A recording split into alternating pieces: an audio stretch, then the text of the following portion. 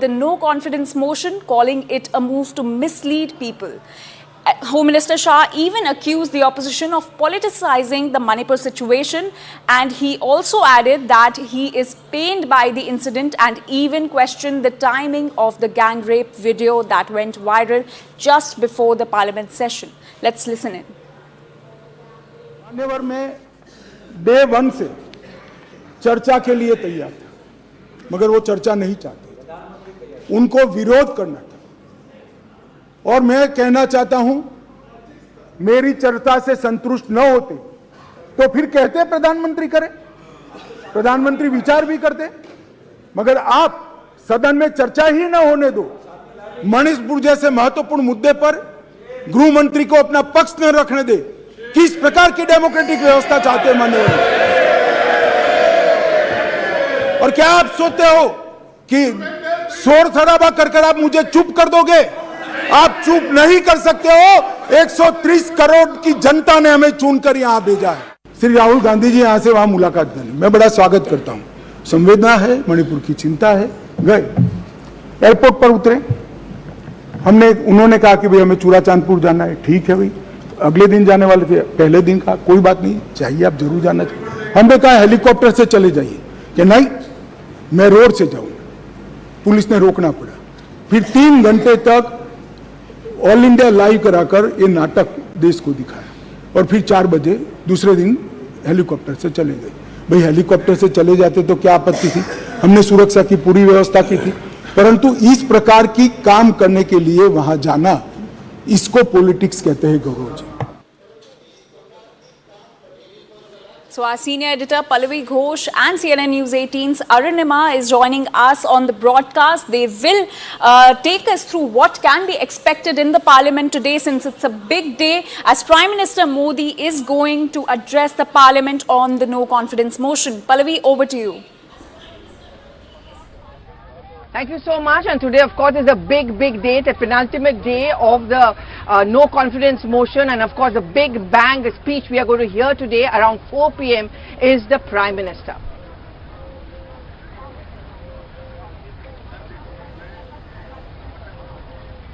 Okay, so we have Arunima with us, and of course we've got Aman, we've also got Payal, and all of us have been covering Parliament on a daily basis. So Aman, just a quick word from you. The Prime Minister, it's clearly going to be an election and a campaign speech.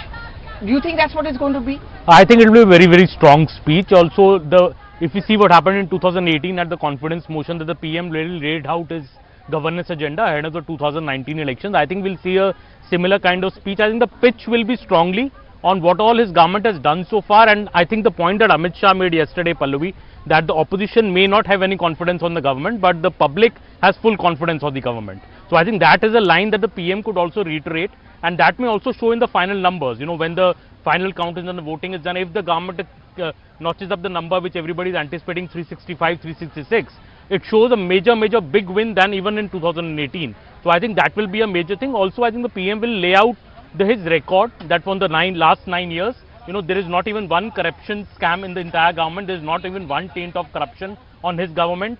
The government is stable. It's a strong government. And what the opposition is promising here, I think the PM could also go into that, because he said that in the past, that people will vote for a strong, decisive majority government, not for a coalition khichdi government, because the country has maybe moved on from that in the past few decades, and now the country is looking toward a decisive government, a government which acts in national interests, as what the Modi government has done. I think that could be the speech, and also all briefing on because he mentioned that earlier, the economy part, that how the India is now the third largest, could be the third largest economy in the world very soon. I think going into that direction, that the country is doing well on economy, country is doing well on national security, country has a stable government, and the country has, more importantly, a corruption-free government. Okay. I think these are the major pitches that the PM could make in his speech today. Right. Payal, do you hazard a guess, since you were there in the press gallery? In all likelihood, you will be in the press gallery again today. You think he will let Rahul Gandhi get away with his speech? Because in the past, every time there has been a direct confrontation on the floor of the House, Prime Minister has, to quote his party MPs, taken Rahul Gandhi apart. So yesterday, whatever he said on Manipur, most of it has already been spoken about by the Home Minister. But when the Prime Minister intervenes, how do you see him targeting Rahul Gandhi and the TMC and the DMK? Well, of course, the Prime Minister is unlikely to name Rahul Gandhi and give him any publicity, but he is most certainly going to attack the opposition very, very clearly ahead of 2024. Now, the Prime Minister has often said that it is Modi versus who, Modi versus everybody as well. That is the challenge that he faced in 2019, that is the challenge that he faced in 2014 as well, and 2024 is not going to be any different. But he will attack the opposition and say that this is the government which is taking on the corrupt, this is the government which is taking on the diners, and this is the government which is taking up people who are essentially doing whatever they can for their vote bank. So in the past few days when he's had these cluster meetings, he's attacked the opposition. He said that these opposition parties have come together. They did not allow Pranab Mukherjee to become the Prime Minister, did not allow Sharad Pawar to become the Prime Minister. The same people are rallying together to defeat one Modi, but that's not going to be possible. So that's the line of attack that you'll actually see the Prime Minister really take on, and it's going to be quite a fiery speech. Now, yesterday when the Home Minister spoke, Arunima, that was the longest speech of his career. It was 2 hours and 13 minutes and probably the 4th or the 5th longest speech during the no confidence motion.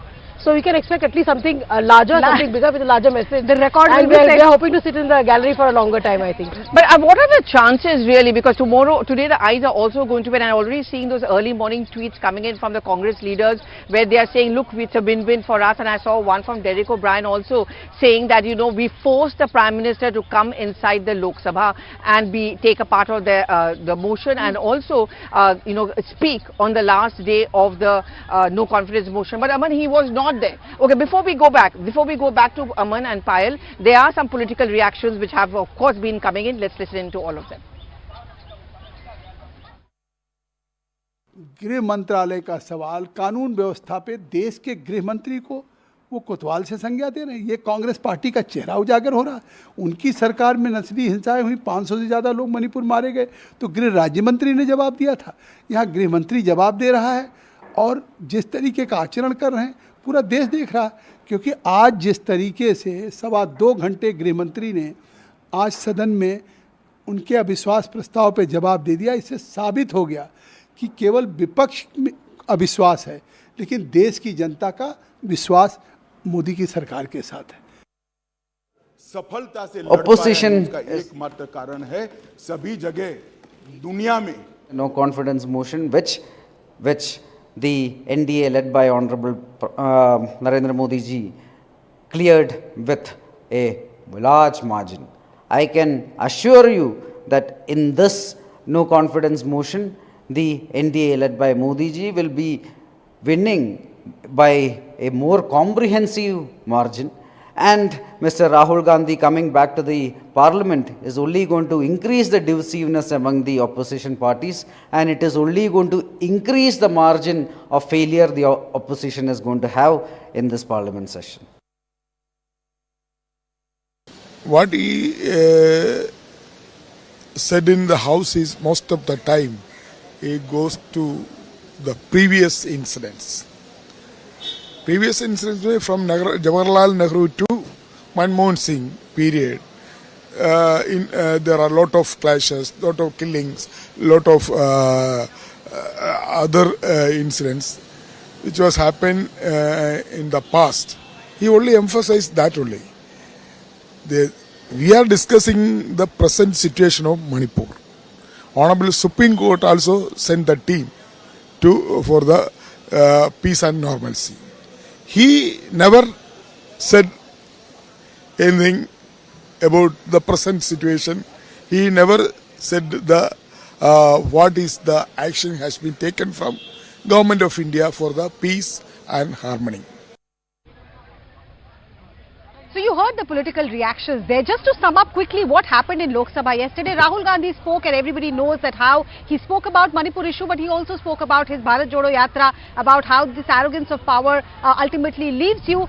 Then came the counter-attack from Smriti Irani, listing out the government's achievements, criticizing the opposition for unnecessarily targeting the government, and the final, slog-over batting came from Home Minister Amit Shah, who listed out not just government's achievement, carried out political attacks on the India alliance, but then also gave categorical answer on Manipur. Why was CM Biren Singh not changed? He said because the CM was cooperating. What are being done to keep Manipur calm? But Pallavi, today when the Prime Minister speaks, will Rahul Gandhi be there to listen to him? He had been insisting that I want to speak only when PM is there. Well, I guess I don't know. I mean, can't predict Rahul Gandhi completely. But I just want to go back to Payal on this, because Payal, you were the first one to report on the flying kiss which has now become the hallmark of Rahul Gandhi's bhashan of yesterday, And very I've much been like told the for brink that. of 2018. You broke that story, yes. 2018, like the brink of 2018.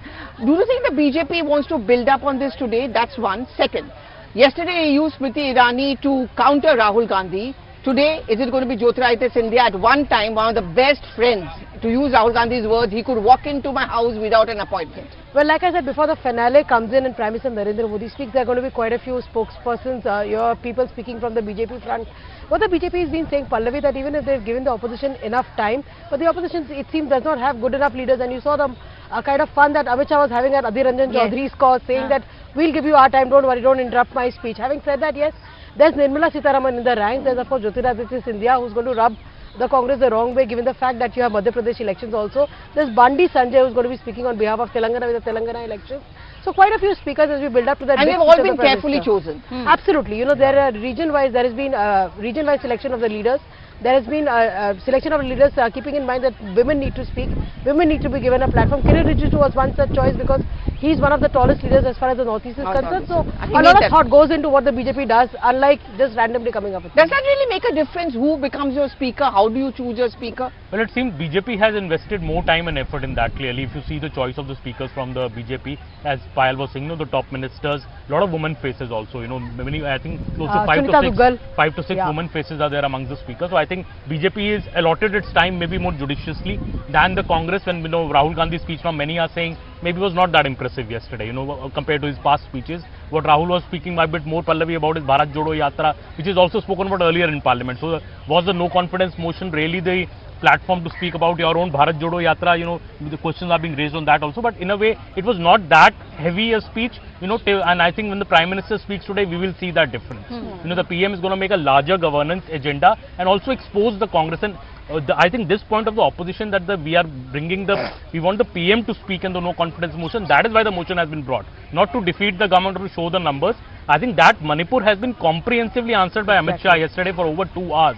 And I think the most important point, where, you know, Arunima, the opposition demanded, and Rahul said that why has Biren Singh not been removed? I think very categorically answered by the Home Minister yesterday. You know, Pallavi, one thing, and all of you can, you know, tell me if that's what you think also. They started off with Manipur. Gaurav Gogoi started the motion with Manipur. But if you see the other speakers, it's not as if the no confidence motion discussion has been kept on Manipur only. They have digressed to other issues, and so have the counter from the other side also. So if the no confidence motion was only to have 3-day long discussion on Manipur, that is not what has happened. But I think the Rajya Sabha was, I think, more into, you know, kind of focused on that. Because they clearly said it in Rajya Sabha, we want a discussion on Manipur. The moment you open the ambit to call it a no confidence motion, and I remember in 2018, that's exactly what happened. It was supposed to be on that Andhra special status, that CDP motion. But barring that, everyone touched on it. See, when you're moving very closer to the Lok Sabha election, I guess you use the no confidence motion platform to kind of pitch yourself as a campaign for 2024. Right, and why give Modi that platform? That's a question that a lot of friendly opposition parties are asking, that he's going to really literally quote-unquote roger them, you know. And there were smaller parties, Pallavi, who raised very critical issues like price rise, like issues concerning the masses, that there are no jobs. All of these issues could have been a bigger issue and probably a more connected issues with the masses, you know, in the run-up to 2024. Again, a missed bus by the Congress and the principal opposition parties. Well, I guess that's everyone's way of looking at it. If you listen to people in the Congress party, the TMC, they are very gung-ho about the fact that at least we're getting the Prime Minister to speak. But the best part is that Prime Minister was not there on the first 2 days of the no confidence motion. So this so-called purpose of the opposition parties has also not been served. But I think when the Prime Minister speaks today, he would come prepared. I mean, even if he was there in his office, you could actually see him name the members, that you said this, you said this, and this entire focus, I think that is very clear, that the counter from BJP on the India alliance is how different they are. There are no ideological commonalities. They have attacked each other in the past, and now they are all coming together only with one agenda: Modi hatao. Absolutely, and I think that suits Mr. Modi, you know, and the endeavor to picture fight that Modi versus the rest, like his famous words in Parliament that ek akela sab pe bhari pad raha hai. I think that suits Mr. Modi a lot, and he's going to make that pitch that, you know, the NDA alliance is more a natural alliance. It's been there for many years, and it's a natural people aligned on the same kind of principles. Even BJD and Jagan's party have backed the BJP in this confidence motion, though they are not a part of the NDA, but still on the India side also, I think the BJP has a very clear view that India नाम देने से आप नहीं जीत पाएंगे. अगर आप election जीत पाते तो बिना इंडिया नाम दिए भी आप जीत जाते. तो जीतने के लिए what is the magic mantra to win the Lok Sabha election? I think the BJP is very clear about that, and I would even hazard that and say that the return of Rahul Gandhi in fact helps the BJP here. You know, to put the focus on Rahul, because that is the time and tested formula that the BJP knows the rule book on how to defeat Rahul Gandhi. They've done it twice in 2014, 2019. So to take on Rahul Gandhi is something that the BJP knows very well. Rahul, while that suits the BJP. Like they would want to make it Modi versus that they Rahul. wake up each morning and pray for Rahul Gandhi's good health because they feel that he's the biggest star campaigner in that respect as well. And that is one of the reasons you saw Amit Shah say that Rahul Gandhi was lost 13 times, but he failed each and every time as well. So that's going to be one thing which really suits them in the run-up to 2024. Because again, the challenge for the opposition parties will be who's the leader amongst them. There's Sharad Pawar, there's Mamta Banerjee, there's Stalin, there's many other leaders as well. But if it is, of course, you guys just give me a moment, because once a close ally of Rahul Gandhi, now his biggest critic, Himanta Biswa Sarma, has also spoken on this issue. He's also a face of Northeast, so to say. So when Manipur is being debated, what does the Assam Chief Minister has to say? Let's listen in. During the long 60 years when Congress party was in power, they have negated all the principle which Gandhiji has advocated during the freedom movement. Gandhiji disowned dynasty, they promoted dynasty. Gandhiji walked against inequality, but they have made our society unequal so that they can nurture a particular people as their vote bank. Gandhiji worked for Swadeshi, but they have only relied our economy, or they have mortgaged our economy to the foreign power during their 60 years of ruling or 60 years of power.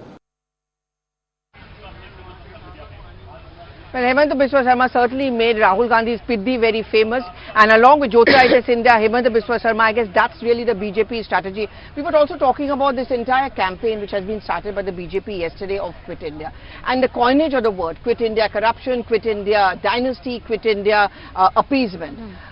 The Prime Minister is going to play on the words that India front is not really representative of India, because yesterday I heard Smriti Irani also say that, you know, Rahul Gandhi is not India. Both of you. First Aman and then Payal. Absolutely. See, I think I would say that this coinage of the word India did bother the BJP for a bit when it was coined. I would be very clear about that, because and then there was a counter to that, and that is why I think the BJP thought through it, and now when they say Quit India, it's a very, very smart coinage.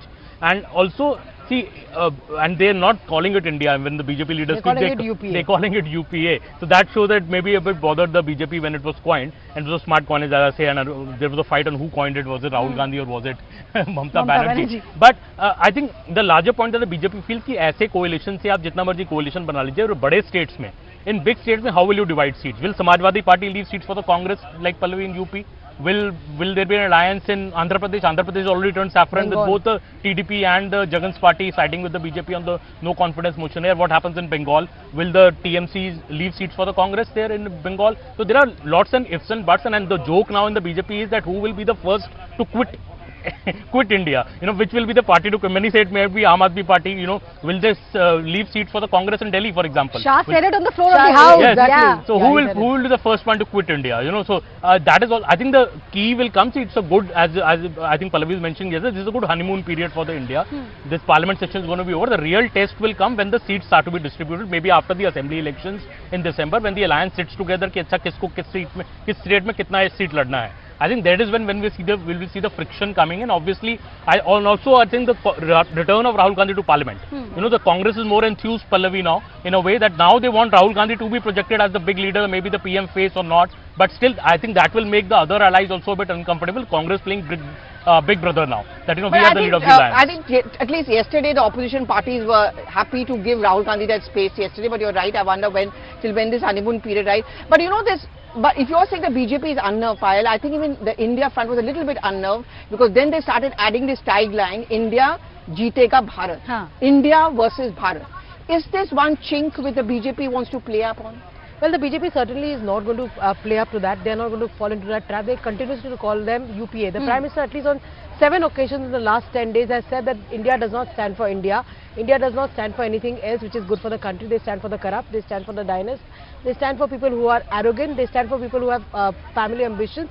So that line of attack will continue, and that's the reason a conscious call was taken that naam badalne se kuch nahi hoga. Naam badalne se, I remember day before yesterday when the Prime Minister was speaking to the Maharashtra MPs, he said, दुकान में सामान वही है, नाम बदलने से कुछ नहीं होता है. And another minister in the government who I shouldn't be naming said that the only thing is that once you become bankrupt, जब तुम दिवालिया हो जाते हो तो तुम्हारे पास कोई ऑप्शन नहीं होता अपना नाम का बोर्ड बदलने का. In fact, Amit Shah mentioned this on the floor of the House yesterday. That was suggested by another senior member. Yes, he said this. What did he say? Why UPA is now being called India? He said, like Payal is mentioning, A, if you go bankrupt, B, because there are so many corruption allegations, and if you see that part of Lok Sabha discussions yesterday, the entire treasury was cheering him on when he was saying Commonwealth Games Ghotala, UPA. And just to interrupt, I'm sorry, but the BJP little ad they came out on the social media about a student who's failing in his exams, so the mother decides to change his name in the hope he clears the exams, and he didn't. Yes. And then they say, 12 lakh crore ke baad he said, I've run out of time and I can't calculate anymore. So I think when they go back to the people in the run-up to the 2024 election, what do you think? Will it be Quit India versus India slogan, or will it be UPA Ghotala like they are saying versus India? What would be the main slogan? You think? I think the BJP, when they go up, they say that jo bola so kiya, that kind of a thing, because the Prime Minister says that he has not had any corruption allegations. His government has worked for all strata of society. Sabka Saath, Sabka Vikas, Sabka Vishwas, Sabka Prayas is what has been the slogan so far. Let's see if there's any more additions. You can never know Narendra Modi's mind. He comes up with these names that nobody can even think of. For example, calling Jan Vishwas Bill Jan Vishwas. And I was given to understand that was said that if you don't trust your own citizens and they won't comply, then who else will you trust? So naming is something which you can't even predict what Narendra Modi will come up with, but it's certainly going to be on a positive flank, saying that we've done whatever we could have done. There's nothing that these opposition parties have to offer except for their family and their family corruption. So here it is, and Narendra Modi will become the Prime Minister yet again. That has been said by Amit Shah, that has been said by Smriti Irani, and a multiple of ministers who've been speaking. Okay, we've talked about the BJP, but let's talk also a bit about the Congress reactions. In fact, one of the first reactions coming in on a day when the Prime Minister is clearly going to hog the headlights, Adhir Ranjan Chaudhary and Pramod Tiwari. Let's listen to what they have to say. के अंदर साफ तौर पर राहुल गांधी को विपक्ष को आड़े हाथों लिया. जो टाइमिंग है आई उस वीडियो की, उस पर भी सवाल उठाया कि जब मामला मई का था तो सदन शुरू होने से पहले कैसे आ गया. राहुल गांधी को उन्होंने कहा कि 13 बार लॉन्च किया गया और 13 बार वो फेल हुए और अपोजिशन राजनीति कर रहा है. सीधा सा सवाल, क्या मई के बाद 4 मई की घटना है, आप गए थे, आपने क्यों नहीं उठाया? उस पर क्या कार्रवाई, आप क्यों नहीं बोले? आप तो वहां 3 रात रुक के आए थे, छिपाया क्यों आपने? दूसरी बात, 2 घंटे की ज्यादा की स्पीच जब तक चाहे बोले, कौन रोक रहा है उनको? परंतु क्या एक हत्या या उस बलात्कार की घटना जिसमें 2 महिलाओं को पुलिस ने हवाले किया और उनके साथ बलात्कार हुआ, जिसमें एक कारगिल के रक्षक जवान भी शामिल था आर्मी का, आपने क्यों नहीं कहा कि ऐसी घटना हुई और हमने इन लोगों को दंडित किया? जब तक हमने ये सवाल नहीं उठाया तब तक तो आप मौन धारण किए हुए थे. क्यों छिपाया था आपने इसको? क्यों कार्रवाई नहीं हुई थी? शर्मसार करने वाली दुनिया की घटना है. आप चाहे जितना यहां पर मीडिया पर अंकुश लगा लो, इससे हमारा सर शर्म से झुका है. साहब, आपको शर्म आई हो ना आई हो, देश को शर्म आई. तो मैं सिर्फ इतना कहूंगा, 2 घंटे के भाषण में वो नहीं बता सके जो सवालात आज जनता के मन में तैर रहे हैं. कब होगी भारत के नारियों की सुरक्षा की गारंटी? कब तक उनकी असमत इस तरह लुटती रहेगी? याद रखना, एक चीरहरण हुआ था द्रौपदी का, कौरव समाप्त हो गए थे. यहां तो आपने सैकड़ों. मणिपुर के मुद्दे पे ये सरकार और खासकर गृह मंत्री जी दिखाने की ये कोशिश की, ये मणिपुर के मुद्दे को लेकर ये लोग गंभीर है. लेकिन मैं खुद गृह मंत्री जी को ये कहना चाहते हैं, मणिपुर जाकर वहां के आम लोगों को तसल्ली देते हुए 10 प्रस्ताव दिए थे इन्होंने और ये भी वादा किए थे कि मैं 15 दिन के बाद फिर आ रहे हैं। वो 15 दिन निकाल चुके हैं। वो 10 जो प्रस्ताव दिए थे उसका कोई ठिकाना नहीं, क्या हुआ किसी ने पता नहीं। अविश्वास प्रस्ताव लाने के मकसद हमारा यही था कि सदन के अंदर प्रधानमंत्री खुद आए, नहीं तो अविश्वास लाने की कोई जरूरत हमें नहीं होती। So you've heard the Congress Party's reaction. The big talking point yesterday was not what Rahul Gandhi said, but his action after what he said. At least BJP made that an issue. The issue of whether he blew a flying kiss towards the treasury or not. Pallavi, what is the Congress Party saying in its defense? Because BJP is very aggressive. Smriti Irani mentioned it on the floor of the House, and then a complaint has also been given by the women MPs of the party. Well, of course, the Congress Party is completely denying it. But you know, the problem is that the Congress Party is also contradicting itself.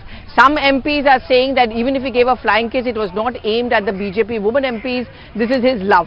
Some MPs have denied that there was really no flying kiss. He was just gesturing in the random. And I think it's only fair that I asked Payal this question because Payal, you were there and you were the one who broke the news. Was there a kiss or not? There was a flying kiss. Who it was directed to, that's only for Mr. Rahul Gandhi and the others on the floor of the House to interpret. But women MPs rushed to the Lok Sabha speaker, and I was there when they were rushing to the Lok Sabha speaker. Shobha Karandlaje, Union Minister, was the first one to go and say that this is not fair.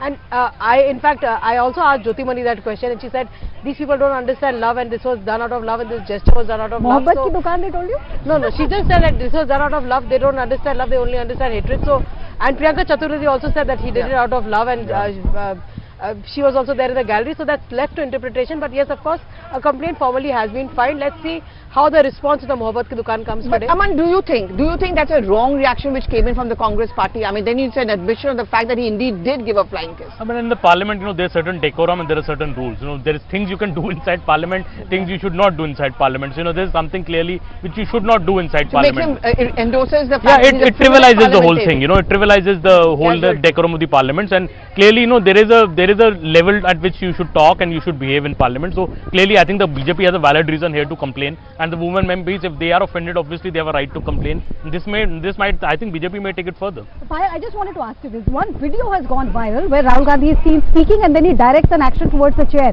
Is that the moment that we are talking about, or that's not the actual video? Because the video that really happened when Rahul Gandhi, and I saw it from the gallery, blowing that flying kiss. I don't know who it was directed to. That's for the CCTV footage to come. But after that, he had just left. So this is not the video that we are talking about. There probably is another video. But like since the women have complained, I'm sure there will be CCTV footage which will be looked into as well. So one more action, Pallavi. I mean, if the speaker, it's for the speaker to decide. But after viewing the CCTV footage, has Rahul Gandhi opened himself for further action? He's just come back after disqualification. Yeah, but I agree with Aman. It just makes you look like a frivolous politician, and this is something which the BJP will go on to play. And all of us were speculating about what will replace the hug this time. Well, the kiss has replaced the hug this time. But our focus on Parliament coverage, and of course a big story today, the Prime Minister's response to the no confidence motion, that is going to be our focus. News continues over here on CNN News 18.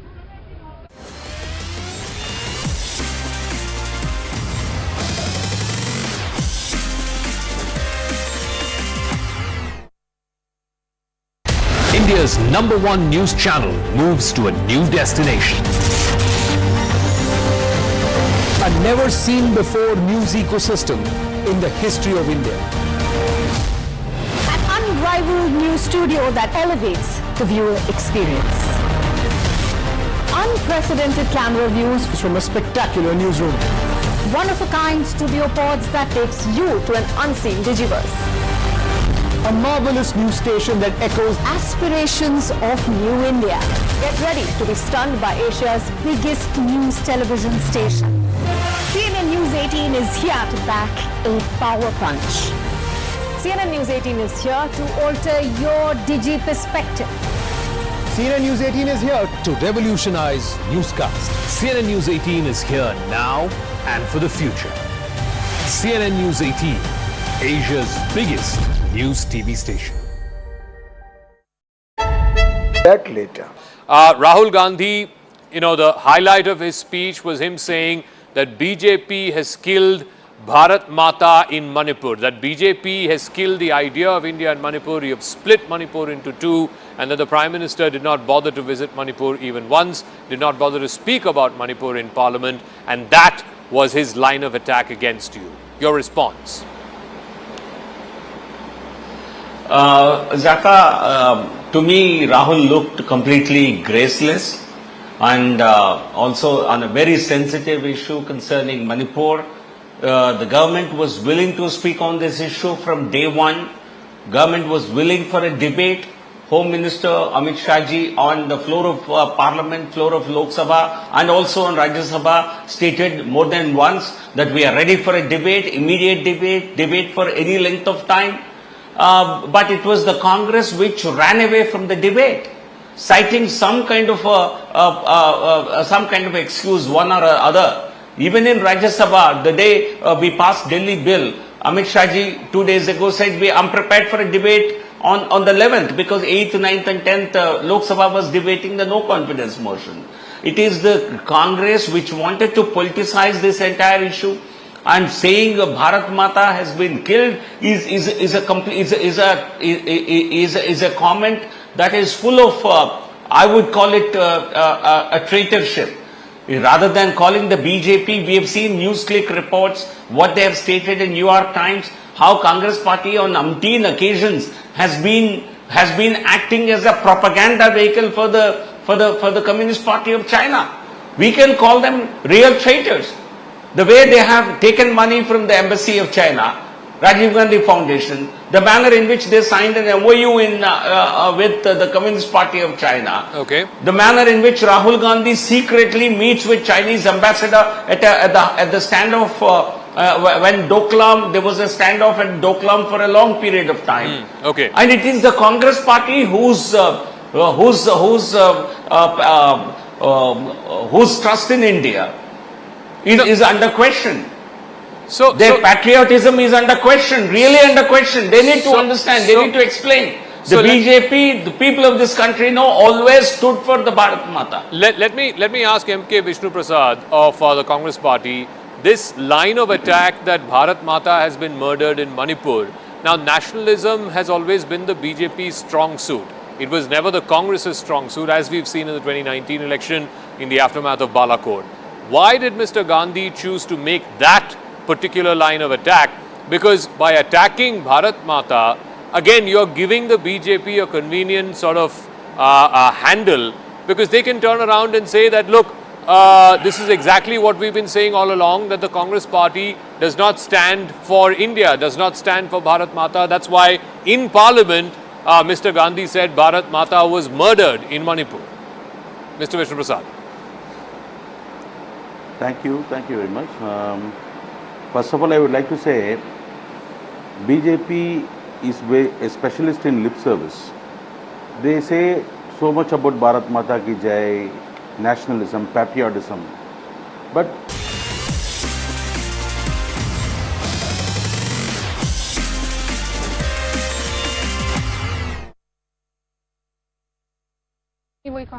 Right, so what we are discussing is the Prime Minister's speech in the Parliament House. Parliament Lok Sabha will see the no confidence motion.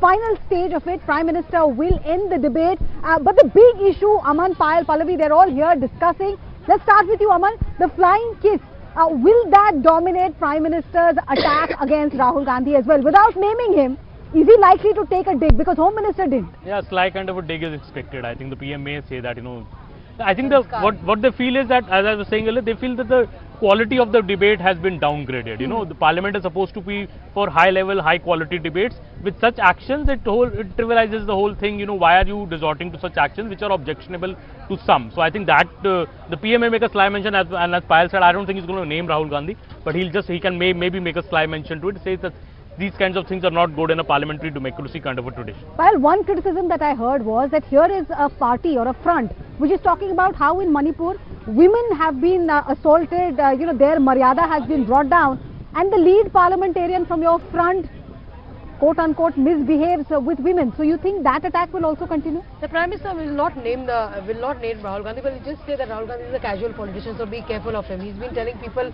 on the election rallies as well.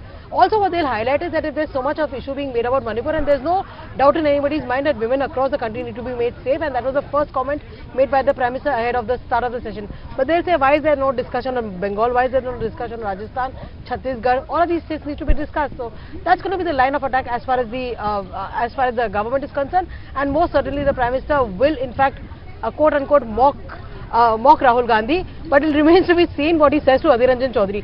Fair points to Adhir Ranjan Chaudhary. Pallavi is the only person who's been standing up and countering the BJP and the leaders head on. See a bit of love between the Prime Minister and Adhir. I mean, they pull each other. He pulls Adhir Ranjan Chaudhary. That's why Adhir Ranjan was called the brand ambassador of Fit India.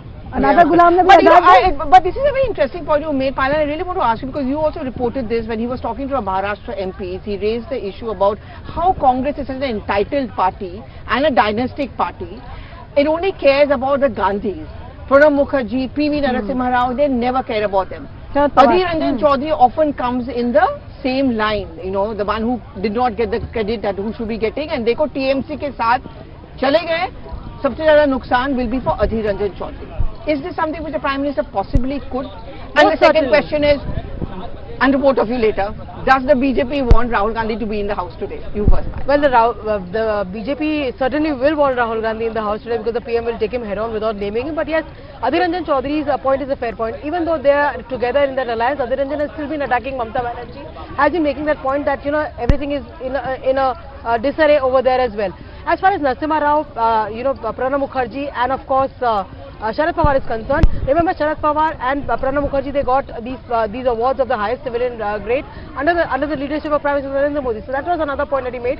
He also talked about the fact that he had many meetings with Pranab Mukherjee back then when he was the president and before that as well.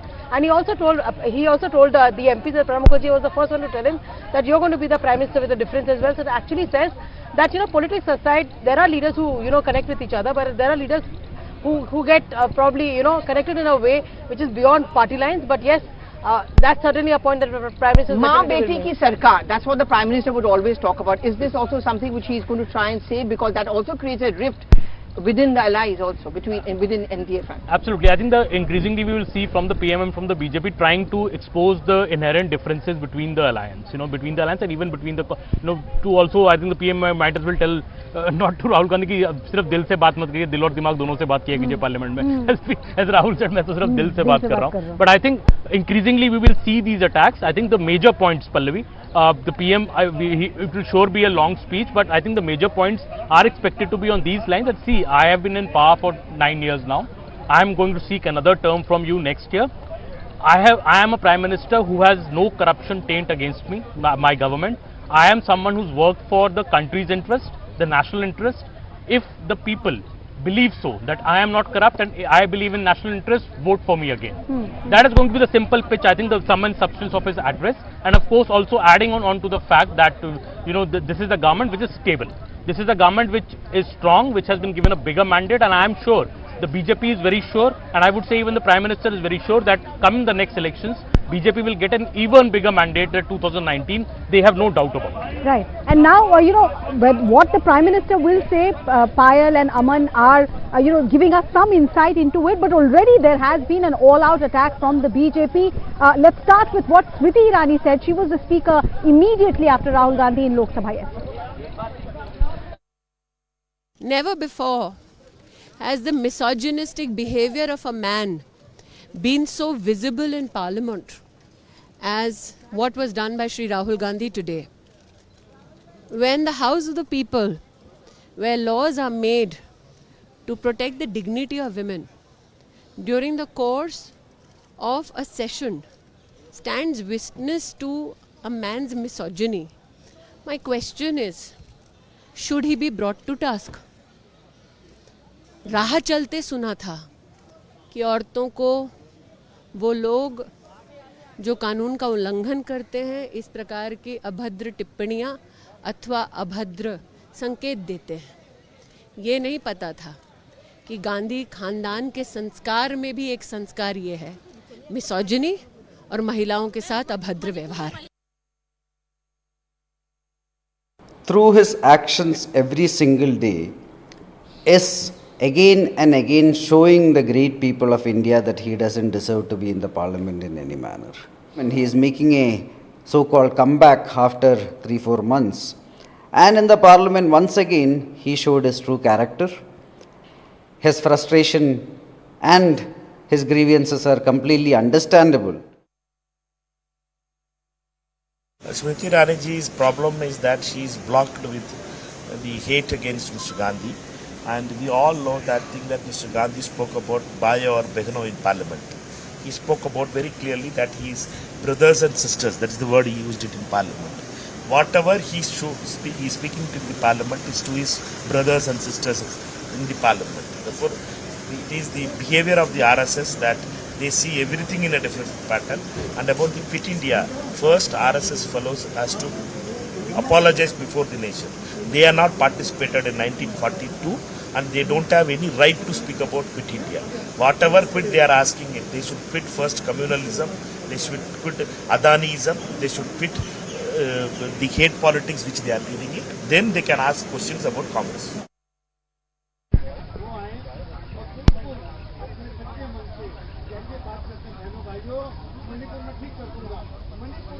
Okay, so welcome back, and we are going to now keep our focus really going on Lok Sabha and Rajya Sabha to the big countdown. Around 4 p.m. is when the Prime Minister is expected to reply to the no confidence motion. I'm just going to go back to Lok Sabha once again before we're going to touch about Rajya Sabha. To you actually, Arunima, because you also cover the Home Ministry.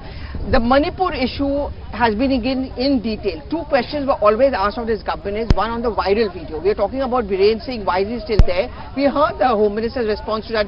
But on the viral video, the Home Minister said that the timing is also something which we really need to think about. And that is something which has upset the opposition party. And in fact, when I finished, Payal can come in because he said, मेरे जो मित्र ऊपर gallery में बैठे हुए हैं, उन्होंने मुझे ये बताया कि ये ऐसा क्यों आया. So tell me more about that. But 2 things that the Home Minister mentioned. A, there was an acknowledgement of some kind of an intelligence failure. He said that, if intelligence didn't get that viral video on the next day itself or in the next few days and others had it, why did they not walk up to the DGP? Why did they not hand over the video and say that this has happened? Why did everyone wait for a month and a half? And he was alluding to the fact that perhaps there was political motive there also, that you waited to make this video viral just ahead of Parliament session because you wanted to score a political point. But he also acknowledged that what has happened can't be defended by anybody. He also acknowledged that there was a policing issue and therefore the Chief Secretary and the DGP were immediately changed. And why was N. Biren Singh not moved? He said that because the Chief Minister was cooperating when changes were being made, he was working in tandem with the central government there. But Payal, that thing about why did this video go viral just before Parliament, that is something that has been mentioned more than once by the BJP. Yes, not just the Home Minister but multiple leaders have mentioned this, that how can it just happen that one day before this video gets leaked, last time before the budget session the Adani report comes out, Modi's documentary comes out, before that Pegasus, before that Rafale and all of that. So they say that probably there's a design to it, they'll get to the bottom of it. But the fact of the matter is that yes, the video, the guy who shot the video, he's been nabbed, his phone has been confiscated. There is more that is going to come to it, but conspiracy theory is something which the BJP is not ruling out, because they feel that the opposition does not want a discussion. If they wanted a discussion, there's plenty of opportunity. In fact, 7 to 8 days before the start of the session, Pallavi and Arunima, the Home Minister had suo moto called up the Lok Sabha Speaker and the Rajya Sabha Chairman, given them his availability, and when both these leaders asked them as to when would you like this discussion to happen, he said it's up to the convenience and the ask of the opposition party. So as far as running away from the discussion is concerned, that was not an option and it was never an option. That's what the government says. But the fact of the matter is that probably the opposition parties wanted to just score a brownie point. And he has come out, spoken in fact yesterday in the Lok Sabha, and a couple of days before when he was speaking in the Delhi bill. Even then he's lashed out at the opposition parties. And when questions were asked that why have a discussion, not today, tomorrow, he said why not on the last day, because he said I'm not available till the last day. He's a senior minister in the government. The no confidence motion has been moved against the government. He has to be present in the house during that. So he said 11 को आ जाओ, कितने घंटे चर्चा करने में, सारा दिन available हूँ, पर ये क्या होता है कि आज नहीं करेंगे, कल नहीं करेंगे. So he said basically they are not serious. That's the allegation of the Home Minister. Aman, will Prime Minister speak on Manipur, point by point rebuttal of whatever has been said by the opposition? I think Amit Shah has answered most of those questions. I don't really think Prime Minister will go into much length on Manipur if he at all does so. I think the Home Minister has made these points very clearly. I think also, Arunima, a couple of points in the Home Minister's speech really were very important, I think, yesterday on Manipur. First thing, that he condemned the violence. He admitted that nobody can defend this kind of a violence as जो वहाँ पे violence हुआ उसको कोई defend नहीं कर सकता है. So that is an important admission, because the opposition so far has been saying that the government is in a way, you know, not condemning and government is not in control of Manipur.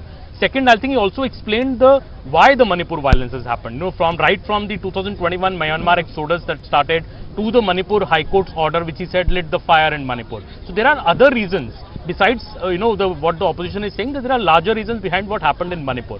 Also, the point that it will take some time for these wounds to heal. You know, Manipur and Northeast has a long history of tribal conflict, and it takes time for such conflicts to, you know, abate. And why not remove Biren Singh? So the Home Minister made it very interesting that he has cooperated, but is removing Biren Singh the real answer? Will it solve Manipur's peace? You know, I think in the hindsight, if someone sees, even the long-term approach one sees, maybe not removing Biren Singh is a prudent step, because that also stops any kind of further reactions. We saw a reaction when Biren Singh wanted to resign, and you know, the local community there stopped him from resigning. So does removing Biren Singh escalate the issue? And some in the BJP, I would say, also feel that the opposition demanding the removal of Biren Singh is to ensure that Manipur keeps on burning for some few more months. So in a way, the government is very clear about it, that okay, there is nothing that Biren Singh has done or said so far which reeks of bias. At least one ethnic community is very upset with the Chief Minister. In fact, they met the Union Home Minister yesterday, the Tribal Forum, and they said that even though the main issue there was the burial ground, but they continue to show no confidence in the Chief Minister. But talking about no confidence, Pallavi, let's come back to the Lok Sabha today. We've discussed on Manipur, but talking about direct attack by the Prime Minister against the India front. He is going to take on the others as well? Well, I think that's going to be our main focus through the day today, and we are going to build up to the big coverage, which is, of course, the Prime Minister's response to a no-confidence motion. We are really running out of time. We are going to slip into a break now, but all the top stories, all the updates, right over here on CNN News 18.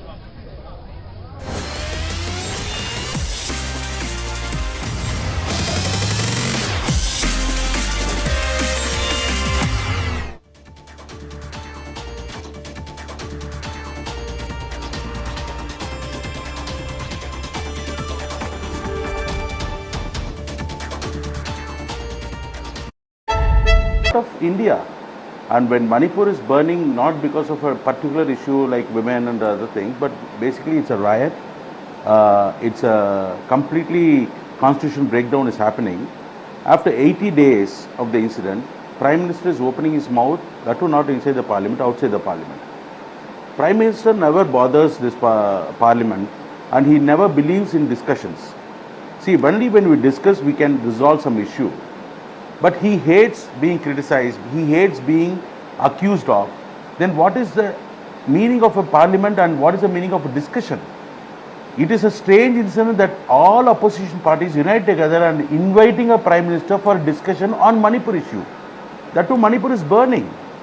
See, is not Manipur a part of India, and is not Prime Minister Modi is a Prime Minister for those Manipur people also. Is he not responsible? Okay. Amit Shah said Home Minister wants to give reply, but we are demanding a reply from Prime Minister because Prime Minister is very keen in talking Man Ki Baat. It's a monologue, it's a one way, and he doesn't like entertain anybody to question him also. And the maximum respect he gave to the Parliament is the first day when he saluted the steps of the Parliament, but after that in the history of Indian politics, nobody ever treated Parliament at such a low level. See, imagine almost 5 years is going to end. That is second term of BJP government. But this fifth year, even now we don't have an election for deputy speaker. Because in a protocol wise, it has to be given to the opposition party. And he hates it. And this is a simple example of how he is mismanaging the entire system.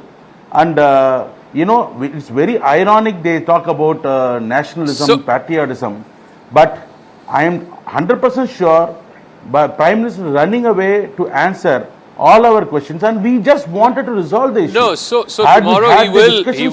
Earlier, we would have had a healthy discussion. But I'm pretty sure that he will answer. 2-3 weeks. Yeah, sir. Tomorrow evening, Prime Minister will conclude this no confidence debate, and I'm pretty sure that he will answer all your questions. Whether it is satisfactory or not, we'll leave it. But let me go to Pawan Verma. You know, for me, sir, with your permission, let me go to Pawan Verma, please. Let me go to Pawan Verma, please. Pawan Verma, the Home Minister, the one standout thing that Mr. Home Minister's speech of over 2+ hours was that the BJP and the NDA government of the centre does not find reason enough to change the Chief Minister, Mr. Biren Singh, at this point of time, because according to the Home Minister, the Chief Minister is cooperating. He said whatever other changes we need to make, the Chief Secretary, the DGP, I think there's a Special Security Advisor, all of whom were sent in Delhi, but there is no compelling need yet to change the Chief Minister. Is that something that you buy? Because that is one thing that the opposition has been saying.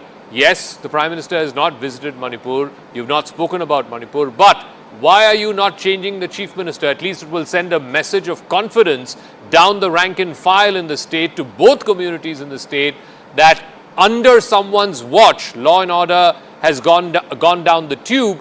We are holding that person accountable.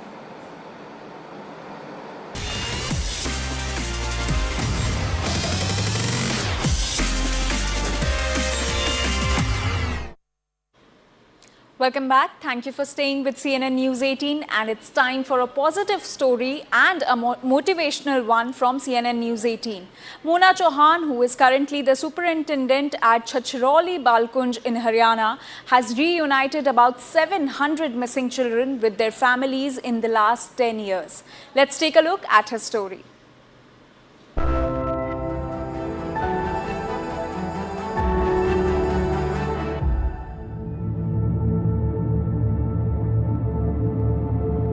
In a country with largest number of population, it's difficult to reunite separated children with their families.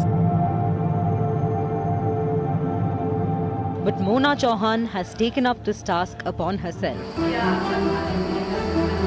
Mona Chauhan, currently the superintendent at Chachrauli Balkunj in Haryana, has reunited about 700 missing children with their families in the last 10 years. हमने आज तक जो है इन 10 वर्षों में लगभग 700 missing बच्चों को उनके परिवार तक पहुंचाया है। अपने इस काम से मैं बहुत संतुष्ट हूं, 100% संतुष्ट हूं, और मुझे ये भी लगता है कि कहीं कोई मिसिंग बच्चा मुझे अलावा भी पता चलता है, अपने होम के अलावा, मुझे ये लगता है कि काश मैं उस केस में भी कुछ हेल्प कर सकूं। While sharing one incident, the officer revealed that a girl who got separated with her family 7 years ago and she refused to reveal her identity. But Mona, through her relentless efforts, contacted the girl's family, who presumed the child was dead. जब इस case के बारे में हमने concern district में, concern थाने में पता किया, तो सर उस केस में उसी लड़की की पड़ोस के एक व्यक्ति पे अपहरण और हत्या का केस दर्ज था। पुलिस ने लड़की की कस्टडी हमारे से लेकर उसके 164 के बयान करवाए। लड़की के उन बयानों के आधार पर उस व्यक्ति को दोष मुक्त करार दिया गया, और वो उस केस में हम ये बोलना चाहेंगे कि 2 लोगों को जीवन दान मिला है। एक बच्ची जो अपने परिवार में पहुंची है सकुशल लगभग 6-7 साल बाद, और एक वो व्यक्ति जिस पर झूठा केस या झूठा मुकदमा दायर किया गया था। Several such stories of Mona Chauhan has touched the lives of millions. Through her grit and passion, she continues to unite the lost ones to their respective families. Network 18 salutes Mona Chauhan's undying spirit and unconditional service. Her inspiring story is a true example of She Shakti who believes मैं कर सकती हूँ.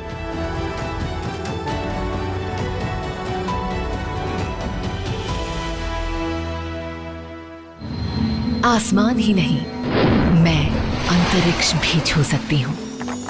सरकार हो या कारोबार, हर बागडोर संभाल सकती हूँ. उठाए अगर कोई दुश्मन आंख, तो करारा जवाब दे सकती हूँ. कंधे से कंधा मिलाकर सबके साथ बढ़ सकती हूँ. मैं कर सकती हूँ. सोच की दीवार हो या बंद हर किवाड़ हो, अपने हौसले से पार कर सकती हूँ. देश के निर्माण से लेकर दुनिया को आगे ले जाने में अपनी भागीदारी निभा सकती हूँ. मैं शी शक्ति हूँ. मैं कर सकती हूँ. Well, that's all for now, but news and updates continue here on CNN News 18. Thanks for watching.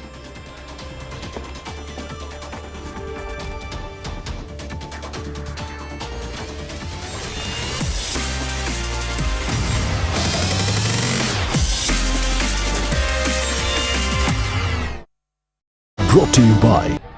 Thank you so much. And today, of course, is a big day, the penultimate day of the no confidence motion. And of course, the big bang speech we are going to hear today around 4 p.m.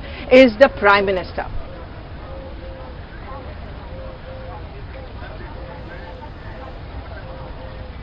Okay, so we have Arunima with us. And of course, we've got Aman, we've also got Payal, and all of us have been covering Parliament on a daily basis. So, Aman, just a quick word from you. The Prime Minister, you know, it's clearly going to be an election and a campaign speech. Do you think that's what it's going to be? I think it will be a very strong speech. Also, if you see what happened in 2018 at the confidence motion that the PM really laid out his governance agenda ahead of the 2019 elections, I think we'll see a similar kind of speech. I think the pitch will be strongly on what all his government has done so far, and I think the point that Amit Shah made yesterday, Pallavi, that the opposition may not have any confidence on the government, but the public has full confidence on the government. So I think that is a line that the PM could also reiterate, and that may also show in the final numbers. You know, when the final count is done, the voting is done, if the government notches up the number which everybody is anticipating, 365, 366, it shows a major big win than even in 2018. So I think that will be a major thing. Also, I think the PM will lay out his record that from the last 9 years, you know, there is not even one corruption scam in the entire government. There is not even one taint of corruption on his government. The government is stable. It's a strong government. And what the opposition is promising here, I think the PM could also go into that, because he said that in the past, that people will vote for a strong, decisive majority government, not for a coalition khichdi government, because the country has maybe moved on from that in the past few decades, and now the country is looking toward a decisive government, a government which acts in national interests, as what the Modi government has done. I think that could be the speech, and also all briefing on because he mentioned that earlier, the economy part, that how India is now the third largest, could be the third largest economy in the world very soon. I think going into that direction, that the country is doing well on economy, country is doing well on national security, country has a stable government, and the country has, more importantly, a corruption-free government. Okay. I think these are the major pitches that the PM could make in his speech today. Right. Payal, do you hazard a guess, since you were there in the press gallery? In all likelihood, you will be in the press gallery again today. You think he will let Rahul Gandhi get away with his speech? Because in the past, every time there has been a direct confrontation on the floor of the House, Prime Minister has, to quote his party MPs, taken Rahul Gandhi apart. So yesterday, whatever he said on Manipur, most of it has already been spoken about by the Home Minister. But when the Prime Minister intervenes, how do you see him targeting Rahul Gandhi and the TNC and the DMK? Well, of course, the Prime Minister is unlikely to name Rahul Gandhi and give him any publicity, but he is most certainly going to attack the opposition very clearly ahead of 2024. Now, the Prime Minister has often said that it is Modi versus who, Modi versus everybody as well. That is the challenge that he faced in 2019, that is the challenge that he faced in 2014 as well, and 2024 is not going to be any different. But he will attack the opposition and say that this is the government which is taking on the corrupt, this is the government which is taking on the diners, and this is the government which is taking up people who are essentially doing whatever they can for their vote bank. So, in the past few days, when he's had these cluster meetings,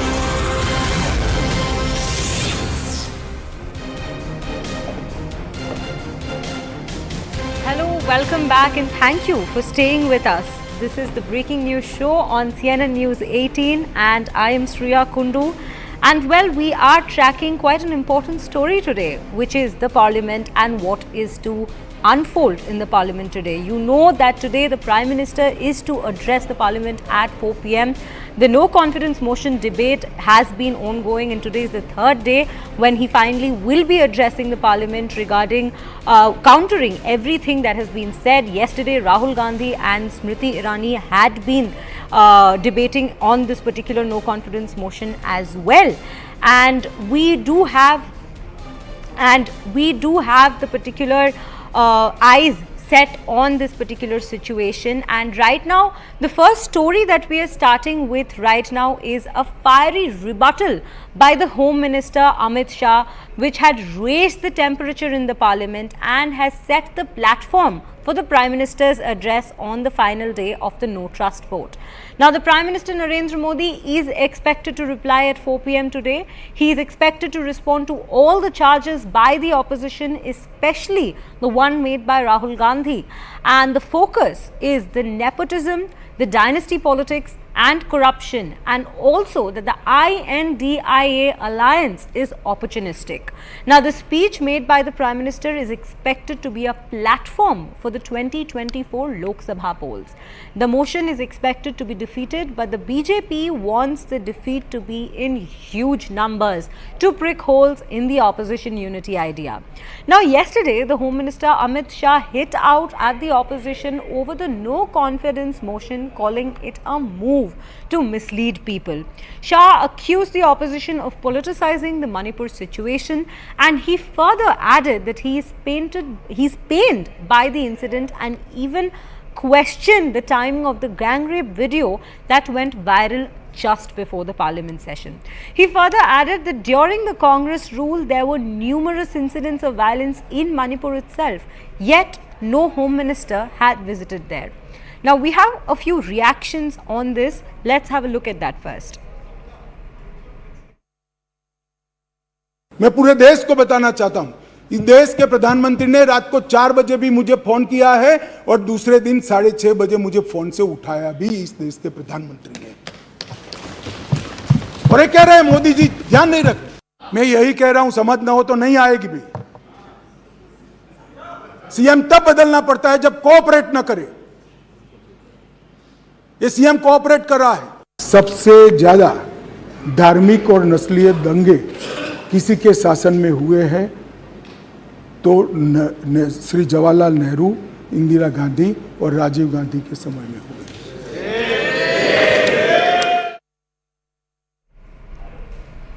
Well, we have Pallavi and Arunima joining us from Vijay Chowk. They will take forward the discussion about all that is expected to happen in the Parliament. Pallavi, over to you. Thank you very much. And the big story, of course, is the Prime Minister's response to a no-confidence motion likely at around 4 p.m. today.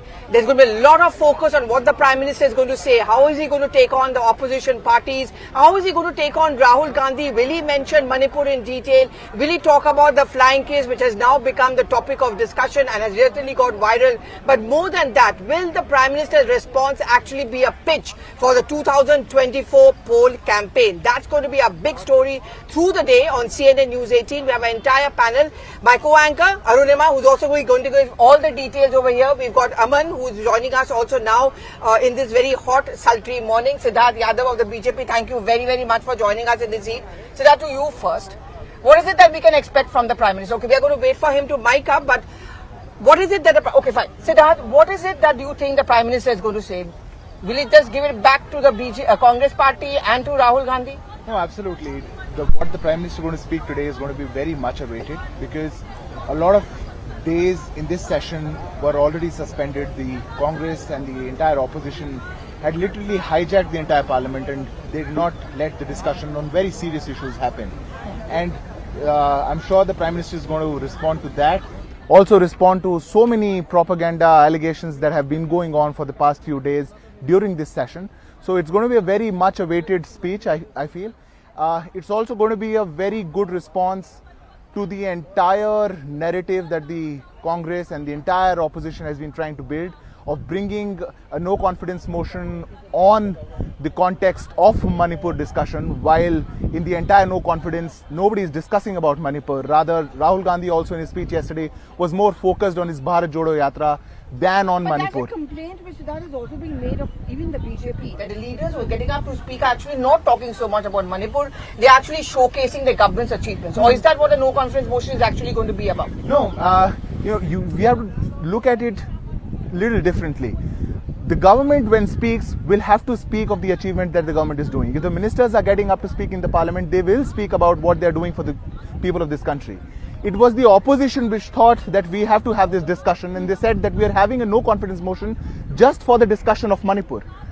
And while they are speaking, if we actually calculate the time of how much time they are speaking on Manipur, it's negligible. Nobody really wants to speak on Manipur, and that is how they are getting exposed. Because the opposition, on the context that they are, very concerned about Manipur, they are really not concerned, because we have seen from all the speakers yesterday who were speaking in the no confidence motion that their pain which they were trying to show for Manipur is really not the case. And the Home Minister, while was speaking yesterday, did actually speak on facts, not just from this year, from 93, 97, 2003.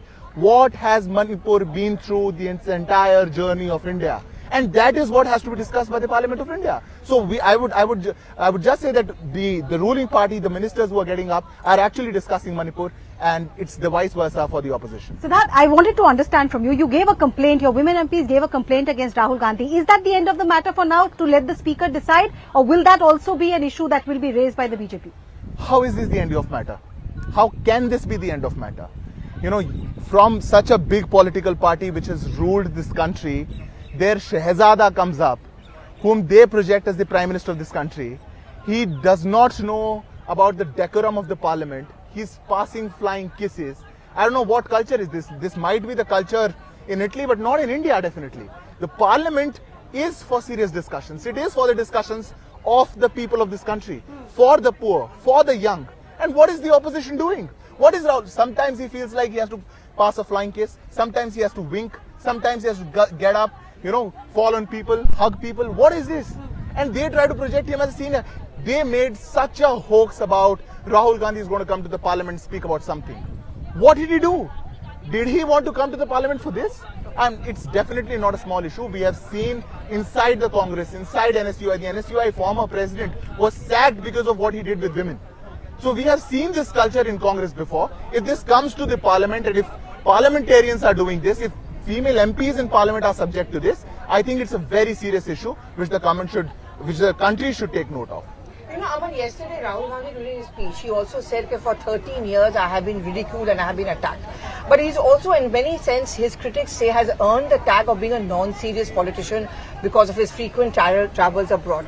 Do you think the hug in 2018 and the flying kiss of yesterday, whatever may be the dispute over it, will help the BJP once again project him in the next coming days till 2024 as a non-serious politician who doesn't even understand Parliament ka maryada? See, I think the BJP knows the rule book very well on how to counter Rahul Gandhi. So they have used that in 2014, they used that in 2019 to counter Rahul. They know it very well how to bat on a pitch when Rahul Gandhi is bowling to you. So they know what the tradition is, what method they should employ. You basically paint as a non-serious politician. So what has changed maybe in this election is that Rahul Gandhi's Bharat Jodo Yatra, where the Congress feel that his image has changed. He should be taken now as a very, very serious politician who walked the entire country, But yesterday in his speech, I was sitting with the BJP leader when Rahul Gandhi was making that speech. And Rahul started off with saying his speech that जब मैंने यात्रा शुरू की तो मुझे मालूम ही नहीं था कि मैं यात्रा क्यों कर रहा हूँ. So, this somehow portrays, the leader commented to me कि देशव्यापी campaign शुरू किया और पता ही नहीं कि शुरू क्यों कर रहे हो. So these kind of things, the BJP harps on that Rahul doesn't really know what he's doing. Is he really into politics? Is he really, or his mission is only to embarrass the Prime Minister, only to attack the Prime Minister, the institution of the Prime Minister as well. So I think that is something that BJP will attack Rahul for being a non-serious politician, to have his whole politics centered around the idea of anti-Modi. So what is your vision for the country? What is your vision on various other things, on inflation? Like I think Rahul had a golden opportunity yesterday maybe to raise the high cylinder prices in the country, which is the topping 1100 rupees ka cylinder bik raha hai. This is something. Missed opportunity. This is a missed opportunity. Tomato. For example, tomato cylinder, he could have gone on these people issues. Maybe it would have been a better speech. But just focusing on the Bharat Jodo Yatra, which already done in an earlier speech in Parliament. He dwelt in great detail even then on that. So I think it was a missed opportunity. His speech was a bit low on substance. I wanted to ask you something. Congress party is backing Rahul Gandhi on this issue. What about the other India Front members? Well, Priyanka Chaturvedi certainly batted, and I think for now they're going to be very, very careful about the fact that they don't want to openly seem to be distancing themselves from Rahul Gandhi, because you have to put forward this point of view as India Front being united. So is this what you think the Prime Minister could possibly, and something which the BJP would want to make the point, that it's just a coming together of unnatural opportunistic forces? Yes, absolutely. I think this is the most unnatural alliance this country has ever seen. People who have been thirsty of each other's blood are coming together for power, for saving each other, for hiding their reigns of corruption, of coming just with the thirst of power, that do whatever, we have no vision for the country, just bring us to power once. Congress and communists, they've been fighting. Aam Aadmi Party and Congress, they've been fighting. Today they're together. And now, you just mentioned Priyanka Chaturvedi. I was shocked yesterday after her speech. After she bagged Rahul Gandhi, because she left the party, she herself in her party had faced such issues of facing misogynist political culture.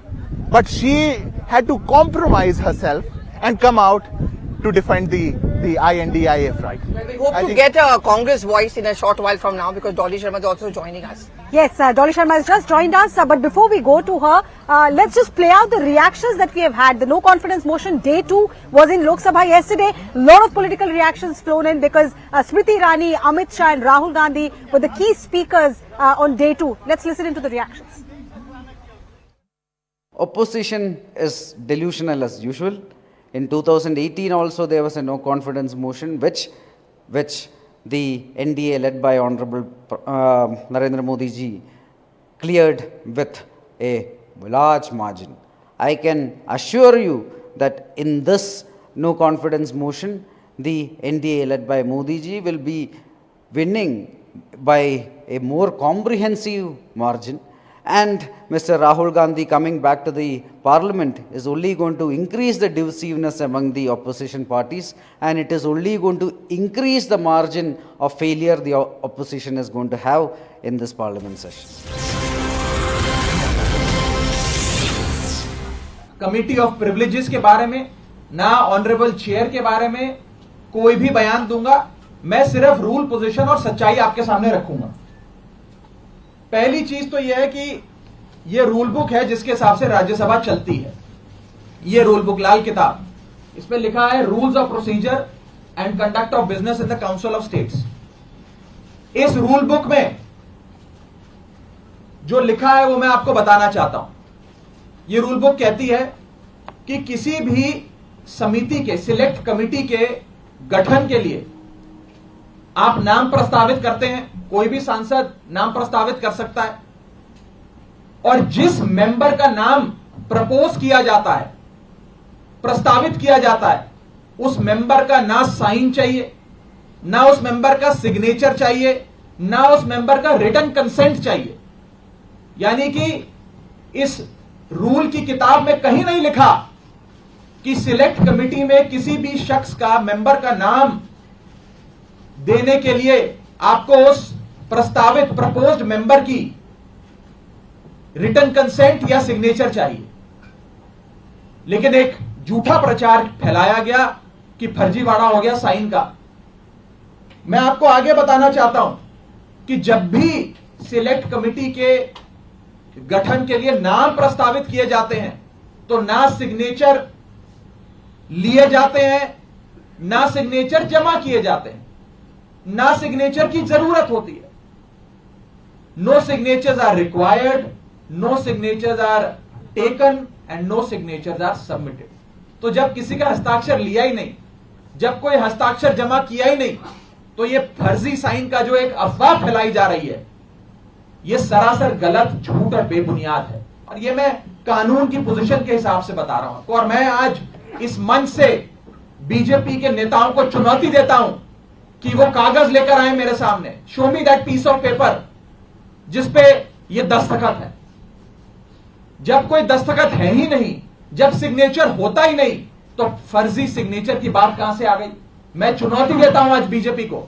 आप तो इतनी बड़ी party है, इतनी शक्तिशाली, इतनी ताकतवर सरकार है आपकी, वो कागज दिखाओ मुझे जहां पर हस्ताक्षर है। चुनौती देता हूं मैं आपको। अगर आप कह रहे हैं मैंने कोई कागज जमा किया है जिसमें गलत तरीके से किसी के साइन किए गए हैं, तो वो कागज लेकर आओ, मैं आपको चुनौती देता हूं आज। साथियों, मैं आपको आगे बताना चाहूंगा कि बीजेपी के अज्ञान का, उनके इग्नोरेंस का तो मेरे पास कोई इलाज नहीं है।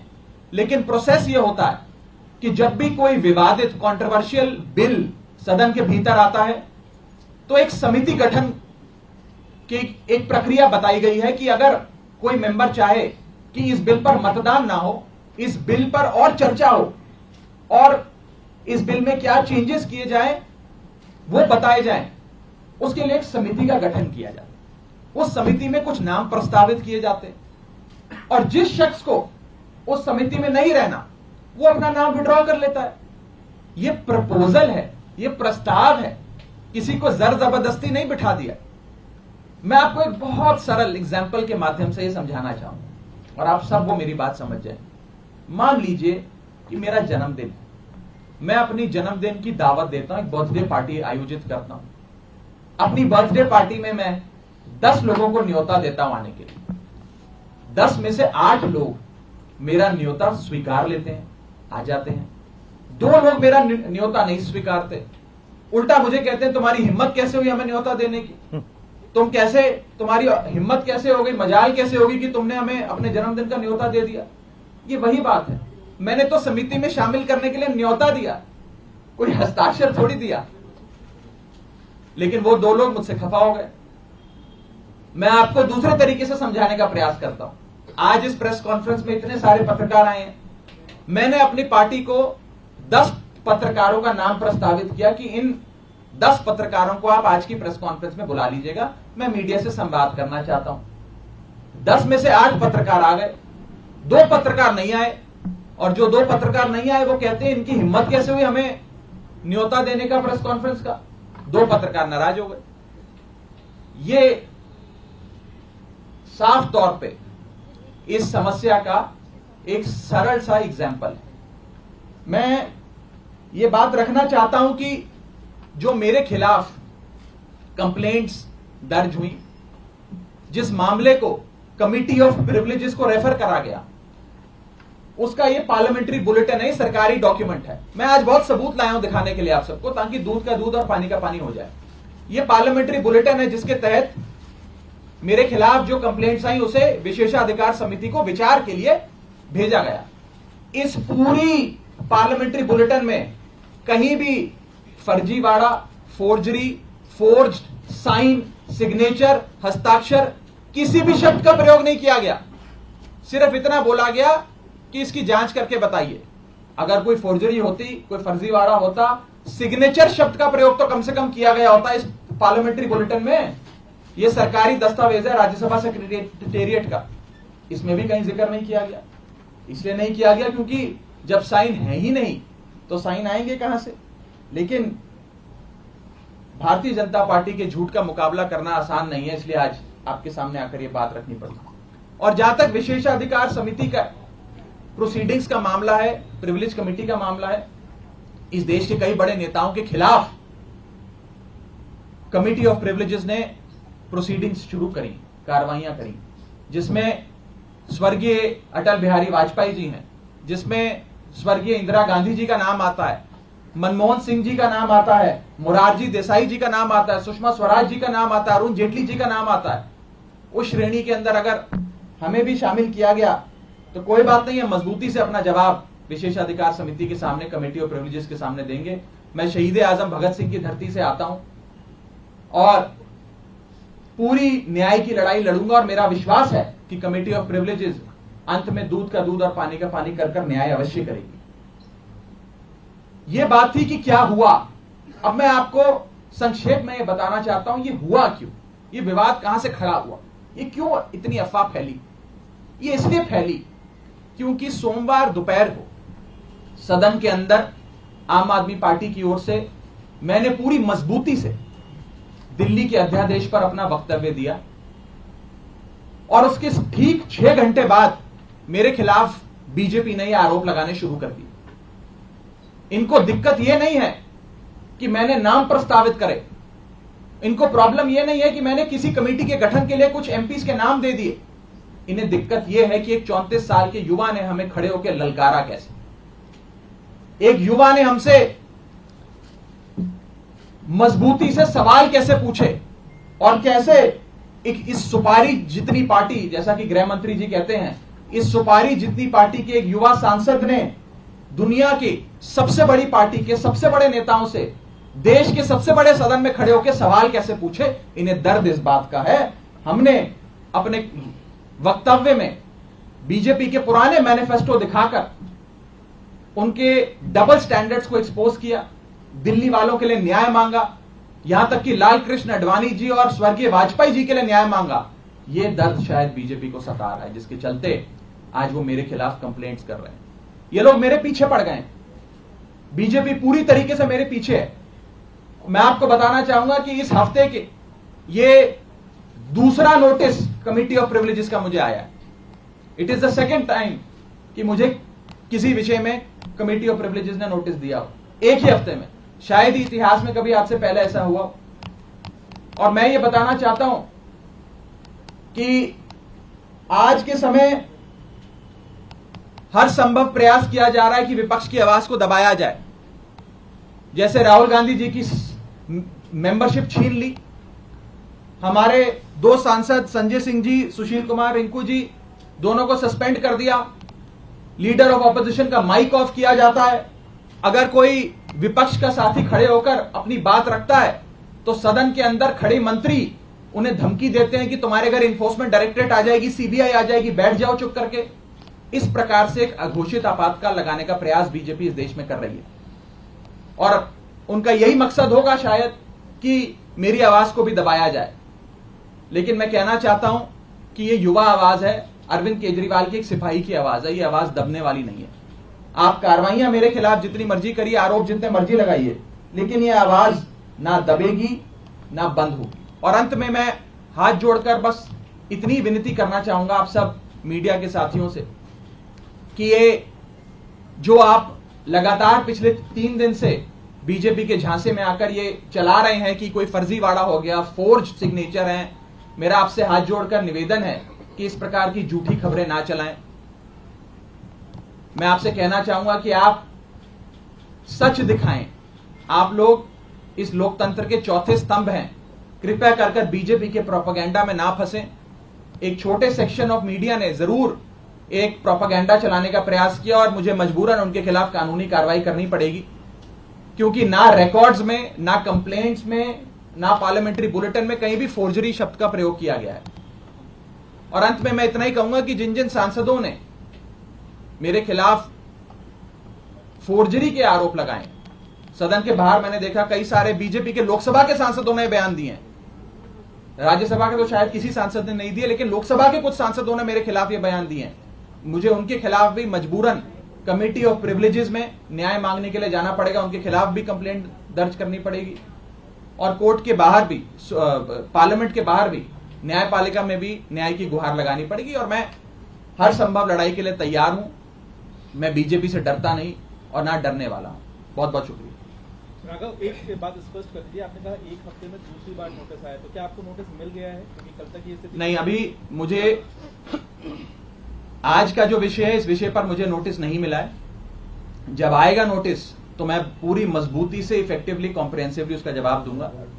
लेकिन पुराने वाले एक मसले पे मुझे एक नोटिस प्राप्त हुआ है, सोमवार को प्राप्त हुआ है और मैं उसका जवाब जरूर दूंगा। रूल बुक ये कहती है कि बातचीत करके भी कंसेंट लेना होता है कि आप देखिए, मैं का नाम लिख रहे हैं, क्या रूल बुक ऐसा कहती है? मैं इतना बस कहना चाहूंगा कि क्योंकि अब ये मामला विशेषाधिकार समिति के विचाराधीन है, इसकी निटी ग्रिटीज में जाकर किससे क्या बात हुई, किसने क्या कहा, मैं उस पर बिल्कुल कोई टिप्पणी नहीं करना चाहूंगा, क्योंकि ये उचित नहीं होता है। मैंने अपनी बात रखनी थी, आज मुझे मजबूरन, क्योंकि मेरी छवि खराब करने के लिए, एज अ पार्लियामेंटेरियन, मेरी गुडविल, मेरी क्रेडिबिलिटी खराब करने के लिए एक प्रोपेगेंडा जो बीजेपी ने चलाया है, उसका जवाब देने के लिए आज मुझे सामने आना पड़ा, ताकि दूध का दूध और पानी का पानी हो जाए। और मैं खुली चुनौती देता हूं।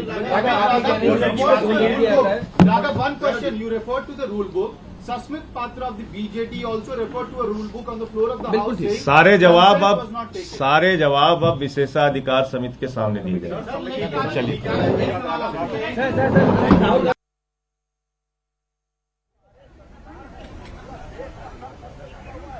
Right, so that was Raghav Chadha addressing the first press conference ever since these only allegations have been made against him. What is the backdrop to this press conference? Raghav Chadha, during a debate on the Delhi bill, had proposed names of some Rajya Sabha MPs for the select committee.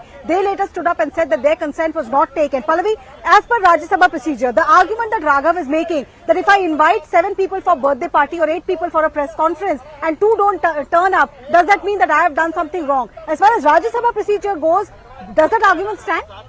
But I mean, this is actually, frankly speaking, a very much of a grey area, because the claim which is coming in from the AAP and also from the opposition, that's the India Front opposition, is that he never suggested names. He never suggested names. He never said that this is a committee, because this is something which it's not within his purview. But, you know, I'm just going to go across to get a Congress voice. Dolly Shabbat, thank you for joining us. It's a very hot day, but anyway. You know, look at the time that today you're forced to defend the Aam Aadmi Party, but do you think that a needless controversy has been stoked as far as the Raghav Chadha issue is concerned? See, because it is not under his jurisdiction. Raghav Chadha is not somebody who can make a committee or something like that, but unnecessarily BJP is again, you know, as usual creating controversies, which is BJP famous for. So again, you know, some controversies coming, but he's not the one who can make committee or something. He's just suggested few names. So this is what he's done. But why suggest a name when the committee has not even been formed? And I would like to get Siddharth's reaction to that. But yeah, why suggest a name when the committee has not even been formed? Look, I feel what has to be understood is that every minute of the parliament is very precious. Already this INDIA front wasted a lot of time in the parliament. Now when the parliamentarians are actually speaking, what they speak is really matters. If Raghav Chadha really wanted a committee to be there, and he wanted to propose a committee, in parliamentary democracy, he should have went across to all the members who he is proposing to be part of that committee, and then make that proposal. Why make a proposal just for the sake of it? Why just get up and just come out and say, these members will be part of the committee? They don't want to be part of your committee. You have not spoken to them. You really don't want that committee to be there. You're just trying to make a propaganda again in the parliament by saying that we are working, we are making a committee, when you actually don't want one. Siddharth, Raghav Chadha said, BJP के झूठ से कोई मुकाबला नहीं कर सकता है. जिस तरीके से राहुल गांधी के डिस्क्वालिफिकेशन का षड्यंत्र रचा गया, मेरे खिलाफ भी षड्यंत्र रचा जा रहा है. Oh, I think he just want to steal the limelight, fall into the category of Rahul Gandhi, want to project himself and take assistance of the entire INDIA gang and, you know, show that he's a victim of something. He is not. He did something in the parliament which was unparliamentary. He should have thought before doing it. Every minute matters in the parliament. If he did not think so and he made a mistake, he should just come out and say, I made a mistake. Fine, sorry, I made a mistake. I'll reply to this in the privileges committee also. I'll take care of it in the front. Okay. That is what politicians and parliamentarians should do. But now again, you have to see politics. BJP does this, BJP does everything in the country. BJP is responsible for. You're making a 40 crore house. Nobody is responsible for that. 2 of your ministers are inside jail for months now. BJP is responsible for that. For everything. You do anything, but BJP is responsible. Talking about unparliamentary, I'm sorry. I'll come to you, Aman, but talking about unparliamentary, I know you're going to defend Rahul Gandhi on this, but you know, every time you do something like hug and then followed by a wink, and then you have a flying kiss and whatever, the jury may be out of that, doesn't it just make him look non-serious? No, but Pallavi, did you see the video actually? But your own party colleagues are saying that they saw. But that video is not of the actual incident. And the Jyoti Mani has. But Hema Malini ji said, I didn't see. You want to talk about Hema Malini, not about Jyoti Mani? No, Jyoti but Mani, Priyanka Chaturvedi say that he gave a flying kiss. To whom? To Smriti Irani? No, that is not clear. But I mean, unnecessarily, you're getting so many things into it. But the real issue is Manipur. And I think we should stay on Manipur. The real issue is Manipur, the plight of the people of Manipur, and we are not discussing Manipur. Aman, is that what is going to come on the government? That idhar-udhar ki baatein diverting attention from Manipur? Manipur, but Amit Shah has given a detailed 2-hour speech yesterday. वो शब्द को record से हटाए जा रहे हैं, ये हमें देखना पड़ेगा. भारत माता कहना ये तो अधिकार है हम सबको, सारे हिंदुस्तान के सारे लोगों की. भारत देश की जो है, अपने देश को क्या माता नहीं कह सकते? राहुल गांधी जी ऐसा ही कहा कि भारत माता को अपमान हो रहे हैं, भारत माता पीड़ित है. मेरा सदन में एक माँ मणिपुर में दूसरे माँ को मैंने देखा, तो उनका अपना भावुकता की तरफ से सारे बात रखे. मैं स्पीकर साहब को भी ध्यान आकर्षण कर चुके हैं इसी दरमियान की आपको ये सारे दोबारा सोचना पड़ेगा, क्योंकि बहुत सारे शब्दों को निकाले गए जिसे मुझे नहीं लगता कि निकालना उचित है. तो स्पीकर साहब ने मुझे कहा कि ठीक है, आप लोग आओ, मैं पुनर्विचार करेंगे. आखिरी सवाल सर, कल राहुल जी पे इस बात का भी आरोप लगा कि उन्होंने फ्लाइंग किस दी. कई महिला सांसद जो हैं लोकसभा स्पीकर के पास पहुंची और कहीं बड़ी अभद्र. कैसे अभद्र आई है? ये बीजेपी वालों से हम भद्र या अभद्र को सीखना पड़ेगा क्या? राहुल जी क्या किया? सारे सदन देखे हैं, संसद की टीवी में देखा करो. राहुल गांधी जी की जो बात जब रख रहे थे तब टीवी नहीं चल पा रहे थे, राहुल गांधी को ज्यादा भाषण टीवी में नहीं दिखाए गए। उन्होंने क्या कहा, उनका तो वक्तव्य की मूलभूत भावना यही था कि नफरत छोड़ो और मोहब्बत के सहारे देश को गढ़ो, देश को बनाओ। तो अगर किसी को मोहब्बत की पैगाम देना चाहते हैं तो कैसे महिला पुरुष बन जाते हैं? क्या मैंने आपको ये नहीं कह सकते कि भाई आपको मैं बहुत प्यार करता हूं? प्यार करना मतलब कोई भाई को नहीं कह सकते, कोई पुरुष को नहीं किया जा सकता, सिर्फ महिला को ही किया जा सकता। क्या अजीब गोरी वो सारे तर्क लगा रहे हैं। राहुल गांधी जी क्या भाषण दिए थे उसके ऊपर चर्चा करें। मुझे लगता है राहुल गांधी जी की भाषण में सरकार की बीच एक खलबली मच चुके हैं और यह पुराना तरीका है किसी हालत में राहुल गांधी जी को छवि को फिर धूमिल करो, किसी हालत में। तो यह धूमिल करने की यह प्रक्रिया है, यह राहुल गांधी की छवि की धूमिलीकरण किए जा रहे हैं।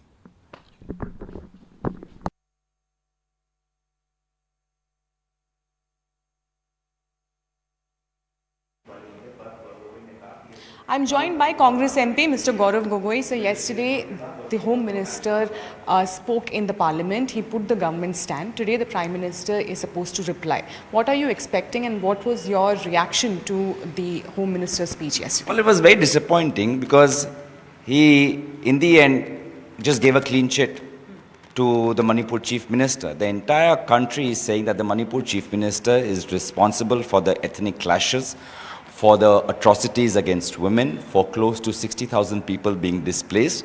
And this Union Home Minister just gave a clean sheet. He said the Manipur Chief Minister is cooperating. Cooperating in what? Cooperating to let the problems of drugs expand, cooperating in creating an ethnic separation between two communities that were living in peace. So it just shows how true Rahul Gandhi was, that arrogance makes a person blind. And that's what's happened to this government. They are arrogant and they are blind to the suffering of the people of Manipur. One last question. Yesterday Rahul Gandhi spoke for over 30 minutes. Some of his words were expunged in Parliament yesterday. Apart from that, eventually by the end of the day, flying kiss was the issue that was the highlight by the BJP women MPs. They went to the Speaker to complain also about it. Well, it's another attempt in a long series of attempts by the BJP to defame Shri Rahul Gandhi ji. They are speaking about something which never happened. They don't speak about when they are sitting next to Bhushan Singh in the Parliament. They don't feel insecure. They read his words, what he's stating in the press. They've read the allegations, but they're totally comfortable with Bhushan Singh. They are not visiting Manipur at all. So the fact that Rahul Gandhi made a direct attack and exposed the hollowness of BJP's nationalism, exposed the hollowness of their Rashtravad.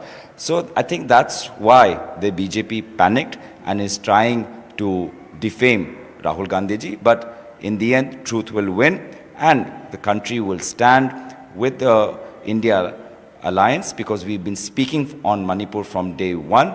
Yesterday in our 2-hour 15-minute speech, only 20 minutes was given to Manipur by the Union Home Minister, and more importantly, 2 Manipur MPs from the BJP have not spoken. They have been forced to keep their mouth shut. They have been told not to speak, because if they speak, they know that they have to admit that the government has totally failed. So that was Congress Lok Sabha MP Gaurav Gogoi, who moved this very no-confidence motion, speaking to CNN News 18 with video journalist Naseeb. This is Shana Elizabeth in Delhi for CNN News 18. उल्टा चोर ने कोतवाल को डांटा, ऐसे एक हिंदी में कहावत है ना, ऐसे बात कर रहे हैं बिना पूछे हुए किसी का नाम लेते हैं। तो रूल में बहुत क्लियर है उनका कंसेंट लेना। कंसेंट नहीं लिया है तो ऑन रिकॉर्ड हमारे एमपी और बाकी पार्टी का एमपी भी बताते हैं। बाद में भी कॉन्स्पिरेसी, ये केजरीवाल जी का ट्रेनिंग बहुत अच्छा हो गया उनको। तो जैसे केजरीवाल जी एक झूठ बोलने में माहिर है ना, ऐसे ये भी झूठ बोलते हैं। तो क्या So multiple issues here at the start. We're just counting down to the session starting. But before that, two issues. One, Raghav Chadha. Second, Rahul Gandhi. Let me begin by what, is being said by Gaurav Gogoi Siddharth. He said that the BJP has panicked. And that is why they've decided to bring in this issue of Rahul Gandhi's flying kiss. Give us your reaction and let me get in Aman and Dolly as well on what you say. Congress is not speaking about anything, no substantive issue in the parliament. Rahul Gandhi spoke, and he spoke about what? That my knee pain is reducing, is gaining, my ego is going down. Panicking for this. He said yesterday, today I'm speaking from the heart, not from my mind. And then spoke what? Bharat Mata is killed. You killed Mata. Bharat is dying. Bharat is not dying. Bharat never died. Bharat will never die. You try whatever. 1,000 years we were ruled by different forces, Mughals, Britishers, whatsoever. Bharat never died. So there's nothing about panicking. I think, the entire INDI also was not expecting that after so much of fuss, so much of hype that Rahul Gandhi is going to come in the parliament, do wonders. He just came down and did, the Italian culture of flying kiss. And that is it. There's nothing to panic. No, I just want to make a few things very clear in front of him that we are discussing Manipur. Rahul Gandhi visited Manipur, discussed 15 minutes, related everything which he's seen in front of his own eyes, two incidents clearly. और उसके अलावा मैं clearly यहाँ बताऊंगी इनके वहाँ पर गृह मंत्री गए, which was a hollow show. His visit to Manipur was a hollow show. His speech yesterday was a hollow show. What was the result of what they have done in Manipur? No result to what they have done. अभी क्या हो रहा है? अभी Assam rifles में और police में भी लड़ाई हो गई है.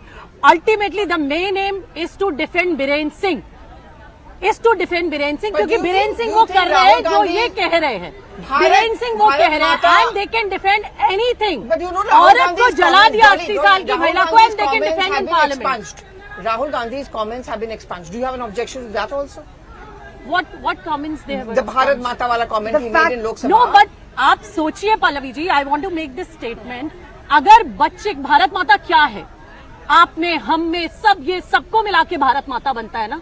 और अगर हमारे देश की बेटियों की, कई सौ बेटियों की आबरू लुट रही है, तो क्या भारत माता की हत्या नहीं हो रही? अगर एक बच्चे को गोली मारी जा रही है और उसकी माँ उसके शव के साथ लेटी हुई है, क्या उसकी हत्या नहीं हो रही? अगर आपकी जगह मेरा बच्चा हो, इनका बच्चा हो, ये क्या करेंगे? इनको देश की राजनीति अच्छी लगेगी या अपने बच्चे को बचाना अच्छा लगेगा या रात की चैन की रोटी अच्छी लगेगी? People are not able to sleep in Manipur, Pallavi ji. Just one second. Just want to tell the viewers that the floor leaders of the India Front are meeting. That meeting has begun, so they will decide on the strategy. But as we see those pictures, Aman, give us your analysis. Both Congress and BJP obviously have taken their position. But as alleged, has BJP panicked because of what Rahul Gandhi said? Is that why the reaction? I don't think so. The BJP has panicked. Obviously, the Rahul speech was a much awaited one, and Congress had also built it up, that Rahul is going to speak, and Rahul is going to speak on the first day. Now he spoke on the second day. But I think Rahul missed an opportunity there. Maybe I think to raise more people issues, as we were discussing, raise the issues of rising cooking gas prices or rising tomato prices. As Azadpur Mandi visit, for example, I think would have dwelt on that and less on the Bharat Jodo Yatra. But going beyond that, I think what Amit Shah spoke on Manipur also puts the issue much in perspective as well. The Congress has all the right to say that, things are not good in Manipur, and Amit Shah has also admitted that things are not fine in Manipur. Nobody has a case that Manipur has stabilized. Obviously, the condition in Manipur is still sensitive, but there is a history to that violence. Why did that violence happen? I think that was a very important point that Amit Shah made, the Myanmar exodus or the Manipur High Court order. The Manipur violence is not a result of the government. So that was a clear sentiment in the Amit Shah's speech, and later why Biren Singh is also not removed, that centre has taken charge in a way of the Manipur situation. You have a unified command, and a security advisor was sent from here, and is removing Biren Singh really the solution? But how fair is that? Siddharth, I really want to ask you this question. If the BJP is demanding that an Ashok Gehlot needs to step down because of crime against women, why is it just not to reach out to the Metis and Cookies and to send out a message that we are going to be talking tough? Clearly, the state administration has not been able to use the words of opposition. Why not take that first confidence-building measure and remove the chief minister? No, I think it's going to be a very bad practice if we start to... It's okay if you ask Ashok Gehlot to do that. No, I'll tell you. It's going to be a very bad practice if we start to feel that confidence-building measures are going to come when Chief Minister step down. That is not how the country... He's accused of being partisan. No, I'll tell you. That is not how the country works. If the administration fails, the Chief Secretary was changed, the DGP was changed, Our Home Minister categorically said yesterday that Chief Minister is not being sacked because he is cooperating. Because the state machinery there, he personally is cooperating. Whatever the centre has to do, centre is doing there. When it comes down to Rajasthan, that is not the case. The state administration, the Chief Minister himself tries to hide what is happening. 5 minutes, but within 3 hours they were arrested. Radius, no, I'll just complete within 10 3 seconds. hours the rapists were arrested and they were from ABVP. 5 kilometers radius of the Chief Minister's residence. You tell me when the FIR was registered. And he fails to contact. And he fails when to the comment on FIR those. was registered. That is not okay. And it's fine. You continue being the Chief Minister. That's okay. Then correct it. Okay, let's put the focus back. Let's not do what we are accusing the netas of not talking about Manipur. Let's bring the focus back to today's big story, which is the Prime Minister's reply in the Lok Sabha. The Prime Minister has just entered Parliament. Are you nervous? Is the Congress party nervous? Why would the Congress be nervous? They should answer on Manipur. They will get. नहीं, BJP leaders कह रहे हैं कि हम vote डालेंगे. BJP को कहने दीजिए ना. बीजेपी तो कुछ भी कहती है. बीजेपी तो फेल होने के बाद भी यहाँ पर बैठ कर बड़ी बातें करती है. They have ultimately failed. ना ये M से महंगाई बोल पा रहे हैं और ना M से मणिपुर बोल पा रहे हैं. They are not able to say M from Manipur and M से महंगाई. ये 250 रुपए किलो टमाटर लाकर बोलते हैं कि देश में सब कुछ चंगा है. This is not the case, you know, Pallavi ji. But I'll just come back to you. In fact, I'll just give an update which was brought to you by my colleague Payal Mehta. Prime Minister has just entered the Parliament. Payal, every morning the Prime Minister has a meeting with his Council of Ministers clearly to decide on a Parliament strategy. What are going to be his thoughts today? Well, of course, he will obviously be taking up feedback from his ministers in terms of what transpired yesterday in Parliament, with the fact that Amit Shah's reply was also happening, and how the strategy will go forward today as well. So, senior ministers in the government, whether it's Prahlad Joshi, who is the Parliamentary Affairs Minister, and Nitin Gadkari, the senior minister in the government, and also Rajnath Singh, they are in the Parliament right now, and they're having this meeting, and they'll be discussing the strategy forward. This is a meeting which happens every day before the start of the session. Right. So, Payal, the Prime Minister is there. I mean, is he expected to reach the House only closer to 4 o'clock when we think he'll speak, or will he spend a larger part of the day today in Lok Sabha? That actually is entirely upon the Prime Minister's schedule and his meetings for the day as well, but he's very much in Parliament, and it will be wrong to say that the Prime Minister is not following what is being said. So, like you were saying, Arunama, a little while earlier, that when the Home Minister made a reference to the speeches of various opposition leaders, the Prime Minister similarly will also be making minor points and below points about what the opposition party leaders have said. But he's expected to be in the House certainly by around 4 o'clock, because he's expected to speak around 4 o'clock, because what we are given to understand by way of our sources is that even if the debate ends at 4 o'clock and the Prime Minister replies, the BJP still has 3 hours to speak, and plenty of their speakers will be speaking, and of course 1 hour will be the opposition, which includes about 30 plus minutes with the Congress party. Right. So, Payal Mehta, they're telling us about the Prime Minister reaching Parliament House. Home Minister Pallavi spoke for close to 2.5 hours. So, Prime Minister could actually speak for at least an hour extra. And you know,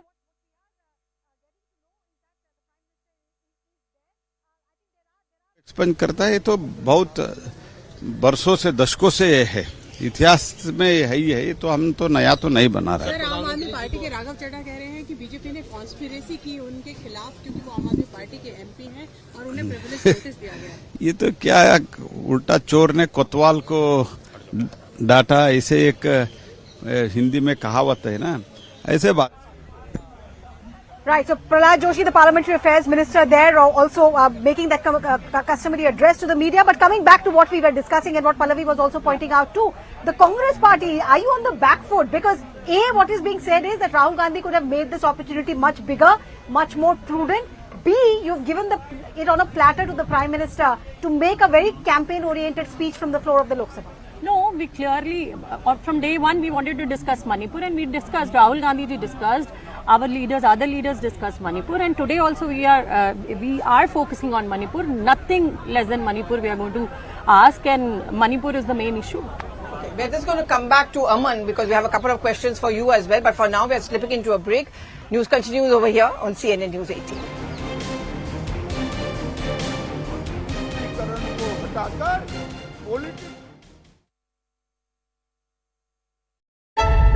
He said that these opposition parties have come together. They did not allow Pranab Mukherjee to become the Prime Minister, did not allow Sharad Pawar to become the Prime Minister. The same people are rallying together to defeat one Modi, but that's not going to be possible. So that's the line of attack that you'll actually see the Prime Minister really take on, and it's going to be quite a fiery speech. Now, yesterday when the Home Minister spoke, Arunima, that was the longest speech of his career. It was 2 hours and 13 minutes and probably the 4th or the 5th longest speech during the no confidence motion. So we can expect at least something larger, something bigger with a larger message. The record, and we are hoping to sit in the gallery for a longer time, I think. But what are the chances really? Because today the eyes are also going to be, and I'm already seeing those early morning tweets coming in from the Congress leaders where they are saying, look, it's a win-win for us. And I saw one from Derek O'Brien also saying that, we forced the Prime Minister to come inside the Lok Sabha and take a part of the motion and also, speak on the last day of the no confidence motion. But Aman, he was not there. Okay, before we go back to Aman and Payal, there are some political reactions which have of course been coming in. Let's listen to all of them. गृह मंत्रालय का सवाल, कानून व्यवस्था पे देश के गृह मंत्री को वो कोतवाल से संज्ञा दे रहे हैं। ये कांग्रेस पार्टी का चेहरा उजागर हो रहा है। उनकी सरकार में नस्ली हिंसाएं हुई, 500 से ज़्यादा लोग मणिपुर मारे गए, तो गृह राज्य मंत्री ने जवाब दिया था। यहाँ गृह मंत्री जवाब दे रहा है और जिस तरीके का आचरण कर रहे हैं पूरा देश देख रहा है। क्योंकि आज जिस तरीके से 2.25 घंटे गृह मंत्री ने आज सदन में उनके अविश्वास प्रस्ताव पे जवाब दे दिया, इससे साबित हो गया कि केवल विपक्ष में अविश्वास है, लेकिन देश की जनता का विश्वास मोदी की सरकार के साथ है। सफलता से ऑपोजिशन का एकमात्र कारण है सभी जगह दुनिया में no confidence motion which the NDA led by Honorable Narendra Modi ji cleared with a large margin. I can assure you that in this no confidence motion, the NDA led by Modi ji will be winning by a more comprehensive margin, and Mr. Rahul Gandhi coming back to the Parliament is only going to increase the divisiveness among the opposition parties, and it is only going to increase the margin of failure the opposition is going to have in this Parliament session. What he said in the House is most of the time it goes to the previous incidents. Previous incidents from Jawaharlal Nehru to Monsoon Singh period. There are a lot of clashes, lot of killings, lot of other incidents which was happened in the past. He only emphasized that only. We are discussing the present situation of Manipur. Honorable Supreme Court also sent the team for the peace and normalcy. He never said.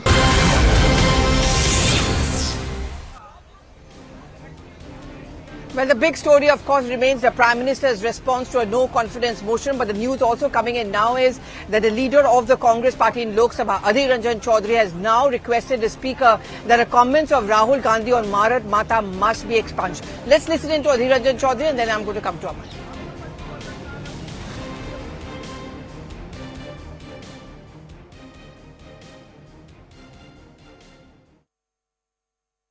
मैं speaker साहब को भी ध्यान आकर्षण कर चुके हैं इसी दरमियान की आपको ये सारे दोबारा सोचना पड़ेगा क्योंकि बहुत सारे शब्दों को निकाले गए जिसे मुझे नहीं लगता कि निकालना उचित है।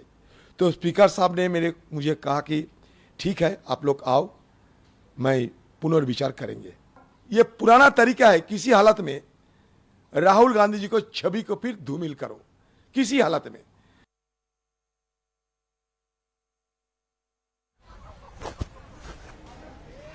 Okay, so that was Adhir Ranjan Chaudhary requesting the Speaker that the expunged comments be restored back into the Parliament records. So, Aman, it's been a big deal since yesterday, Rahul Gandhi's comments on Bharat Mata. He has consistently attacked the BJP and accused it of killing the idea of India.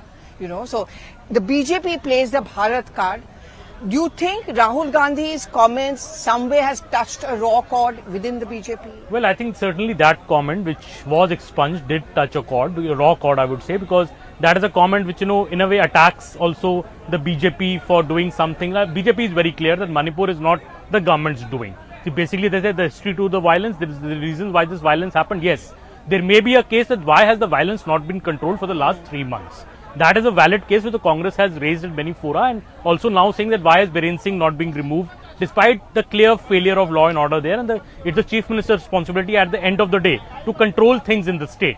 But also, I think the BJP, some quarters said, is removing Biren Singh the solution. We saw when Biren Singh once tried to resign, and what had happened, the local community there objected to it. So there is also a feeling that resignation of Biren might trigger another round of violence, another round of objections from another community. So is it prudent to let him stay in the chair for now? Let the tempers come down, let the, as what Rajnath Singh yesterday appealed to both sides of the treasury benches and that please let us come together and appeal for peace in Manipur rather than fighting over Manipur, that basically the Congress is trying to pin the blame on the BJP, that you are responsible for not controlling the Manipur situation. It's a abject law and order situation. Obviously, they are attacking Mr. Amit Shah, the Home Ministry, and the Prime Minister.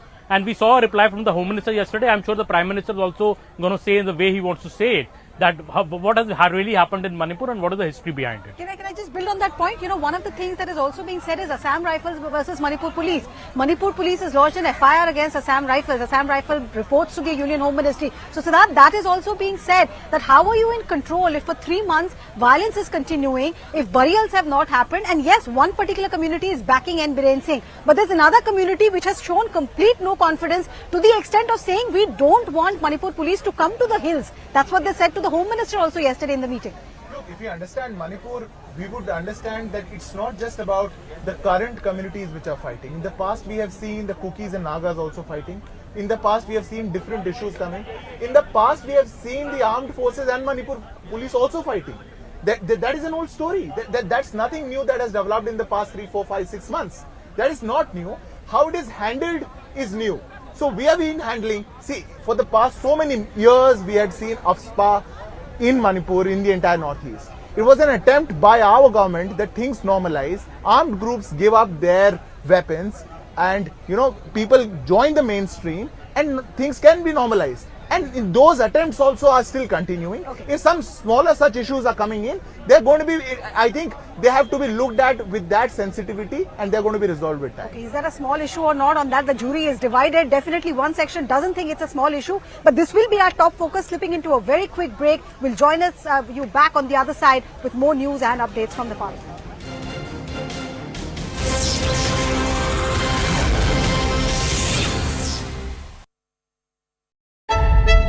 Anything about the present situation. He never said what is the action has been taken from Government of India for the peace and harmony. Thank you so much. And today, of course, is a big day, the penultimate day of the no confidence motion. And of course, the big bang speech we are going to hear today around 4 p.m. is the Prime Minister.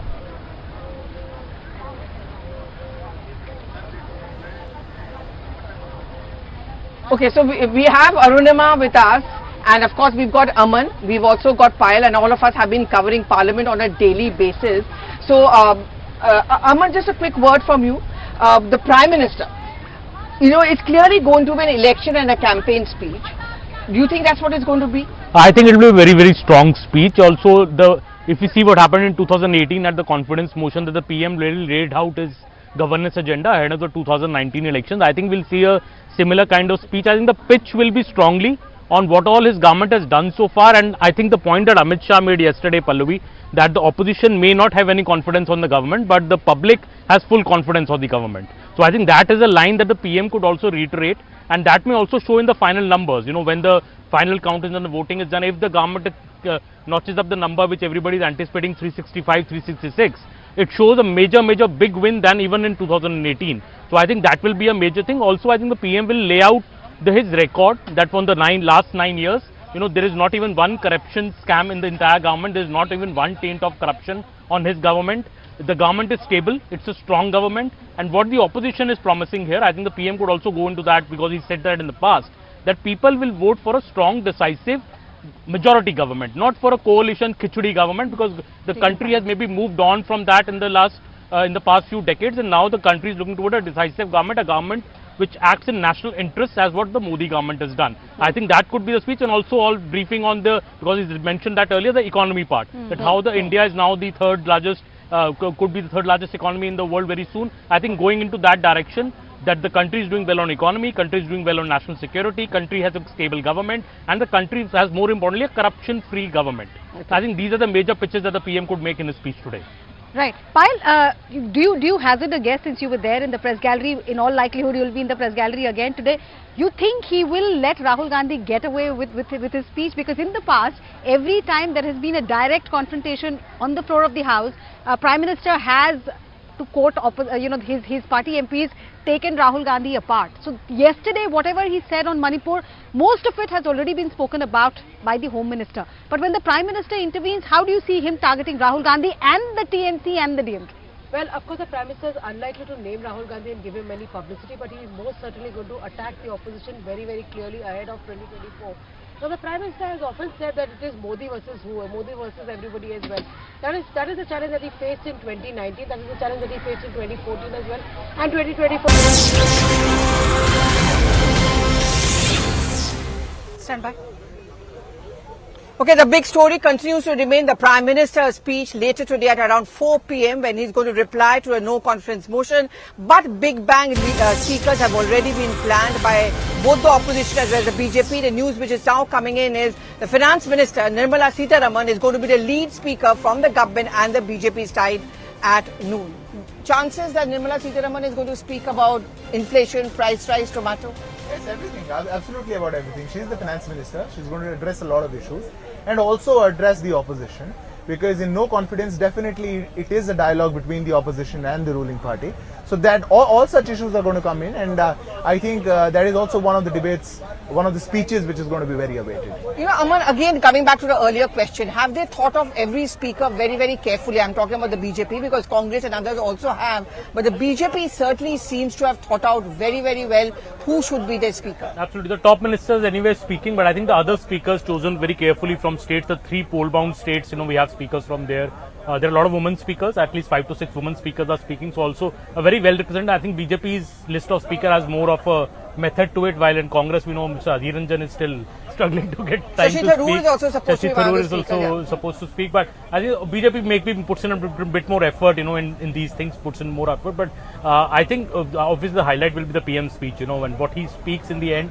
I'm sure it's going to be a long, good, detailed speech, and it will be interesting on what he speaks, as Congress would obviously claim a moral victory But if he speaks do you think they're something on building Manipur. up to the big PM speech? Yesterday the Home Minister talking about Manipur, today the Finance Minister is going to talk about inflation. So maybe the Prime Minister would want to speak a little beyond all these topics. PM will speak, I think, more about his record and the battle of 2024. So this is the platform which he's got, to speak more about what he has achieved in the last 9 years and what he's taking to the people when he seeks a third term next year.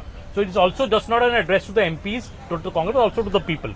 So in a way, he's going to paint his governance record, and obviously the Congress would want him to speak on Manipur, because that is the whole idea of the no confidence motion being brought. Yeah. So if he doesn't speak on Manipur, that would, I think, Congress would take grave objection to. If PM speaks a bit on Manipur, Congress would obviously claim some moral victory. For they may walk out. Yes, would you be okay if the Prime Minister says Home Minister has already addressed the issue of Manipur? The very reason you brought no confidence was to get him to speak on Manipur. This is what, from day one we are saying this, that we want the Prime Minister to speak, because he was the one who go and campaign even in the municipal elections everywhere. So now where is he today? He went to Manipur claiming that Manipur will now have peace. Double engine ki sarkar.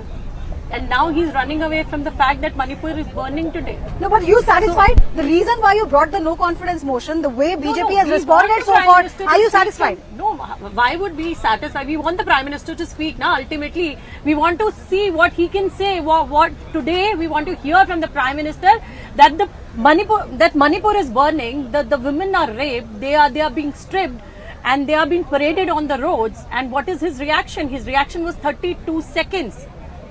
And there he claimed Chhattisgarh and Rajasthan. Today we want to hear in detail Assam Rifles and the police and the resignation of Biren Singh. Why? चूहे के मरने पर, हथनी के मरने पर resignation मांगने वाले लोग आज बिरेन सिंह के रेजिग्नेशन को डिफेंड कर रहे हैं कि नहीं होना चाहिए. Siddharth? I think I just find it a little funny, because no, but हथनी के मरने पर कितना बवाल करने वाली महिला मंत्री and the entire Dolly, please let me respond. I was not objecting to what you were saying. Look, the Congress might want to think, they might have a list of issues. They might want to think that these are all the things that BJP should talk about. but ultimately a no confidence motion is a no confidence in the Council of Ministers. It is in the parliamentary democracy, it is that you are trying to project that this Council of Ministers, whatever they are doing, they are not, they are not representing the voice of the people. So if the Prime Minister is going to speak, he is going to speak on everything. Now they won't listen to the 2-hour speech of the Honorable Home Minister. They won't. They won't listen to the 93, 97, 2003. They won't listen to the entire thing. And I would want to make a larger point. If the Prime Minister is speaking something for what he spoke outside from the Parliament, he would. Dolly, please let me respond. If the Prime Minister is speaking on something, he will speak for the country. He can't be choosy. He will have to speak for the country because the daughters of Rajasthan are daughters of India. The daughters of Bengal are daughters of India. The daughters of Chhattisgarh are daughters of India. So are the daughters of Manipur are daughters of India. It's a time-out moment now. We really are wrapping up on time. Thank you very much, Siddharth. Thank you very much, Dolly. I hope we get to see the fireworks inside Lok Sabha. And thank you very much, as always, Aman. That's it from both Arunima and me. We're going to go over to Parliament, but going across to my colleague, Griha, to get all the updates from inside the Parliament.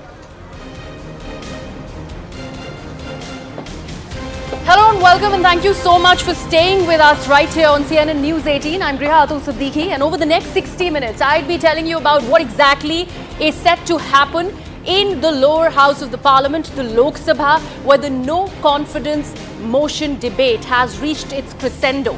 Today, this evening at 4 p.m, it is the Prime Minister, Mr. Narendra Modi, who is going to be responding to the no confidence motion that's been filed against the NDA alliance by the opposition parties. So let's take a look at what exactly is going to be happening. Now, this is all eyes are, of course, on the PM's address, and a fiery rebuttal by the Home Minister, Mr. Amit Shah, has raised the temperatures in the Parliament, and it has in fact set the platform for Prime Minister Narendra Modi's address on the final day of the no trust vote.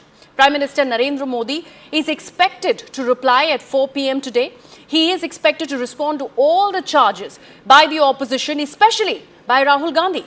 The focus is on nepotism, dynasty politics, corruption, and also that the India alliance is opportunistic. These are the charges that the BJP, the NDA, is banking heavily upon, and the Prime Minister is going to be having all of these points as he responds to the no confidence vote this evening at 4 p.m. The speech by the Prime Minister is expected to be a platform for the 2024 Lok Sabha polls, and the motion is expected to be defeated, but the BJP wants the defeat to be in huge numbers to prick hole in the opposition unity.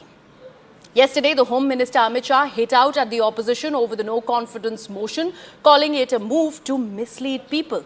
He also went on to accuse the opposition of politicizing the Manipur situation, and he further added that he is pained by the incident and even questioned the timing of the gang rape video that went viral just before the monsoon session of the Parliament was about to begin. He's further gone on to say that during the Congress rule, there were numerous instances of violence in Manipur, yet no Home Minister visited there, barring him. मैं speaker साहब को भी ध्यान आकर्षण कर चुके हैं इसी दरमियान की आपको ये सारे दोबारा सोचना पड़ेगा क्योंकि बहुत सारे शब्दों को निकाले गए जिसे मुझे नहीं लगता कि निकालना उचित है तो स्पीकर साहब ने मुझे कहा कि ठीक है आप लोग आओ मैं पुनर्विचार करेंगे ये पुराना तरीका है किसी हालत में राहुल गांधी जी को छवि को फिर धूमिल करो किसी हालत में Opposition is delusional as usual. In 2018 also there was a no confidence motion which the NDA led by Honorable Narendra Modi ji cleared with a large margin. I can assure you that in this no confidence motion the NDA led by Modi ji will be winning by a more comprehensive margin. And Mr. Rahul Gandhi coming back to the Parliament is only going to increase the divisiveness among the opposition parties, and it is only going to increase the margin of failure the opposition is going to have in this Parliament session. So yesterday, the Home Minister spoke in the Parliament. He put the government stand. Today, the Prime Minister is supposed to reply. What are you expecting, and what was your reaction to the Home Minister's speech yesterday? Well, it was very disappointing because he, in the end, just gave a clean chit to the Manipur Chief Minister. The entire country is saying that the Manipur Chief Minister is responsible for the ethnic clashes, for the atrocities against women, for close to 60,000 people being displaced. And this Union Home Minister just gave a clean chit. He said the Manipur Chief Minister is cooperating. Cooperating in what? Cooperating to let the problems of drugs expand, cooperating in creating an ethnic separation between two communities that were living in peace. One last question. Yesterday, Rahul Gandhi spoke for over 30 minutes. Some of his words were expunged in Parliament yesterday. Apart from that, eventually by the end of the day, flying kiss was the issue that was the highlight. 5 पूर्व साथियों के निधन के बारे में सूचित करना चाहता हूं। श्री कल्याण जैन मध्य प्रदेश के इंदौर संसदीय निर्वाचन क्षेत्र से 6ठी लोकसभा के सदस्य थे। उन्होंने मध्य प्रदेश विधानसभा के सदस्य के रूप में भी कार्य किया। श्री कल्याण जैन का निधन 13 जुलाई 2023 को 89 वर्ष की आयु में इंदौर में हुआ। श्री बाबू साहेब परुलेकर महाराष्ट्र के रत्नागिरी संसदीय निर्वाचन क्षेत्र से 6ठी और 7वीं लोकसभा के सदस्य थे। वे लोक लेखा समिति के सदस्य भी रहे। श्री बाबू साहेब परुलेकर का निधन 27 जुलाई 2023 को 94 वर्ष की आयु में रत्नागिरी महाराष्ट्र में हुआ। श्री वक्कम पुरुषोत्तमन केरल के पूर्वती अल्लेपी संसदीय निर्वाचन क्षेत्र से 8वीं और 9वीं लोकसभा के सदस्य थे। श्री पुरुषोत्तमन 8वीं और 9वीं लोकसभा में सभापति तालिका के सदस्य थे। उन्होंने सरकारी उपकरणों संबंधी समिति और अधीनस्थ विधान समिति के सभापति के रूप में भी कार्य किया है। वे विभिन्न संसदीय समितियों के सदस्य भी रहे। इससे पूर्व श्री पुरुषोत्तमन 5 कार्यकाल के लिए केरल विधानसभा के सदस्य तथा 2 कार्यकाल के लिए केरल विधानसभा के अध्यक्ष भी रहे। श्री पुरुषोत्तमन ने 93 से 96 तक अंडमान और निकोबार द्वीप समूह संघ राज्य क्षेत्र के उपराज्यपाल के रूप में भी कार्य किया। श्री वी पुरुषोत्तमन का निधन 31 जुलाई 2023 को 95 वर्ष की आयु में तिरुवनंतपुरम में हुआ। श्री जनार्दन सिंह प्रसाद मिश्र उत्तर प्रदेश के सीतापुर संसदीय क्षेत्र से 10वीं और 12वीं लोकसभा के सदस्य थे। श्री मिश्र विज्ञान और प्रौद्योगिकी तथा पर्यावरण और वन संबंधी समिति के सदस्य रहे। श्री जनार्दन सिंह मिश्र का निधन 1 अगस्त 2023 को 84 वर्ष की आयु में सीतापुर उत्तर प्रदेश में हुआ। श्री राम सिंह यादव राजस्थान के अलवर संसदीय निर्वाचन क्षेत्र से 7वीं और 8वीं लोकसभा के सदस्य थे। श्री राम सिंह यादव लोक लेखा समिति, नियम समिति, विशेषाधिकार समिति तथा याचिका समिति के सदस्य रहे। इससे पूर्व श्री यादव राजस्थान विधानसभा के सदस्य रहे। उन्होंने राजस्थान विधानसभा के उपाध्यक्ष के रूप में भी कार्य किया। श्री राम सिंह यादव का निधन 7 अगस्त 2023 को 95 वर्ष की आयु में जयपुर में हुआ। हम अपने 5 पूर्व साथियों के निधन पर गहरा शोक व्यक्त करते हैं। यह सभा शोक संतप्त परिवारों के प्रति अपनी गहरी संवेदना व्यक्त करती है। अब सभा कुछ देर मौन रहेगी।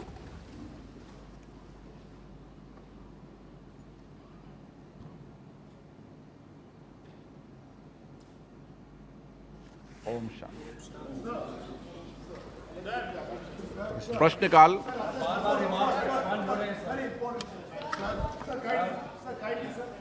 (301) प्रश्नकाल। After question hour. प्रश्न संख्या 301। माननीय उत्तर सदन के पटल पे रखा गया। माननीय अध्यक्ष महोदय, मैंने जो प्रश्न नोटिस पूछा कर लिया उसका मैंने संसदीय शिष्टमंडल को बता दिया। ये मुझे पता है सर कि जो मंत्री महोदय ने उत्तर दिया कि ये जो पानी है वो शुद्ध जो है राज्य का विषय, राज्य सरकार विषय संज्ञान में आ गया है और मैंने संसदीय शिष्टमंडल को ये बात बता दी है। उन्होंने उत्तर सभा पटल पर रख दिया है सर। मैं ये जानता हूं सर। एक मिनट प्लीज, एक मिनट बैठे, प्लीज एक मिनट बैठे, प्लीज एक मिनट बैठे, प्लीज कंप्लीट विषय है, प्लीज विषय मेरे संज्ञान में आया है और आपने संज्ञान में डाल दिया है और मैं उसकी व्यवस्था दूंगा। माननीय अध्यक्ष जी, ये सही बात है जो मंत्री जी ने जवाब दिया कि ये जो पानी है वो राज्य का विषय है और ड्रिंकिंग वाटर देना है कि नहीं, खेतों में सिंचाई जाना है कि जाना ही नहीं जाना है, केंद्र सरकार के चाहने के बावजूद भी राज्य सरकार यदि नहीं चाहेगी तो नहीं होगा। लेकिन जो मैंने प्रश्न पूछा है सर और जो उसका जवाब आया है जो राज्य सरकार से ही केंद्र सरकार ने लिया होगा वो बहुत ही अलार्मिंग है सर। मैं जिस इलाके संथालपना से आता हूँ वहाँ TDS और pH जो क्वालिटी है पीने के ड्रिंकिंग वाटर की जो क्वालिटी है वो बहुत ही ख़राब है सर।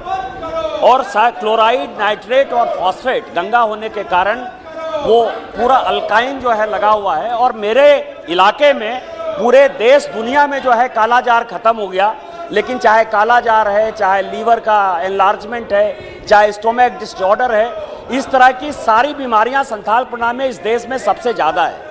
जो लेबोरेटरी की बात माननीय मंत्री महोदय ने की है, राज्य सरकार के माध्यम से ही कहा होगा, वो कोई लेबोरेटरी वहाँ मौजूद नहीं है। दूसरा जो जल जीवन मिशन है जो प्रधानमंत्री जी का बड़ा मिशन है सर, और जिसमें बार बार मैंने मंत्री जी को भी पत्र लिखा है कि गंगा से जो है वो वाटर जाना है। आज तक जो वहाँ बनी है, जो योजनाएं बनी है सर, उसमें गंगा से पानी संथालपना के यदि सभी जिलों में नहीं जाएगा, खासकर देवघर जैसे जिले में यदि नहीं जाएगा तो ये सारी योजनाएं बेकार हो जानी चाहिए सर। जैसे चापाकल का हो जाना है वैसा ही हो जाना है, क्योंकि लेयर ही नहीं है नदी में। तो मेरा आपके माध्यम से मंत्री महोदय से ये पूछना है कि जो मैंने आपसे आग्रह किया था कि गंगा ग्रिड बनाइए और जो हमारे लोग डायरिया, कालाजार और लीवर एनलार्जमेंट से पीड़ित है उसको बचाइए। इसके लिए क्या वो कोई जांच कराएंगे? क्योंकि अभी तक की जो योजनाएं हैं वो सतह पर बहुत ही गलत योजना बन रही है, एक बहुत बड़ा स्कैम है और गंगा ग्रिड से हम लोगों को जोड़ेंगे। इसके बारे में मंत्री जी बताएंगे। माननीय अध्यक्ष महोदय, माननीय सांसद ने जो चिंता व्यक्त की है, ये सेम चिंता इन्होंने मुझे पत्र लिख करके, जैसा इन्होंने बताया, कई बार की है। लेकिन हम सब जानते हैं, जैसा इन्होंने भी अभी कहा, कि जल राज्य का विषय होने के चलते DPR बनाने से लेकर के उसको इम्प्लीमेंट करने से लेकर के उसको ऑपरेट करने और रखरखाव करने तक का सारी जिम्मेदारी राज्य सरकार की होती है। भारत सरकार प्रत्यक्षतः उसमें किसी भी तरह से कहीं अपना इंटरफेरेंस अगर अनटिल अनलेस राज्य सरकार न चाहे नहीं कर सकता है। माननीय सदस्य ने जो पत्र मुझे लिखा था, मैंने इनकी चिंता को शांति से बोल रहे हैं। वो भारत माता की हत्या, ये शब्द तो आप भी नहीं समझते कि उपयुक्त शब्द है, संसद में बोलने लायक शब्द है। 2 घंटे की ज्यादा की स्पीच जब तक चाहे बोले, कौन रोक रहा है उनको? परंतु क्या एक हत्या या उस बलात्कार की घटना जिसमें 2 महिलाओं को पुलिस ने हवाले किया और उनके साथ बलात्कार हुआ, जिसमें एक कारगिल के रक्षक जवान भी शामिल था आर्मी का, आपने क्यों नहीं कहा कि ऐसी घटना हुई और हमने इन लोगों को दंडित किया? मैं सिर्फ इतना कहूंगा, 2 घंटे के भाषण में वो नहीं बता सके जो सवालात आज जनता के मन में तैर रहे हैं। कब होगी भारत के नारियों की सुरक्षा की गारंटी? कब तक उनकी अस्मत इस तरह लुटती रहेगी? Let me take this across to my colleague Pallavi Ghosh, who's now joining us on the broadcast. Pallavi, let's first begin by talking about the Home Minister's speech, the 2-hour-long rebuttal that he came up with in the lower house of the Parliament. The essential aspect that he underlined was that despite the fact that we wanted a conversation, the opposition is staying away. This was a deliberate attempt to stall the proceedings of the Parliament because they just do not want to have a dialogue when it comes to the Manipur situation. They have not even allowed the Home Minister, who has visited that area, that entire state, to respond. Now, what is the opposition's entire criteria? How are they going about responding to that speech? Because that, like we've been mentioning, is also a run-up to what can be expected from the Prime Minister's speech. Yeah, I think the Prime Minister's speech today is definitely going to be focusing on and used as a campaign pitch and talk about the kind of achievement work which has been done by his government. The base has already been laid, one by the Home Minister yesterday when he talked about what is being done for the people of Manipur, and the Finance Minister speaking around noon in where she's going to talk about the state of the economy, what are the facilities which are being done, how people are getting money directly into their bank account, and the point-by-point rebuttal to much of the opposition's allegations, and also briefly perhaps touch on Manipur. Now, I think what the opposition is going to look at is that whether he gives a lot of focus on Manipur or not. If he doesn't, then they are going to either walk out or they're going to register a protest saying that the reason why we called a no-confidence motion, that purpose has not even been addressed by the Prime Minister. And if that happens, Pallavi, then what happens to the no-confidence motion debate? If there is a walkout? No, I mean, the Prime Minister's response is always the end of the no-confidence motion. It's usually put to vote and you get a sense of the House. Either you do it by slips or you do it by voice vote. That's a prerogative really of the Speaker, and of course if a demand comes in from the opposition. It's not about the numbers, because the numbers are clearly stacked in favor of the government, and also they are non-NDA but non-Congress parties, non-opposition parties like the BJD and all, who have already made it very open that they're going to stand and vote against the no-confidence motion. It is going to be a number game. It is certainly going to be used by the government and by the Prime Minister to make the point that while the opposition wants to do its politics, the people of the country continue to have in his government. Right. And also, Pallavi, yesterday when the Home Minister was responding, it was, like I said, it was a couple of hours that the speech really extended to. What is it that the Congress is now strategizing upon? Because he did go ahead and accuse the erstwhile Congress regime in the state. He also went on to say that the resignation by N. Biren Singh is not really required because he said, quote unquote, he's being cooperative. Yes, I think the Home Minister made it very clear yesterday in his speech that whatever could have been done by the state administration has been done. And you cannot have a political instability at this point of time. The DG and the other security agencies have been facing action. Whenever there was a talk of a resignation of the Chief Minister, there was a resistance coming in from women itself. So they don't want to rock the boat. But politically speaking, the BJP certainly wouldn't ask for the resignation of a Chief Minister because the opposition is demanding it. If it has to happen, it happens at their own time frame. That usually has been the BJP. So as of now, there's a complete defense really of the Chief Minister. With the Home Minister, there are in okay.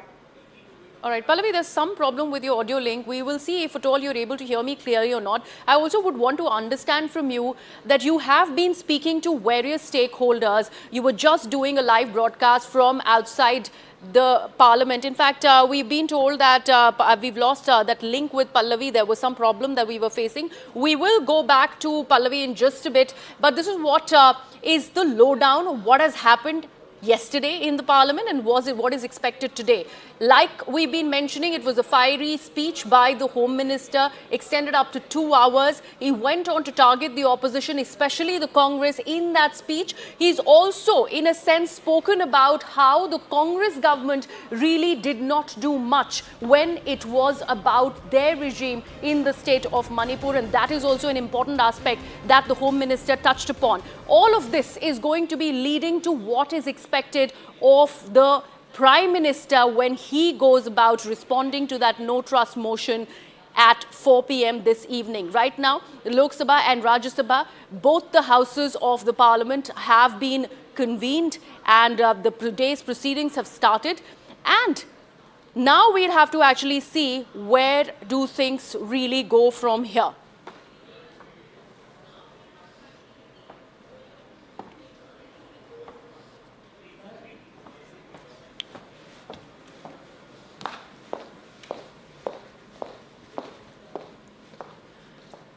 Now we will wait and we will go back to what is expected in the Parliament at the moment. Like I have mentioned that both the sessions of the lower house and the upper house are currently at play. We are in fact looking at what exactly is expected in the Lok Sabha specifically. The session began with Nishikant Dubey really responding to his state, and there were some other problems that he was discussing, and the Union Minister is now responding to probably that motion of thanks. Let's now first take a look at the fiery Parliament showdown.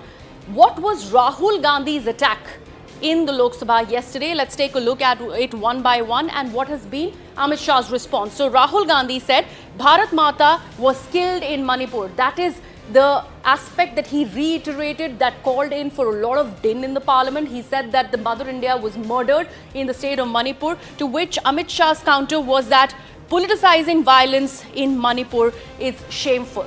Further attack that came in from Rahul Gandhi was that the centre is divided Manipur into two parts. He was talking about how the state is a split wide open between the Meitei and the Kuki community. Amit Shah's counter to that is that this was an extensive peace push in the northeast, and this has only happened under the NDA. He also further went on to say how under the Congress regime things were not looking as good as what they have happened in the BJP regime.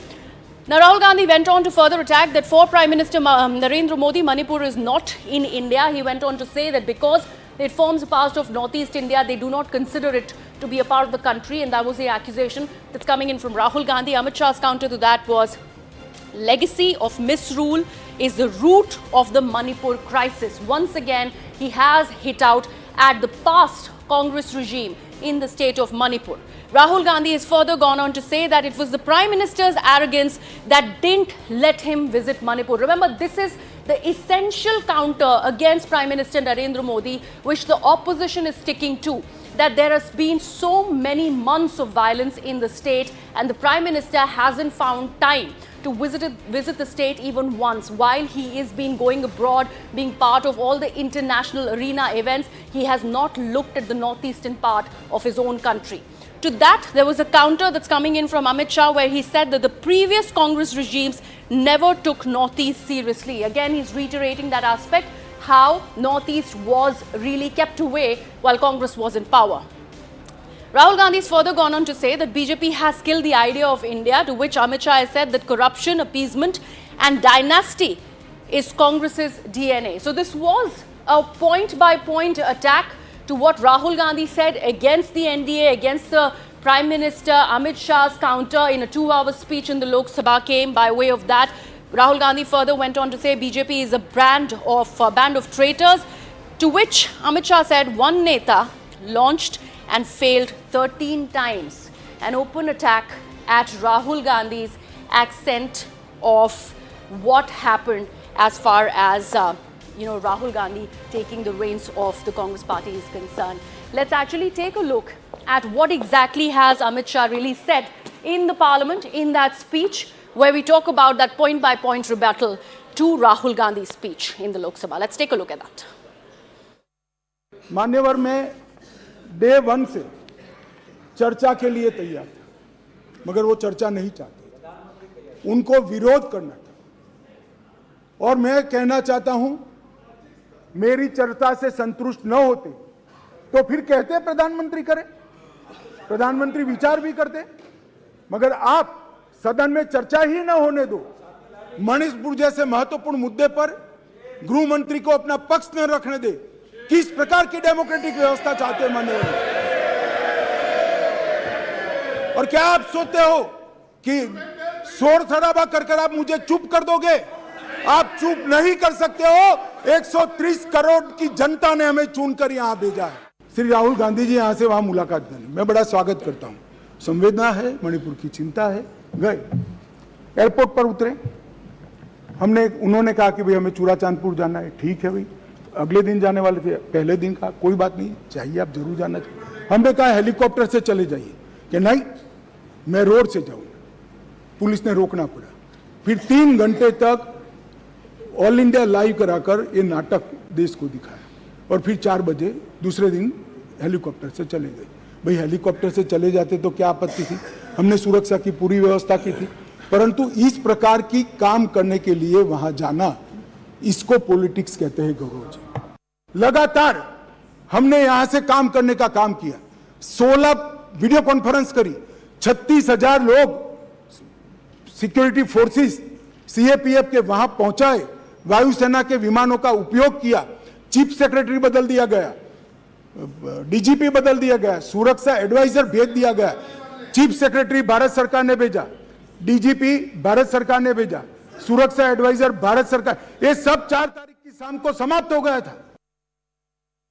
वरिष्ठ पार्टियों के वरिष्ठ नेताओं को बुलाऊं चाय पे चर्चा करने के लिए और कोई मार्ग निकालें इस विषय में। मैंने सर चारों को रिक्वेस्ट किया, रिक्वेस्ट ही नहीं किया, परसुएड करने की कोशिश की कि मेरे साथ आके चर्चा करें। 1-8 घंटे तक तो ये सिलसिला चलता रहा कि आइए बात करते हैं, आइए बात करते हैं। उसके 1 घंटे बाद एक उन 4 में से एक सदस्य मेरे कमरे में आया और कहते हैं कि हम तो आपके कमरे में चारों नहीं आ सकते, आप सेंटर और आप भी लीडर ऑफ द ऑपोजिशन क्या नहीं आओगे। सर जरूरी है ये सबको मानना, और इससे सेंट्रल हॉल में मिलते, मेरे नाम किसी का नहीं, मेरे नाम किसी का नहीं सर, ये जरूरी है सर, ये जरूरी है क्योंकि मैं आपका संरक्षण चाहता हूँ कि मानसिकता कैसी है, मानसिकता कैसी है कि हम आपके कमरे में नहीं आ सकते। मैं leader of the ruling party नहीं हूँ, सभी के लिए काम कर रहा हूँ। मुझे कहा गया हम आपके कमरे में नहीं आ सकते, आप एलओपी के कमरे में नहीं आएंगे तो सेंट्रल हॉल में मिले। मैंने कहा नहीं, अगर आप मेरे यहाँ नहीं आ सकते हो तो मैं एलओपी के आता हूँ, और माननीय पार्लियामेंट्री अफेयर्स मिनिस्टर और मैं, हम स्वयं एलओपी के कमरे में गए, हम स्वयं गए चर्चा करने। मैं सिर्फ मानसिकता दिखा रहा हूँ। ऑनरेबल मेंबर बोलते हैं चर्चा करने आइए, करना हम आते हैं, आप हमें चाय पे बुलाइए। और जब मैं बुलाता हूँ तो हम आपके कमरे में, अब चर्चा इस तरीके से होती है, कंसेंसस इस तरीके से बनता है। ऑनरेबल मेंबर आपसे संरक्षण चाहता हूं कि क्या ये तरीका है जिससे हम आगे हाउस चलाने वाले हैं? पहली बात। दूसरी बात, 1 minute. I quite appreciate what has come from Mr. Keshav and Tiruchi Shiva as to who those 4 leaders were. But let me tell you, honorable members, I have had a practice that in my capacity as chairman, I will deal with floor leaders of all the parties. Now, how political parties behave is between them. To the extent the chair is concerned, if I have the benefit of one-to-one interaction with leader of opposition, I reach out to other leaders also. So I have a practice that I will be conferring with all the floor leaders. Between political parties, the mechanism may be different. So this can't be an issue here. One second. Sir, as a chairman, you have a right to call anybody. We understand. You right to build. You right to build a confidence mechanism. You are trying to build a confidence mechanism. We understand. You can call anybody. But a leader of the house selectively asking 4 people to reach him is something which we object to. It is a privilege issue, again, as far as we are concerned. First of all, at the outset, I've already said I never initiated it. I received a request, can you call 1, 2, 3, 4 for a chai chat? अब मैंने विषय भी नहीं मालूम था। अगर कोई एक व्यक्ति मुझे कहता है कि हम आपको मिलना चाहते हैं, डॉक्टर केशव पे चर्चा करना चाहते हैं, और मैं 4 तो उसमें बताइए क्या प्रिविलेज है। और इसमें मतलब मैं अपने कमरे में, माननीय अध्यक्ष जी, मैं अपने कमरे में किसी को बुलाऊं, उसमें भी पहले मुझे सबकी परमिशन लगेगी, मुझे पहले देखना पड़ेगा मैं 4 को नहीं बुला। और मैंने तो इनिशिएटिव नहीं किया, मुझे तो सब्जेक्ट भी नहीं मालूम था, मुझे तो एक रिक्वेस्ट आई, उस रिक्वेस्ट के तहत मैंने बुलाया। जब फिर बुलाया तो एक व्यक्ति आके बोलता है हम आपके कमरे में नहीं। Honourable leader of the house, I am on the chair, I am honourable members, Allahabad High Court, Allahabad High Court is a very premier high court of the country. When it had centennial celebrations, it came out with 2 volumes. One incident was that during summer months, a division bench was listening to the submissions of a distinguished lawyer. Now the situation was so cool, खसखस लगी हुई थी, पानी गिर रहा था, room का temperature down था, it was soothing, and one of the judges went to sleep. The junior judge was a very disciplined judge. He followed the senior. So difficulty with the lawyer was, how does the lawyer invite attention of the bench? The books used to be very heavy during those days. So he managed to ensure that the book falls on the ground from the table. Then I said, yes, Mr. So-and-so, what happened? And the response was, my lords, one at a time. I plead with you, let it be one at a time, and I have enough time. Okay, Mr. Tiruchi Shiva, let him respond. Sir.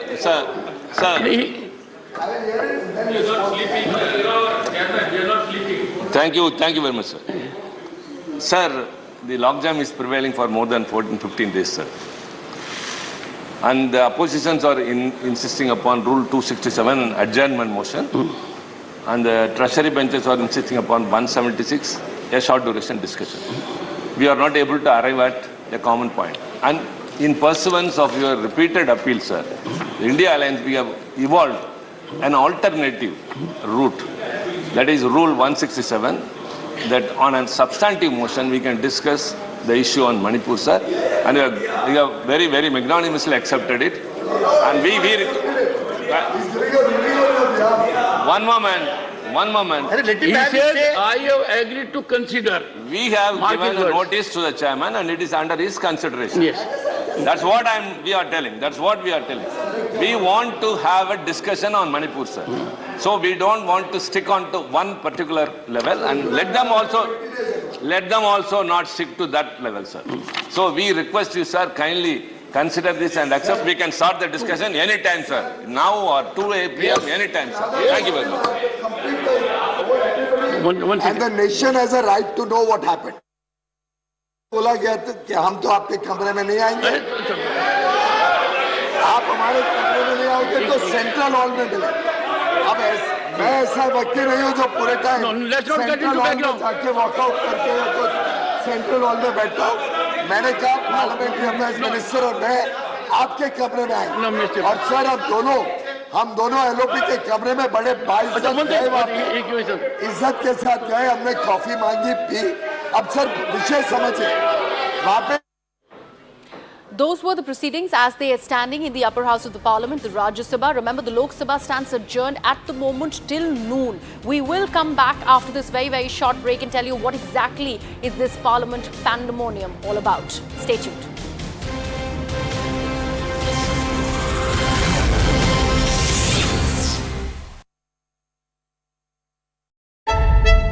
But he will attack the opposition and say, sir, this is a government which is taking on the corrupt, this is a government which is taking on the dynast, and this is a government which is taking up people who are essentially doing whatever they can for their vote bank. So in the past few days when he's had these cluster meetings, he's attacked the opposition. He said that these opposition parties have come together. They did not allow Pranab Mukherjee to become the Prime Minister, did not allow Sharad Pawar to become the Prime Minister. The same people are rallying together to defeat one Modi, but that's not going to be possible. So that's the line of attack that you'll actually see the Prime Minister really take on, and it's going to be quite a fiery speech. Now, yesterday when the Home Minister spoke, Arunima, that was the longest speech of his career.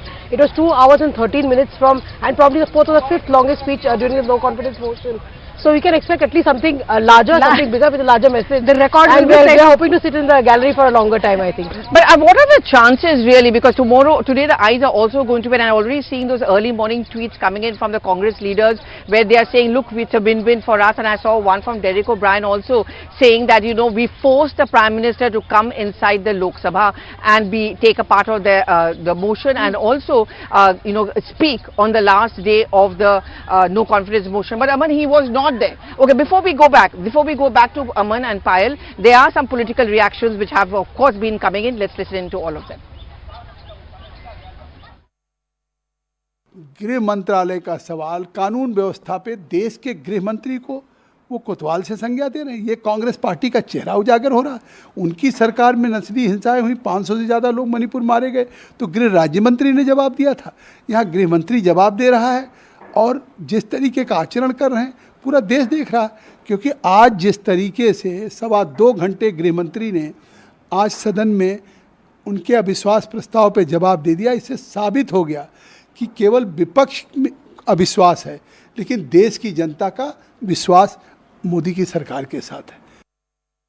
सफलता से opposition का एकमात्र कारण है सभी जगह दुनिया में no confidence motion which the NDA led by Honorable Narendra Modi ji cleared with a large margin. I can assure you that in this no confidence motion, the NDA led by Modi ji will be winning by a more comprehensive margin, and Mr. Rahul Gandhi coming back to the parliament is only going to increase the divisiveness among the opposition parties, and it is only going to increase the margin of failure the opposition is going to have in this parliament session. What he said in the house is most of the time he goes to the previous incidents. Previous incidents were from Jawaharlal Nehru to Monsoon Singh period. There are a lot of clashes, lot of killings, lot of other incidents which was happened in the past. He only emphasized that only. We are discussing the present situation of Manipur. Honorable Supreme Court also sent the team for the peace and normalcy.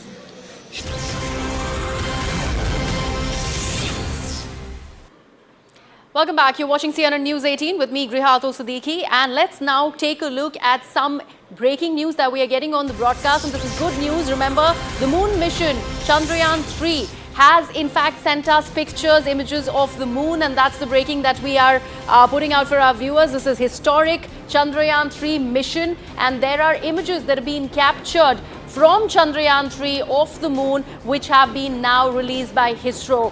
This is a historic step. Remember, India's moon mission on a third time now orbiting the surface of the moon, and that's where the images from the lander imager are from. And we are getting to know about all of that as we break this piece of news for you. ISRO has released these fresh images, and what exactly do they look like? For that, let me take this across to my colleague Anjali, who's also with us on the broadcast. Anjali, just take our viewers through what do the images look like? How's the moon looking through that lander imager where the pictures are released by ISRO? Well, absolutely, Griha. So we have the latest images tweeted by ISRO that are taken by the lander horizontal velocity camera that is on board the Chandrayaan 3. So first up, we have the image of the Earth. Now, this is how the Earth is viewed by lander imager camera that is on board Chandrayaan 3. And remember, this image is from July 14th. Remember, that was the day when Chandrayaan 3 was launched. And we also have the image of the moon. Now, this is how the moon is imaged by the lander horizontal velocity camera, remember, which is on board the Chandrayaan 3, and this image is taken on August 6th. So the previous image of the Earth was taken on July 14th. This is how the Earth looked by the lander imager camera that is on the Chandrayaan 3. And this is how the moon looks from the lander camera that is on board the Chandrayaan 3. Now, this image was taken just few days ago on August 6th.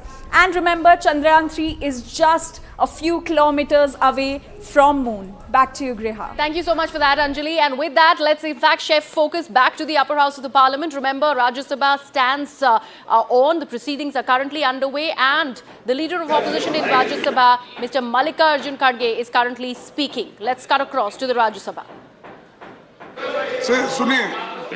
Please. Mr. Goel, see that there is order in the house. Order in the house. तो एक मध्य मार्ग निकालना चाहिए, तो वो कौन सा मध्य मार्ग हो सकता है? तो किसी ने और कुछ कहा, किसी मेरे को कुछ काम था, अर्जेंट जाना था, तो मैं उनको बोला मेरी ऑफिस खुली है, आप इस्तेमाल कीजिए, सब बात कर लीजिए, जो कुछ भी चाय पानी कुछ भी होना है तो दे दी। तो वो लोग बात करते रहे, मैं चले गया। तो मैं वहां से चले गया। प्लीज तो मैंने उनको रिक्वेस्ट किया, आप बैठ के तय कर लो, आप सभी बैठ के तय कर लो किस सेक्शन के किस रूल के तहत चर्चा होना चाहिए। तो उन्होंने चर्चा कर ली, उसमें एक रेजोल्यूशन के तहत 167 के तहत चर्चा कर सकते हैं। तो अब इसमें दिक्कत क्या है? आप ही ने माना, आप ही ने प्रपोजल दिया, फिर यहाँ मेरे रूम के बाहर आके और दूसरा बोल रहे हैं। तो इसलिए मेरा आपसे रिक्वेस्ट है कि 167 को आप मान्यता दीजिए, चर्चा होने दो, प्रधानमंत्री जी आने दो और उनके सामने हम अपनी विषय रखें। अरे क्या प्रधानमंत्री आने से क्या होने वाला है? क्या परमात्मा है क्या? ये सदन नहीं है। क्या परमात्मा है? क्या परमात्मा है वो? ये कोई भगवान नहीं है। ये भगवान नहीं है।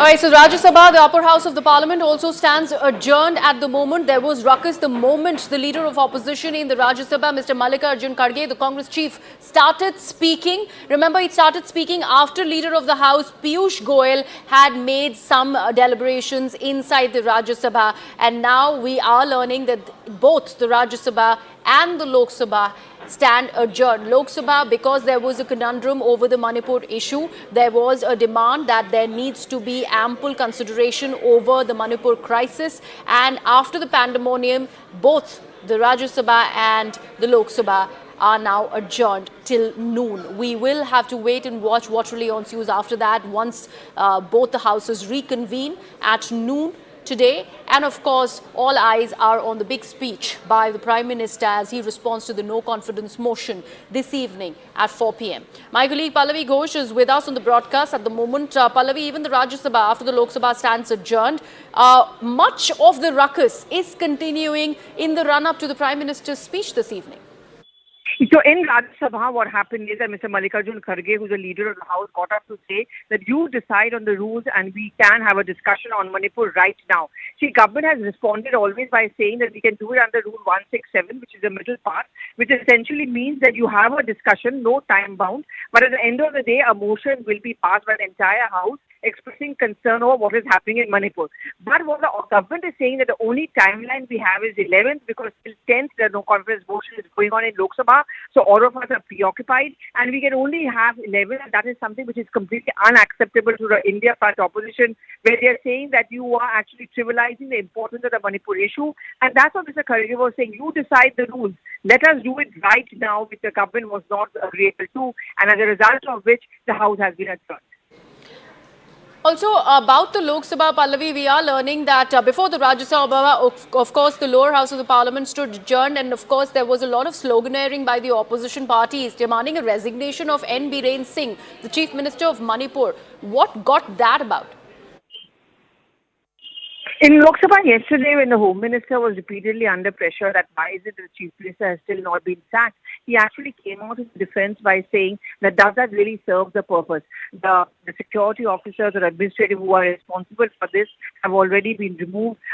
You also need to have a confidence building measure. You have to not have a sense of political instability, and therefore it is very, very important that the Chief Minister continues in his office, and whatever needs to be done is being done. The Chief Minister is working in close coordination with the central government and the Home Ministry, and therefore to say that the government is not doing much is absolutely incorrect. Also, Pallavi, since what we are seeing happening in the Lok Sabha specifically since yesterday after Rahul Gandhi, in fact, even before Rahul Gandhi's speech, do you think there is an attempt to trivialize this entire proceeding? Because even during the Rahul Gandhi speech, what happened after was this entire controversy of him blowing a flying kiss, and then there was a lot of pandemonium today as well. Suddenly, this resignation of the Manipur Chief Minister has been part of the discourse, and all of this leading up to Prime Minister's response on the no confidence debate. I mean, clearly the BJP is going to make it out that Rahul Gandhi has trivialized parliamentary norms, because inside parliament there is a particular behavior or decorum expected to maintain. I mean, for example, in 2018, when he went out to hug the Prime Minister, he packed it up by a wink, which didn't go down very well. And even yesterday, while there is still a controversy over whether there was a flying kiss or not, with the Congress denying it and then accepting it and also giving a different interpretation to it, it certainly helps the BJP to build up this narrative that Rahul Gandhi is not a serious politician. He comes here, he makes his thing, and then he walks away. This is not like any common corridor where you just talk and behave the way you want to, is what the BJP is saying. Every member of parliament has to maintain a decorum, and Rahul Gandhi has not done that. Thank you so much for joining us on the broadcast. Let's now cut across to some breaking news that we are getting on the broadcast, and this is after the Delhi bill, the ordinance that is now a bill where the control of services has been given back to the centre's another big move has come about. There is a bill seeking to remove the Chief Justice of India from the poll panel. This is the centre's bill on appointment of the poll body chief.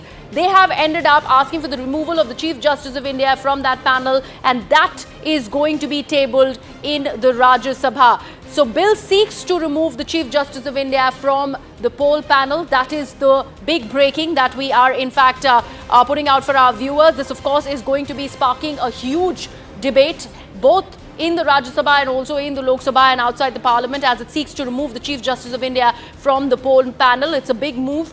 This bill is in fact set to go ahead and further create a lot of discrepancies, and this is while the no trust vote is being debated in the Lok Sabha. Remember, this is a proposal that will be part of this bill by the centre on appointment of the poll body chief. This bill seeks to remove Chief Justice of India from the poll panel. It will be tabled in the Rajya Sabha today. In fact, there will be a lot of voices who are also going to be speaking against this particular bill that the centre is all set to table in the upper house of the Parliament. Let me take this across to my colleague Ananya, who's joining us on the broadcast. Ananya, after the ordinance that's now an act that's been passed by both the houses of the Parliament, there was another big move by the centre, but seeking the removal of the Chief Justice of India specifically from the poll body. How does one look at it? Well, definitely, this is, but we have to also remember that this bill is being coming after the Supreme Court has given out, and in fact, it was a constitution bench which had, of the Supreme Court, which had set up a committee with regards to, appointment of a CECs and the ECs as well. And very categorically, 3 members were included: the Prime Minister, the Leader of Opposition, and the Chief Justice of India, as per the Supreme Court judgment. And on the aid and advice of this particular committee, there would be CEC and ECs would be appointed by the President on the advice of this particular committee. But now the centre has brought in this particular bill again before, in fact, the Parliament, wherein the CJI has been replaced with the Union Cabinet Minister. So, politics will be playing up on this very, very categorically, because the Chief Justice of India has been removed, and in fact, a Union Minister has been included in this body, which gives the BJP or any other ruling party which is actually having its PM, not only talking about this particular scenario, but in the future as well. If at all somebody would be having, a Prime Minister of their own party, they can include a Union Cabinet Minister of their own party, and then they would have a larger say onto this. But how will this bill actually play up in fact, both the houses, whether there would be opposition to this bill, whether there would be a discussion on this bill, that we'll have to wait and watch for. But this significant changes now come in. Another Supreme Court judgment has been reversed by this particular bill, but whether or not this gets the assent of the Parliament or not, that is something that is to be seen. This bill will be introduced by in fact the Union Minister for Law and Justice with independent charge, Mr. Arjuna Meghwal, and we have to see as to how things actually play. But if we talk about the number game, the numbers are with the BJP, but whether there would be certain kind of discussions, whether there would be certain kind of changes that will be suggested, that is something that we'll have to wait and watch for. But at this point in time, this is a very, very significant move that is coming in. And not only this, not only at the parliament level, but also at the level of judiciary, we'll see that this comes up in the next few weeks, or in this week itself, that a petition comes in with regards to challenging this particular bill that is there, that is being tabled before the parliament, alleging that, the Supreme Court judgment has now been reversed. But we have to also remember that when the Supreme Court had actually passed this judgment, it has said that this judgment will prevail until a new law actually comes in by the parliament, and there is no stopping to the parliament to actually frame a law when it comes to this. So there would be a legal challenge to it at some point of time, but we'll have to see as to how things play up when the bill is actually discussed at the parliament level. Absolutely. Ananya, I also want to understand from you, this is also leading up to that entire political showdown that had happened when it comes to centre versus the judiciary, and this introduction of the bill in the upper house of the parliament is going to further that debate as well. Well, definitely that will give rise to the centre versus judiciary debate, and we have seen how things have gone in with regards to we have seen clashes of the centre and the judiciary happening when this bill with regards to the GNCTD Act had come in, when there are judicial appointments taking place. So how things play out, whether the Supreme Court would be having a good view of this law, or the Supreme Court would have certain strong comments to it, that will only be seen when the matter actually comes up before the top council of the country, whether when there is a challenge made to this particular bill that is being introduced in the parliament by the Union Law Minister at this point of time. Right. Ananya, thank you so much for all of that information. Let me now take this across to my colleague Pallavi, who is joining us on the broadcast for more on this story. Pallavi, Ananya tells us that there is an inclusion of a union minister in the panel as opposed to the Chief Justice of India. At least that is a removal, that important removal that the centre is seeking with this bill that they are all set to introduce in the Rajya Sabha. Do we know about any names here? Pallavi, are you able to hear me? Well, I'm just going to, I'm just second guessing your question, but clearly this is yet another issue on which the opposition will have a problem with, because they feel that in any case they've always accused the Election Commission of actually doing and working at the behest of the government, and they feel that the only kind of an ombudsman or someone who could have ensured that things are non-partisan, you are doing away with that procedure as well. And this is also one of the objections coming in from the India Front opposition parties, is that you are just bulldozing through all the legislation. There's no scope for a debate and a discussion on these key bills, and many of them, like the Delhi Ordinance Bill, which ideally should have gone to a committee, is not actually being sent to the committee. So the point which is being raised over here is that the bulldozing of legislation. But the government's counter to that has been, no one is stopping you. You're the ones who are ensuring that the house doesn't run. You behave in a decorum manner. You ensure that the house is in order, and we would encourage everyone to actually be a part of a debate and discussion,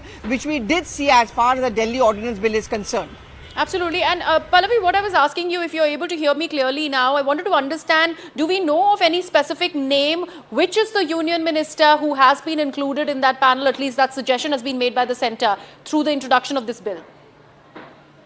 I think we'll have to wait for some more clarity, because there is the bill which needs to be taken up in Rajya Sabha, and I guess it's going to be easy for the government to kind of clear the bill, and it's not going to be a problem with that. But I'm just focusing on the fact that, the opposition is going to use this as yet another example. See, consistently the India Front opposition has been making the point that every institution of a country is now compromised, and therefore it is very important that there should be a cross and check. And with this latest bill, that one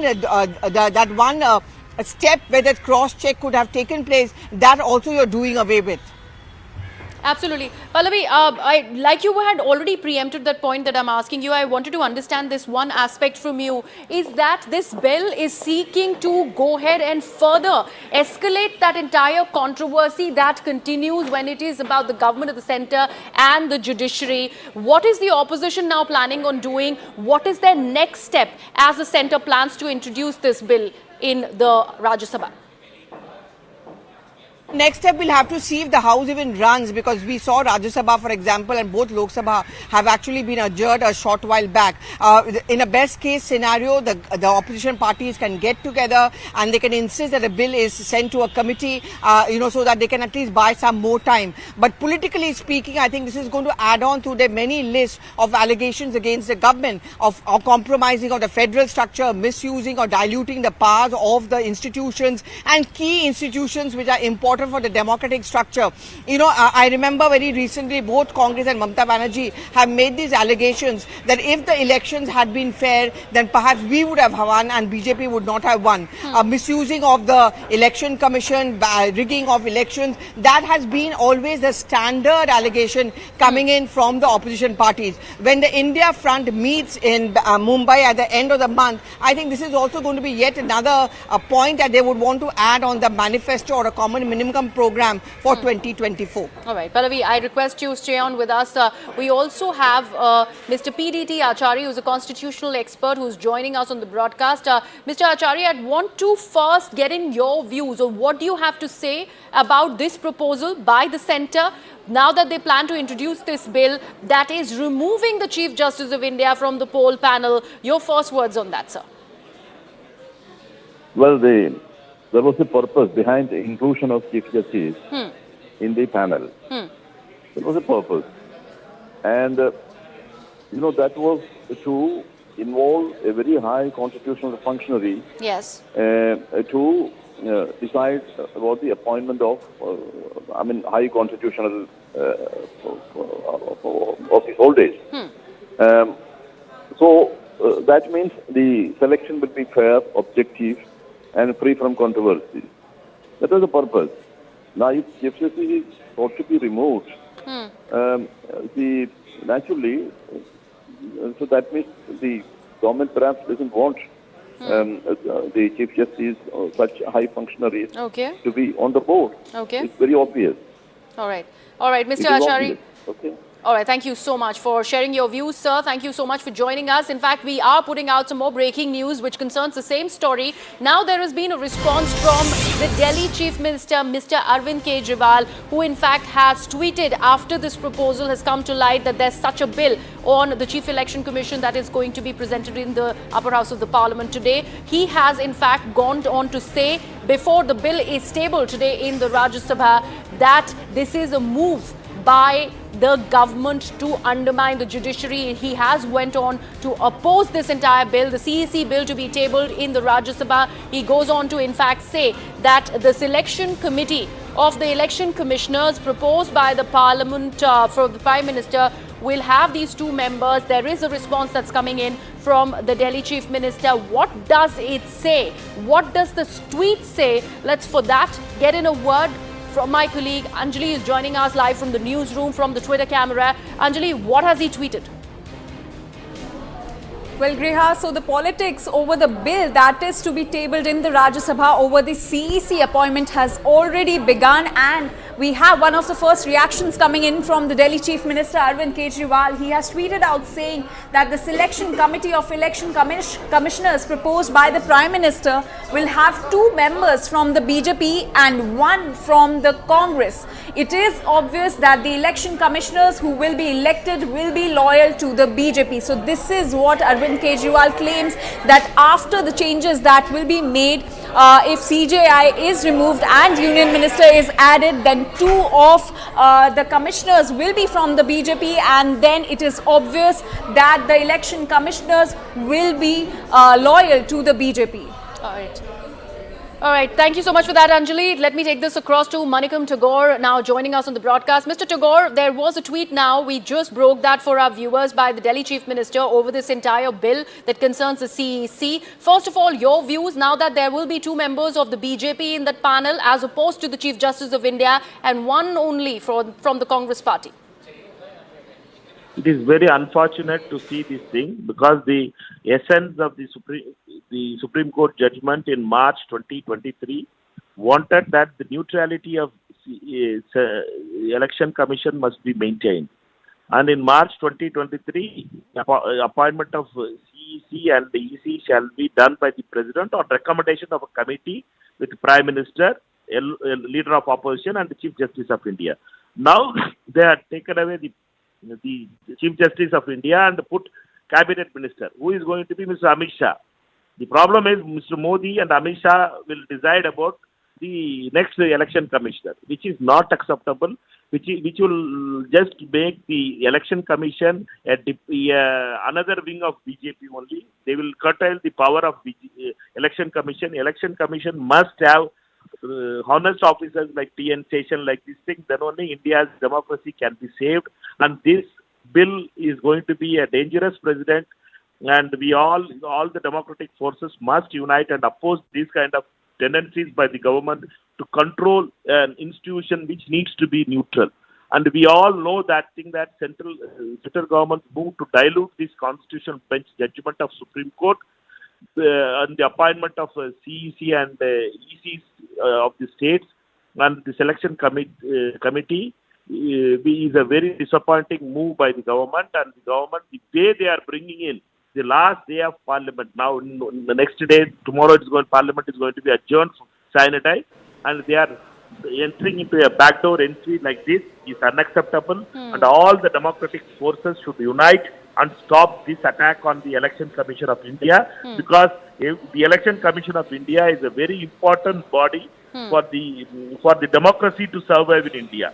It can't be a partisan body. It can't be a BJP body or a BJP's frontal wing. Absolutely. It must be stopped at any cost. Mr. Tagore, thank you so much. Appreciate you joining us on the broadcast. And with that, I've come to this very end of the edition on news that I am bringing to you this morning. Thank you so much for being with us on CNN News 18.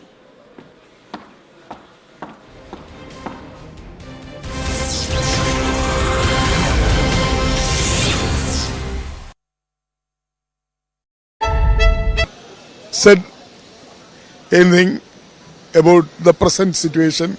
He never said what is the action has been taken from Government of India for the peace and harmony. Thank you so much. And today, of course, is a big day, the penultimate day of the no confidence motion. And of course, the big bang speech we are going to hear today around 4 p.m. is the Prime Minister.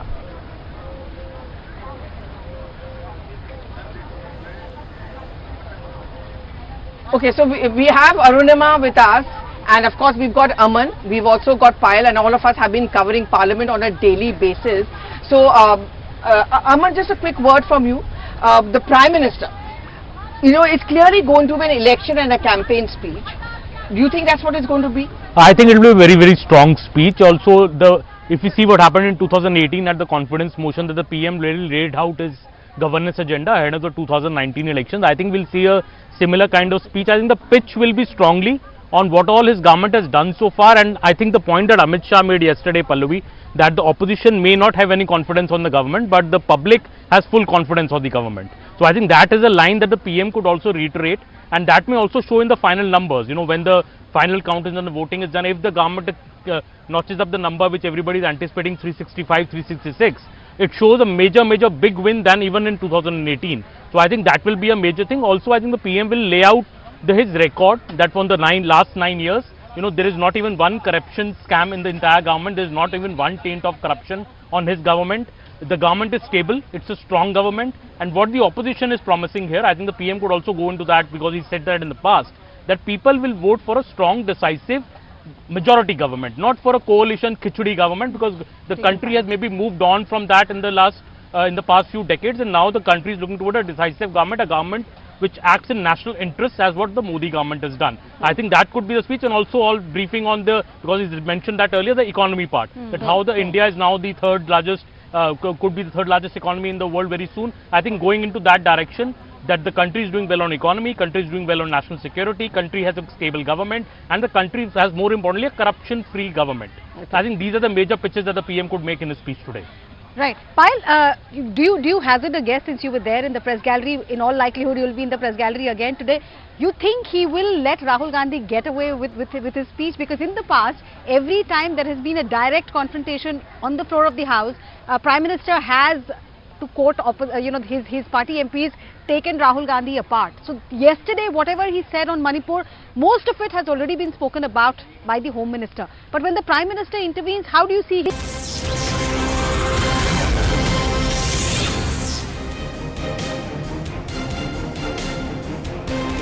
At the top of noon, a very warm welcome here on CNN News 18. Hello, I'm Anusha Soni. We talk about all the developments which are happening on the floor of the House, what's happening in Parliament. All eyes on that very crucial address of the Prime Minister, which is highly anticipated. The opposition has been training guns. Yesterday, there was a mature and a stern response that came from Union Home Minister Amit Shah.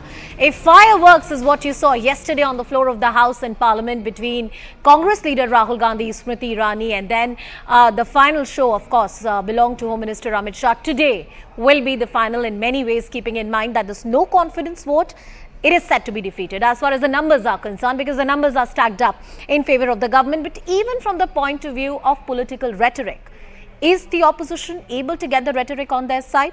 Manipur is one of the key issues that the opposition wanted to highlight, and rightly so. The state has been facing a lot of violence and strife, which is unfortunate and unprecedented. But yesterday, there was a response from the government, from the Union Home Minister, who said that the government has done their best to ensure that peace and normalcy returns to the state. The government also said that any kind of politicization around the issue and the problems in Manipur is deeply unfortunate. Cutting across to the proceedings on the floor of the House, cutting across to Lok Sabha.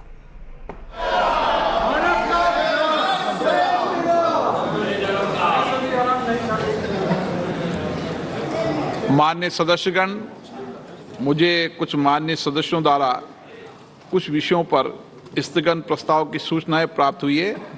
मैंने स्थगन प्रस्ताव की किसी सूचना के लिए अनुमति प्रदान नहीं की गई है। Number 3 Shri VK Singh ji.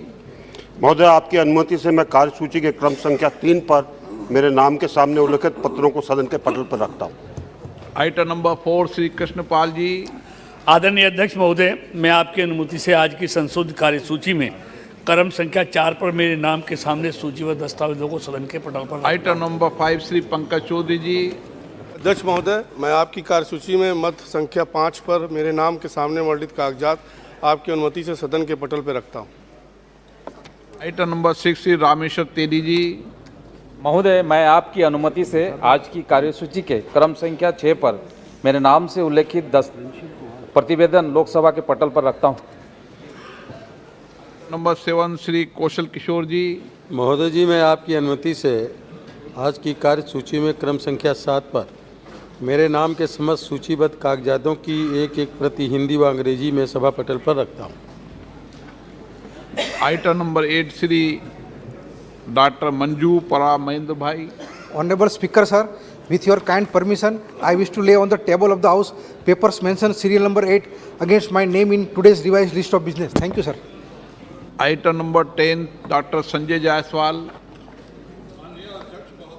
आज की कार्यसूची में अपने नाम के सम्मुख यथा सूचीबद्ध प्राक्कलन समिति के प्रतिवेदन संख्या 28, 29 तथा 30 हिंदी और अंग्रेजी संस्करण को प्रस्तुत करता हूं। आइटम नंबर 9 महासचिव जी। Sir, I have to report following messages. One, that Rajya Sabha at its sitting held on the 8th August 2023 agreed without any amendment to the National Dental Commission Bill 2023 and the National Nursing and Midwifery Commission Bill 2023 as passed by Lok Sabha. 2. That Rajya Sabha at its sitting held on the 9th August 2023 agreed without any amendment to the Constitution, Scheduled Caste Order Amendment Bill 2023, the Anusandhan National Research Foundation Bill 2023 and the Coastal Aquaculture Authority Amendment Bill 2023 as passed by Lok Sabha. Sir, I have also to report a message from Rajya Sabha regarding election of 2 members of Rajya Sabha, Srimati Kavita Patidar and Dr. Kannimodi NVN Somu, to the Joint Committee on Offices of Profit. Item number 11 doctor Sanjay Jaiswal. माननीय अध्यक्ष महोदय, मैं आज की कार्यसूची में मेरे नाम के सम्मुख यथा संकेतित प्राक्कलन समिति की सिफारिशों पर सरकार द्वारा की गई कार्रवाई दर्शाने वाले अंतिम विवरण के अंग्रेजी और हिंदी संस्करण की प्रति पटल पर रखने के लिए खड़ा हुआ हूँ। Item number 12 Shri Adhir Ranjan Chowdhury, Shri Satpal ji.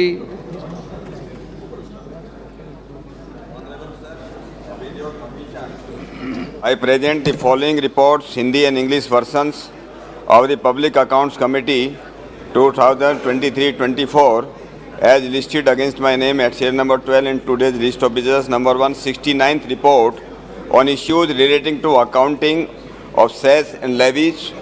70th report on failure to implement Ministry of Railways orders resulting in damage to railway cables, South Eastern Railway, West Central Railway. 71st report on implementation of USOF project phase 1 to provide mobile services in areas affected by left-wing extremism. 72nd report on irregularities in awarding of major works of Chief Sage Authority Mumbai. 73rd report on action taken by the government on the observations recommendations of the Public Accounts Committee contained in their 106th report, 16th Lok Sabha, on improper management of defence drill. Thank you, sir. Item number 13 Shri Ravneet Singh, Ram Shiromani Verma. अध्यक्ष महोदय, मैं आज के कार्यसूची पत्र में क्रम संख्या 13 पर मेरे नाम के समक्ष यथा सूचीबद्ध सभा की बैठकों से सदस्यों की अनुपस्थिति संबंधी समिति का 11वां प्रतिवेदन हिंदी और अंग्रेजी संस्करण में प्रस्तुत करता हूं। धन्यवाद। आइटम नंबर 14 श्री गिरीश चंद। अध्यक्ष महोदय, मैं आज की संशोधित कार्यसूची में क्रम संख्या 14 पर मेरे नाम के सामने यथा सूचीबद्ध सभा पटल पर रखे गए पत्रों संबंध समिति 2022-23 के 149 में से 151वां प्रतिवेदन हिंदी तथा अंग्रेजी संस्करण प्रस्तुत करता हूं। Item number 15 doctor Satpal Singh ji. Sir, with your kind permission, I rise to present the 10th report, Hindi and English versions of the Joint Committee on Offices of Profit, 17th Lok Sabha, regarding examination of election of one member of Rajya Sabha to the Central Advisory Board on Disability constituted under the Rights of Persons and with Disabilities Act 2016 as listed against my name at serial number 15 in today's revised list of business. Thank you, sir. Item number 16, Dr. Hina Gavit. I rise to present the 8th report, Hindi and English version of the Committee on Empowerment of Women 2022-23 on the subject Working of National Commission for Women and State Commission for Women as listed against my name at serial number 16 in today's order paper. Item number 17, Sri P.C. Gaddi Godar. Sir, with your kind permission, I rise to present a copy each of the 60th, 61st, 62nd, 63rd, 64th and 65th reports, Hindi and English versions of the Standing Committee on Agriculture, Animal Husbandry and Food Processing as listed against my name at serial number 17 in today's list of business. Item number 18, Sri P.C. Gaddi Godar. Sir, with your kind permission, I rise to lay a copy each of the statements, Hindi and English versions, showing further action taken by the government on the 43rd, 44th, 46th, 47th, 48th and 49th reports of the Standing Committee on Agriculture, Animal Husbandry and Food Processing as listed against my name at the serial number 18 in today's list of business. Item number 19, Sri Pratap Rao Jadhav. Shri Nishikant Dubey. माननीय अध्यक्ष महोदय, आज के संशोधित कार्यसूची के क्रम संख्या 19 पर अपने नाम के सामने यथा सूचीबद्ध संचार और सूचना प्रौद्योगिकी संबंधी अस्थायी समिति के 49वें, 50वें और 91वें प्रतिवेदन का हिंदी और अंग्रेजी संस्करण प्रस्तुत करता हूँ। Item number Shri Anna Saheb Shankar Jolle. 17. Sir, I raise to present a copy each of 14th and 15th report, Hindi and English version of the Standing Committee on Defence as listed against my name in today's list of business, sir. Thank you, sir. Item number 21, Sri Ramesh Vidudi ji. अध्यक्ष जी, मैं आज की कार्य सूची क्रम संख्या 21 में मेरे नाम के सामने सूचीबद्ध पेट्रोलियम प्राकृतिक गैस पर स्थायी समिति के अंतिम कार्रवाई वक्तव्य हिंदी और अंग्रेजी संस्करण की एक प्रति सभा पटल पर रखता हूं। Item number 22, Shri Arvind Dharmapuri. I rise to lay on the table the 181st and 182nd reports, Hindi and English version of the Standing Committee on Commerce as listed against my name at serial number 22 in today's order paper. Item number 23, Shri डाल सिंह बिसेन। महोदय, मैं आज की कार्यसूची में क्रम संख्या 23 पर मेरे नाम के समक्ष यथा सूचीबद्ध परमाणु ऊर्जा, जैव प्रौद्योगिकी, वैज्ञानिक तथा औद्योगिक अनुसंधान, विज्ञान और प्रौद्योगिकी, अंतरिक्ष, पर्यावरण, वन और जलवायु परिवर्तन और पृथ्वी विज्ञान मंत्रालय विभागों से संबंधित अनुदान मांगों 2023-24 के संबंध में विभाग संबंधित विज्ञान और प्रौद्योगिकी, पर्यावरण, वन और जलवायु परिवर्तन संबंधी संसदीय स्थायी समिति के 373वें से 389वें प्रतिवेदन में अंतर्विष्ट सिफारिशों सम्मुक्तियों पर सरकार द्वारा की गई कार्रवाई संबंधी क्रमशः 380वें, 381वें, 382वें, 383वें, 384वें, 50वें, 86वें प्रतिवेदनों हिंदी और अंग्रेजी संस्करण को सभा पटल पर रखता हूं। धन्यवाद। Item number 22 4, Shri Bharat Margani ji. Honorable Speaker, with your permission, I rise to lay on the table a copy each of the 352nd, 353rd and 354th reports of the Standing Committee on Transport, Tourism and Culture listed against my name at serial number 24 in today's order paper. जिन माननीय सदस्यों को आज नियम 37 के अधीन मामलों को उठाने की अनुमति प्रदान की गई है, वे अपने मामलों को अनुमोदित पाठ सहित व्यक्तिगत रूप से सदन के पटल पर रख सकते हैं। आइटम नंबर 26, सरकार की तरफ से विभिन्न मंत्री बोल रहे हैं, हम स्वागत करते हैं, मंत्री बोले। मणिपुर से भी एक श्रीमती केंद्रीय मंत्री है, उनको भी बोले। श्रीमती निर्मला सीतारमण। मंत्री बोले, मणिपुर के जो केंद्रीय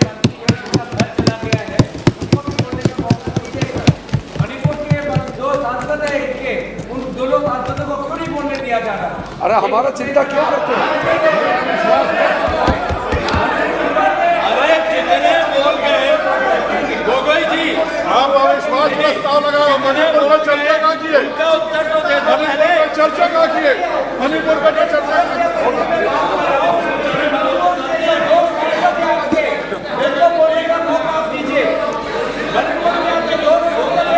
अरे please please please please.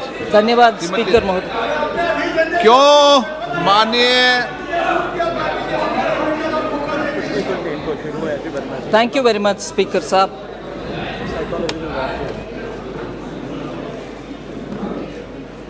Sir, I like to concentrate on a few particular issues of the economy, of inflation, of some matters which many honorable members have raised, other than speaking about the economy in general as well.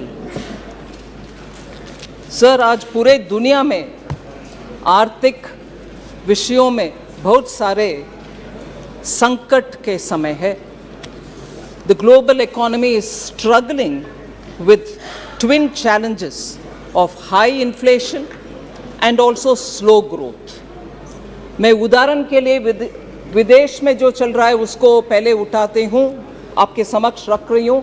ये नहीं है कि I am talking only विदेशी विषय, I will come to talking about domestic also.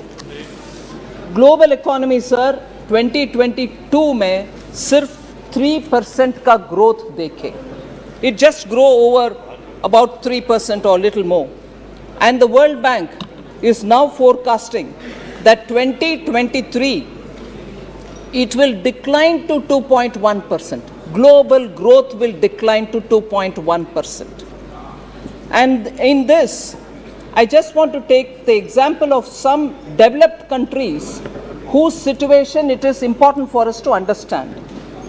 UK is facing one of the very challenging times, and Bank of England has raised interest rates 14 consecutive times, hiked it and today it is at the highest level of 15 years. Eurozone is also struggling. The European Central Bank has also seen very high inflation. The ECB, the European Central Bank, has raised interest rates 9 consecutive times, and they're all hikes, and today it is at a 23-year high. If that is the case with European Central Bank, in Germany too, which is the largest economy in Europe, there too the challenges are very, very big, and the IMF expects the German economy to contract at a projected 0.3% in 2023. इतना नीचे तक Germany के economy भी गिरावट में आ रही है. Sir, China, yes, it's a very big economy. दुनिया में यूएस, चाइना, ये सब बड़ा इकोनॉमीज है. मैं सीधा उनसे हमारे इकोनॉमी को तुलना नहीं कर रही हूँ, मगर चैलेंजेस जो है दुनिया भर के, और उस चैलेंजेस के वजह से इतना मजबूत जो माना जाता था, मजबूत इकोनॉमी चाइना जैसे, आज एकदम कंज्यूमर डिमांड स्टैग्नेशन के सिचुएशन में है और वेजेस स्टैग्नेशन में है. आज भारत के मीडिया भी ये लिख रहा है कि शायद चाइना एकदम डिफ्लेशन में चली जा रही है. सो चाइना का सिचुएशन, यूरोजोन का सिचुएशन, यूके का सिचुएशन, और आप सब मीडिया में 2 दिन पहले देखे होंगे कि यूएस का डाउनग्रेड हुआ और उसके कारण उनके स्टॉक मार्केट में उथल पुथल होने लगा. इसीलिए मैं इन सब परिप्रेक्ष्य में ऑनरेबल स्पीकर सर आपसे विज्ञप्ति करती हूं कि भारत के इकोनॉमी को एक बार हम इस नजरिया से देखते हुए भारत के इकोनॉमी का हालात को समझना चाहिए. 2013 में जो मॉर्गन स्टैनली ने दुनिया में 5 सबसे नाजुक इकोनॉमी के लिस्ट करते हुए भारत का भी उसमें जोड़ा. 2013 India was declared as a fragile economy. उसी मॉर्गन स्टैनली आज भारत को अपग्रेड करते हैं, भारत को हायर रेटिंग देते हैं. सिर्फ 9 साल में इतना एकदम खराब और फ्रजाइल परिस्थिति में जो इकोनॉमी गिरावट हमारी हुई, उससे निकलते हुए हमारे सरकार की पॉलिसी के वजह से आर्थिक सुधार हुआ, कोविड के बावजूद भी सुधार हुआ, और आज हम देश सबसे फास्टेस्ट ग्रोइंग इकोनॉमी है. और हमारे रियल जीडीपी ग्रोथ 7.2 2022-23 में हुआ, and it is projected to grow at 6.5% in 23-24. These are projections given by not just one agency, several global agencies, and our own RBI's projection is also saying this. So सबसे बड़ा, सबसे fastest growing economy और upgrade किए गए economy, जबकि US हो, China हो, सबका डिग्रेडिंग, डाउनग्रेडिंग हो रहा है. So India is in a rare position, sir, of being optimistic and positive for its future growth. Sir, ये सब कैसे हो पॉसिबल हुआ? 2014 से प्रधानमंत्री मोदी जी ने सबका साथ, सबका विकास, सबका विश्वास और सबका प्रयास के रास्ते पे चलते हुए हमारे पॉलिसी को इतना सुधारा, जिसके वजह से कोविड का संकट भी क्यों ना हुआ, हम उससे पार करते हुए आज रिकवरी के रास्ते पर सबसे तेजी गति में आगे बढ़ रहे हैं. इससे पहले सर, जनधन योजना सबके साथ का उदाहरण मैं बोलने वाली हूं. जनधन योजना, digital India mission, focus on health through Ayushman Bharat, Jan Aushadhi केंद्र, ये सब सामान्य लोग के लिए बेनिफिट करने वाले ऐसे स्कीम के द्वारा ही सबका साथ हुआ है. मगर इससे पहले हम सुनते थे गरीबी हटाओ। बार बार 6 दशकों से हम सुन रहे हैं गरीबी हटाओ। सचमुच में हटाया गया क्या? नहीं। अभी आप देख रहे हैं हम क्लियरली पॉवर्टी को कम करने में सफल देख पा रहे हैं, और भी काम बाकी है। सो यूपीए सरकार ने एक पोस्ट डेटेड चेक देते थे। हम सब समझते हैं आज का चेक नहीं, फ्यूचर डेट में चेक दिया गया गरीबी हटेगा, मगर वो नहीं है हमारे पॉलिसी, और मोदी जी ने इसको पूरे के पूरे परिवर्तन कर चुके हैं।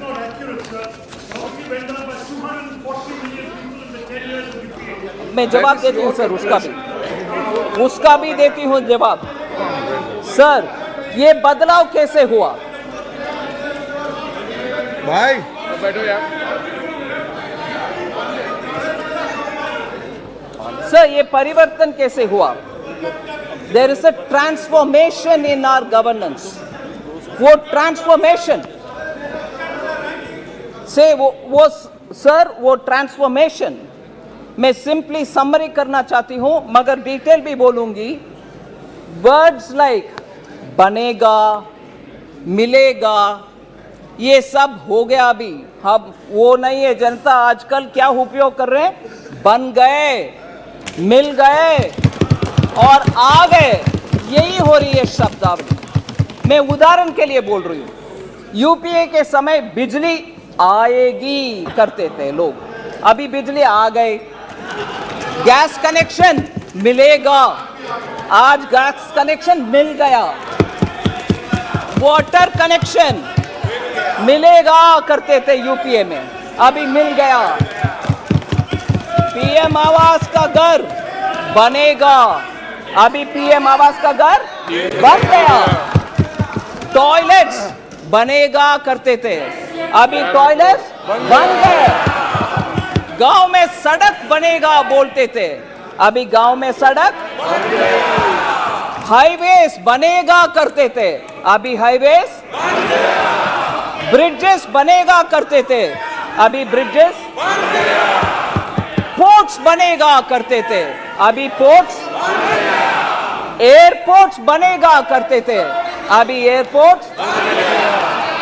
बैंक अकाउंट्स खुलेगा करते थे, अभी बैंक अकाउंट्स। किसान और एमएसएमई को इजी लोन मिलेगा करते थे, अभी किसान और एमएसएमई को इजी बैंक लोन मिल गए। सस्ती दवाई,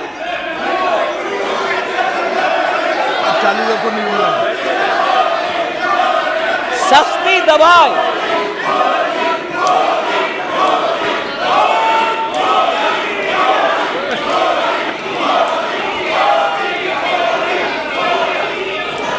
सस्ती दवाई और स्वास्थ्य सुविधा मिलेगा करते थे, अभी सस्ती दवाई और स्वास्थ्य सुविधा मिल गया। आसानी से राशन मिलेगा करते थे, अभी आसानी से राशन मिल गया। इसीलिए सर, इसका समझ आवश्यक है। एक्चुअल डिलीवरी से ट्रांसफॉर्मेशन होता है, ना कि मुंह से शब्द कहकर गुमराह करने से। इसीलिए आप जनता को सपने दिखाते हैं, हम जनता के सपने साकार करते हैं। And we believe in empowering all and appeasement of none. Sir,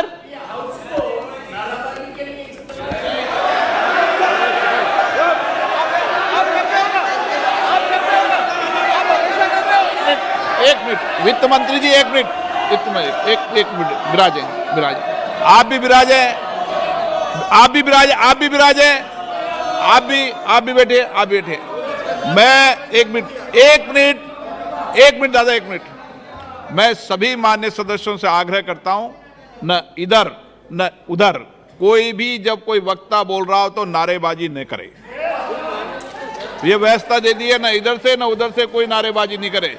सदन में वक्ता जब बोल रहा है तो वक्ता बोले नारेबाजी न इधर से हो न उधर से हो। माननीय वित्त मंत्री जी, सारे दिन जो नारे लगा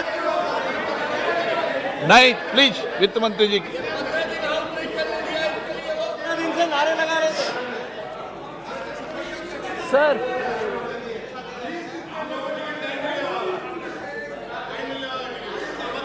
आप माननीय सदस्य बैठे बैठे कोई टिप्पणी मत कीजिए। नो मंत्री जी, टिप्पणी मत कीजिए बैठे बैठे। सर, माननीय स्पीकर सर, माननीय स्पीकर सर, 9 साल में इतने स्पष्ट ट्रांसफॉर्मेशन दिखाई दे रहे हैं, उसका आंकड़ा मैं आपके सामने रखना चाहती हूं। कैपिटल एक्सपेंडिचर सर 2014 में was only 3.92 lakh crores. Capital expenditure public का इंफ्रास्ट्रक्चर बढ़ाने के लिए खर्च उपयोग में आता है। 3.92 lakh crores has become today 10.9 lakh crores. Sir, agriculture के ऊपर बहुत सारे मेंबर्स बात किए। एग्रीकल्चर का बजट 2014 में 21,933 करोड़ था। आज वो बढ़कर के 1,25,000 करोड़ हुआ है। 5-fold increase. सर, इस देश में फॉरेक्स रिजर्व्स 313 बिलियन था मई 2014 में, वो एक्चुअली आज 600 बिलियन है जून 2023 तक।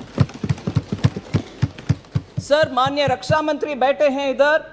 डिफेंस एक्सपोर्ट्स 1941 करोड़ था 2014 में, आज वो बढ़कर के 16,000 करोड़ हुआ। सर, किसानों को क्रेडिट मिलने में बहुत ही दिक्कत था पहले। 8.5 लाख करोड़ था 2014 में, आज वो बढ़कर के 21.67 लाख करोड़ हो गया।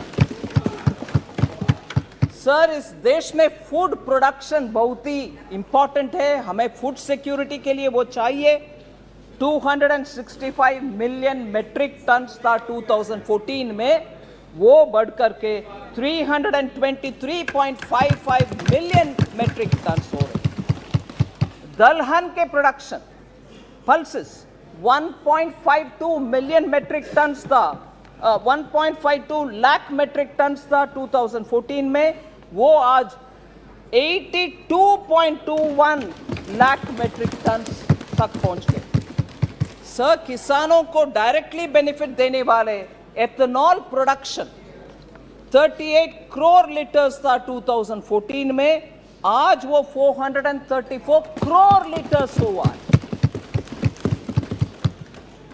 इस ऐसे ही टैप वाटर कनेक्शन हर घर में पानी, नल से जल scheme, water affairs water ministry इधर रिप्रेजेंटेड है, मिनिस्टर बैठे हैं। 1.79 crore houses 3.2 crore house holds में वाटर पहुंचा है, पानी पीने के पानी पहुंचा है 2014 में, मगर आज वो बढ़कर के 12.7 करोड़ हाउस होल्ड तक पहुंच गया। 2014 में सर, गांवों में घर आवास बनाने के कार्यक्रम रूरल हाउसेस 1.79 करोड़ था 2006 से 14 तक बनाए हुए, मगर आज वो 2.9 करोड़ तक पहुंचे, 55% इंक्रीज। सर, यूनिवर्सिटीज इस देश में 723 थे 2014 में, आज वो बढ़कर के 1113 यूनिवर्सिटीज है इस देश में। 390 नया जोड़े गए हैं, इसीलिए आप एवरेज सोच लीजिए अप्रॉक्सीमेटली 44 नया यूनिवर्सिटी हर साल में हम बना रहे हैं। एयरपोर्ट सर 74 थे 2014 में, आज 148 है। हाईवेज 91,287 किलोमीटर तक 2014 में था, आज वो 1,45,155 किलोमीटर्स है। वाटरवेज 2014 में एक भी नहीं था, आज 111 बन गए। ऐसे ही मेगा फूड पार्क 2014 में 2 ही थे देश में, आज 23 है। सर, ग्लोबल रैंकिंग में हमारे देश 2014 में 10वीं रैंक में था, आज हम ऊपर आ गए 5वीं रैंक में। सर, इसके अलावा बहुत सारे रैंकिंग है, मगर उसमें एक विषय में बोलना चाह रही हूं, मैटरनल मॉर्टैलिटी रेट, जो महिला के हेल्थ के लिए बहुत ही इंपॉर्टेंट इंडिकेटर है। 2014 में 167th रैंक में थे, 13 का रैंक है 167, आज वो रैंक 97 तक आ गए हैं। अच्छा इंप्रूवमेंट दिखा रहे हैं। सर, जरूर बोलूंगी। सर, एक्चुअली सर, मुझे एक विषय बोलना चाहती हूं, क्योंकि पूरे एक दशक को वेस्ट किया यूपीए ने, पूरे बर्बाद हो गए, वेस्टेड पूरे एक डिकेड है, क्योंकि करप्शन और क्रोनीइज्म ज्यादा था। मगर आज every crisis and every adversity has been changed into a reform and an opportunity. उसके वजह से आज हम हाई ग्रोथ, लो इन्फ्लेशन में रह रहे हैं, whereas यूपीए के समय लो ग्रोथ और हाई इन्फ्लेशन था कैरेक्टर। जनता ने नो कॉन्फिडेंस यूपीए के खिलाफ 2014 में और 2019 में उठाए और उनको हराए। वही हालत होगा सर 2024 में भी। सर, कल जब माननीय गृह मंत्री जी बात कर रहे थे, ये यूपीए के नाम क्यों बदलने का आवश्यकता हुई, उसका बहुत विस्तार से बोले। मैं उसका एक जिक्र करना चाहती हूं सर। वो INDIA सिर्फ उनका नाम का सैंक्टिटी के लिए ढूंढ रहे हैं, क्योंकि यूपीए मतलब जनता को याद आ रहा, वो करप्शन, वो भतीजावाद, बाय क्रोनिज्म, डायनास्टी, फैमिली, वो सब आ रहा कि ले आओ INDIA, जिसका पूरे नाम बहुत सारे लोग बोल नहीं पा रहे उन्हीं के यहाँ। मगर मैं ये बात सामने रखना चाह रही हूँ कि कितना इनका कॉन्ट्रडिक्शन है। ये गजब टाइप की यूनिटी है सर, जिसमें ये समझना मुश्किल हो रही है कि ये अलायंस पार्टनर्स आपस में लड़ रहे हैं कि साथ में लड़ रहे हैं, ये समझ में नहीं आ रहा। क्योंकि पंजाब में कांग्रेस एंड आप आपस में लड़ रहे हैं, दिल्ली में आप और कांग्रेस अगेन आपस में लड़ रहे हैं, बंगाल में TMC, Congress and the left आपस में लड़ रहे हैं, केरल में लेफ्ट और कांग्रेस आपस में लड़ रहे हैं, त्रिपुरा में लेफ्ट और कांग्रेस आपस में लड़ रहे हैं, राजस्थान और हिमाचल में आप और कांग्रेस दोबारा आपस में लड़ रहे हैं, जम्मू कश्मीर में नेशनल कॉन्फ्रेंस और PDP आपस में लड़ रहे हैं, गुजरात में आप और कांग्रेस आपस में लड़ रहे हैं। इससे ये गजब की अलायंस है सर। इसका उदाहरण इसमें सर, एक्चुअली कर्नाटका के हेल्थ मिनिस्टर आए थे,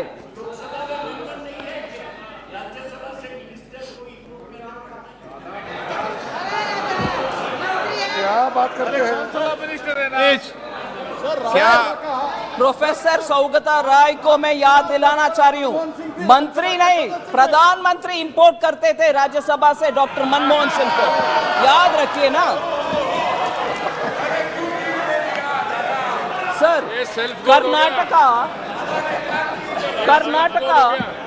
कर्नाटका का हेल्थ मिनिस्टर आए थे दिल्ली में मोहल्ला क्लिनिक देने के लिए, और वो जाकर के बोले ये इसमें कुछ स्पेशल नहीं है, कुछ अच्छा भी नहीं है, हम डिसअपॉइंटेड है। ये लड़ने का उदाहरण एक है सर। सर, जनधन योजना लॉन्च करने के बाद सर अगस्त 2014 में, फिर डिजिटल इंडिया लॉन्च करने के बाद 2015 में, Bharat has become a passive, no longer remains a passive adopter of technology, but it is an active provider of technology पूरे दुनिया का। एक प्रथा, एक मान्यता थी कि पहले पश्चिमी देशों में कुछ नया टेक्नोलॉजी आएगा, फिर बाद में इंडिया में। ये सोच बदल गई है अभी, क्योंकि आप देख रहे हैं sir, globally unified payment interface के ऊपर कितना वाहवाही तारीफ हो रही है। एंड आज हम यूपीआई को फ्रांस को एक्सटेंड कर रहे हैं, सिंगापुर को दे रहे हैं, ऑस्ट्रेलिया के साथ उसको उपयोग कर रहे हैं, कनाडा को उपयोग कर रहे हैं, हांगकांग, ओमान, कतार, यूएसए, सऊदी अरेबिया, यूएई और यूनाइटेड किंगडम भी उसमें रुचि लेकर के उनमें से कौन सा ऐसा एक स्टैक से एक निकाल सकते हैं जो उनको उपयोग में आएगा।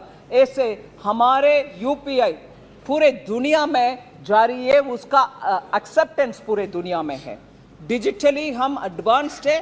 डिजिटल पब्लिक गुड्स के विषय में G20 में भी बहुत तारीफ हो रही है, और IMF उनके स्टेटमेंट में ये मान रहे हैं कि डिजिटली हम बहुत सारे काम करने के बाद एक्चुअली आज लोग दुनिया के लिए हम स्टैंडर्ड सेट कर रहे हैं। 26 अप्रैल 2023 IMF के वर्किंग पेपर में मैं कोट कर रही हूं, India has developed a world class digital public infrastructure to support its sustainable development goals, with its journey having lessons for other nations embarking on their own digital transformation, unquote. ये IMF Bharat के achievement digital public infrastructure के achievement के ऊपर IMF बोल रहा है sir. इसीलिए मैं बोल रही हूँ, हमारी policy to support startups has helped in building this digital infrastructure, and that can be seen. The recognized startups in India have increased 19 times between 2016-17 to today. And from importing technology, India is now exporting technology to countries which so need it. आज हमारे देश में record numbers of patents, designs and trademarks register हो रही है। Unicorns आपको मालूम है 106 हो गया है, जब 2014 में सिर्फ 4 ही यूनिकॉर्न्स थे इस देश में। सर, इसके साथ बैंकिंग सेक्टर का हमारे सफलता वाली स्टोरी आपके सामने रखना चाहती हूँ। Sir, we have been driving, we have realized that the banking sector needs to be healthy, and therefore we took a lot of measures. And much before the opposition says, oh no, you have not done anything, I want to quote former governor of RBI, Shri Dr. Raghuram Rajan. He said very clearly, evergreening of bad loans disbursed during 2008 and 14 kept the NPA hidden from the public and regulators. Evergreening करने के वजह से वो NPA कहीं नीचे दिखाई नहीं दिया, कहीं अंडर द कार्पेट रह गए। मगर हमारी सरकार आने के बाद उसको निकाल करके उसका सुधारने के लिए 4R अप्रोच लिए। उसके वजह से हम आज हमारी बैंकिंग का परफॉर्मेंस देख रहे हैं, और क्लीन अप, पॉलिटिकल इंटरफियरेंस नहीं हो रही है, प्रोफेशनल इंटीग्रिटी के साथ बैंक्स काम कर रहे हैं। इसीलिए बैंक्स में फैलाया हुआ आपके रायता हम साफ कर रहे हैं।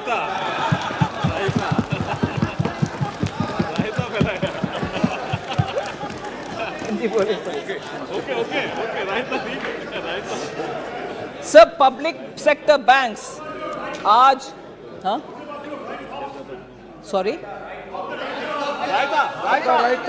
oh yes, I'll have to do that because you're twisting the write-offs.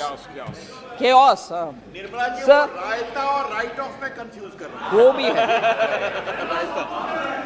Sir, public sector banks have record profits of over 1 lakh crore. हमारे पब्लिक सेक्टर बैंक्स आज 1 लाख करोड़ से ज्यादा मुनाफा कमा रहे हैं. Gross NPAs and net NPAs are at their decadal lows. And हमारे बैंकों के जो डिविडेंड सरकार को पहुंचता है वो जन कल्याण के लिए उपयोग करते हैं. हम इससे पहले जो बैंक का हालात था उससे वो उबर कर ऊपर आकर के अच्छा मुनाफा कमाने के लिए आज हेल्थ उनका अच्छा है. SBI has become the most profitable company in Q1 of FY 23-24. SBI earned 18,537 crores as profits.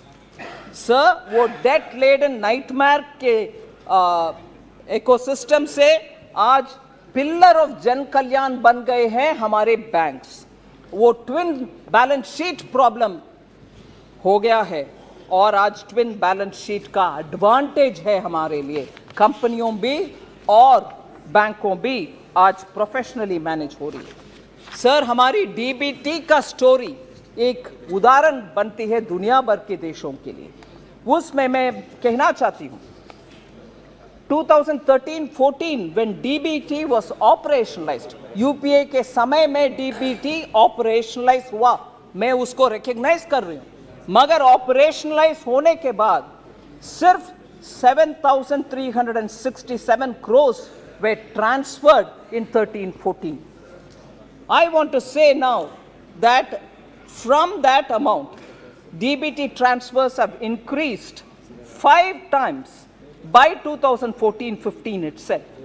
Now, in the last financial year, which is ending March 23, 7.16 lakh crores have been transferred through DBT, and वो DBTs 693 crore transaction के द्वारा हुआ है. कहाँ है 7,367 crore और कहाँ है 7.16 लाख करोड़? इतना फर्क है क्योंकि अब ज्यादा से ज्यादा प्रोग्राम्स में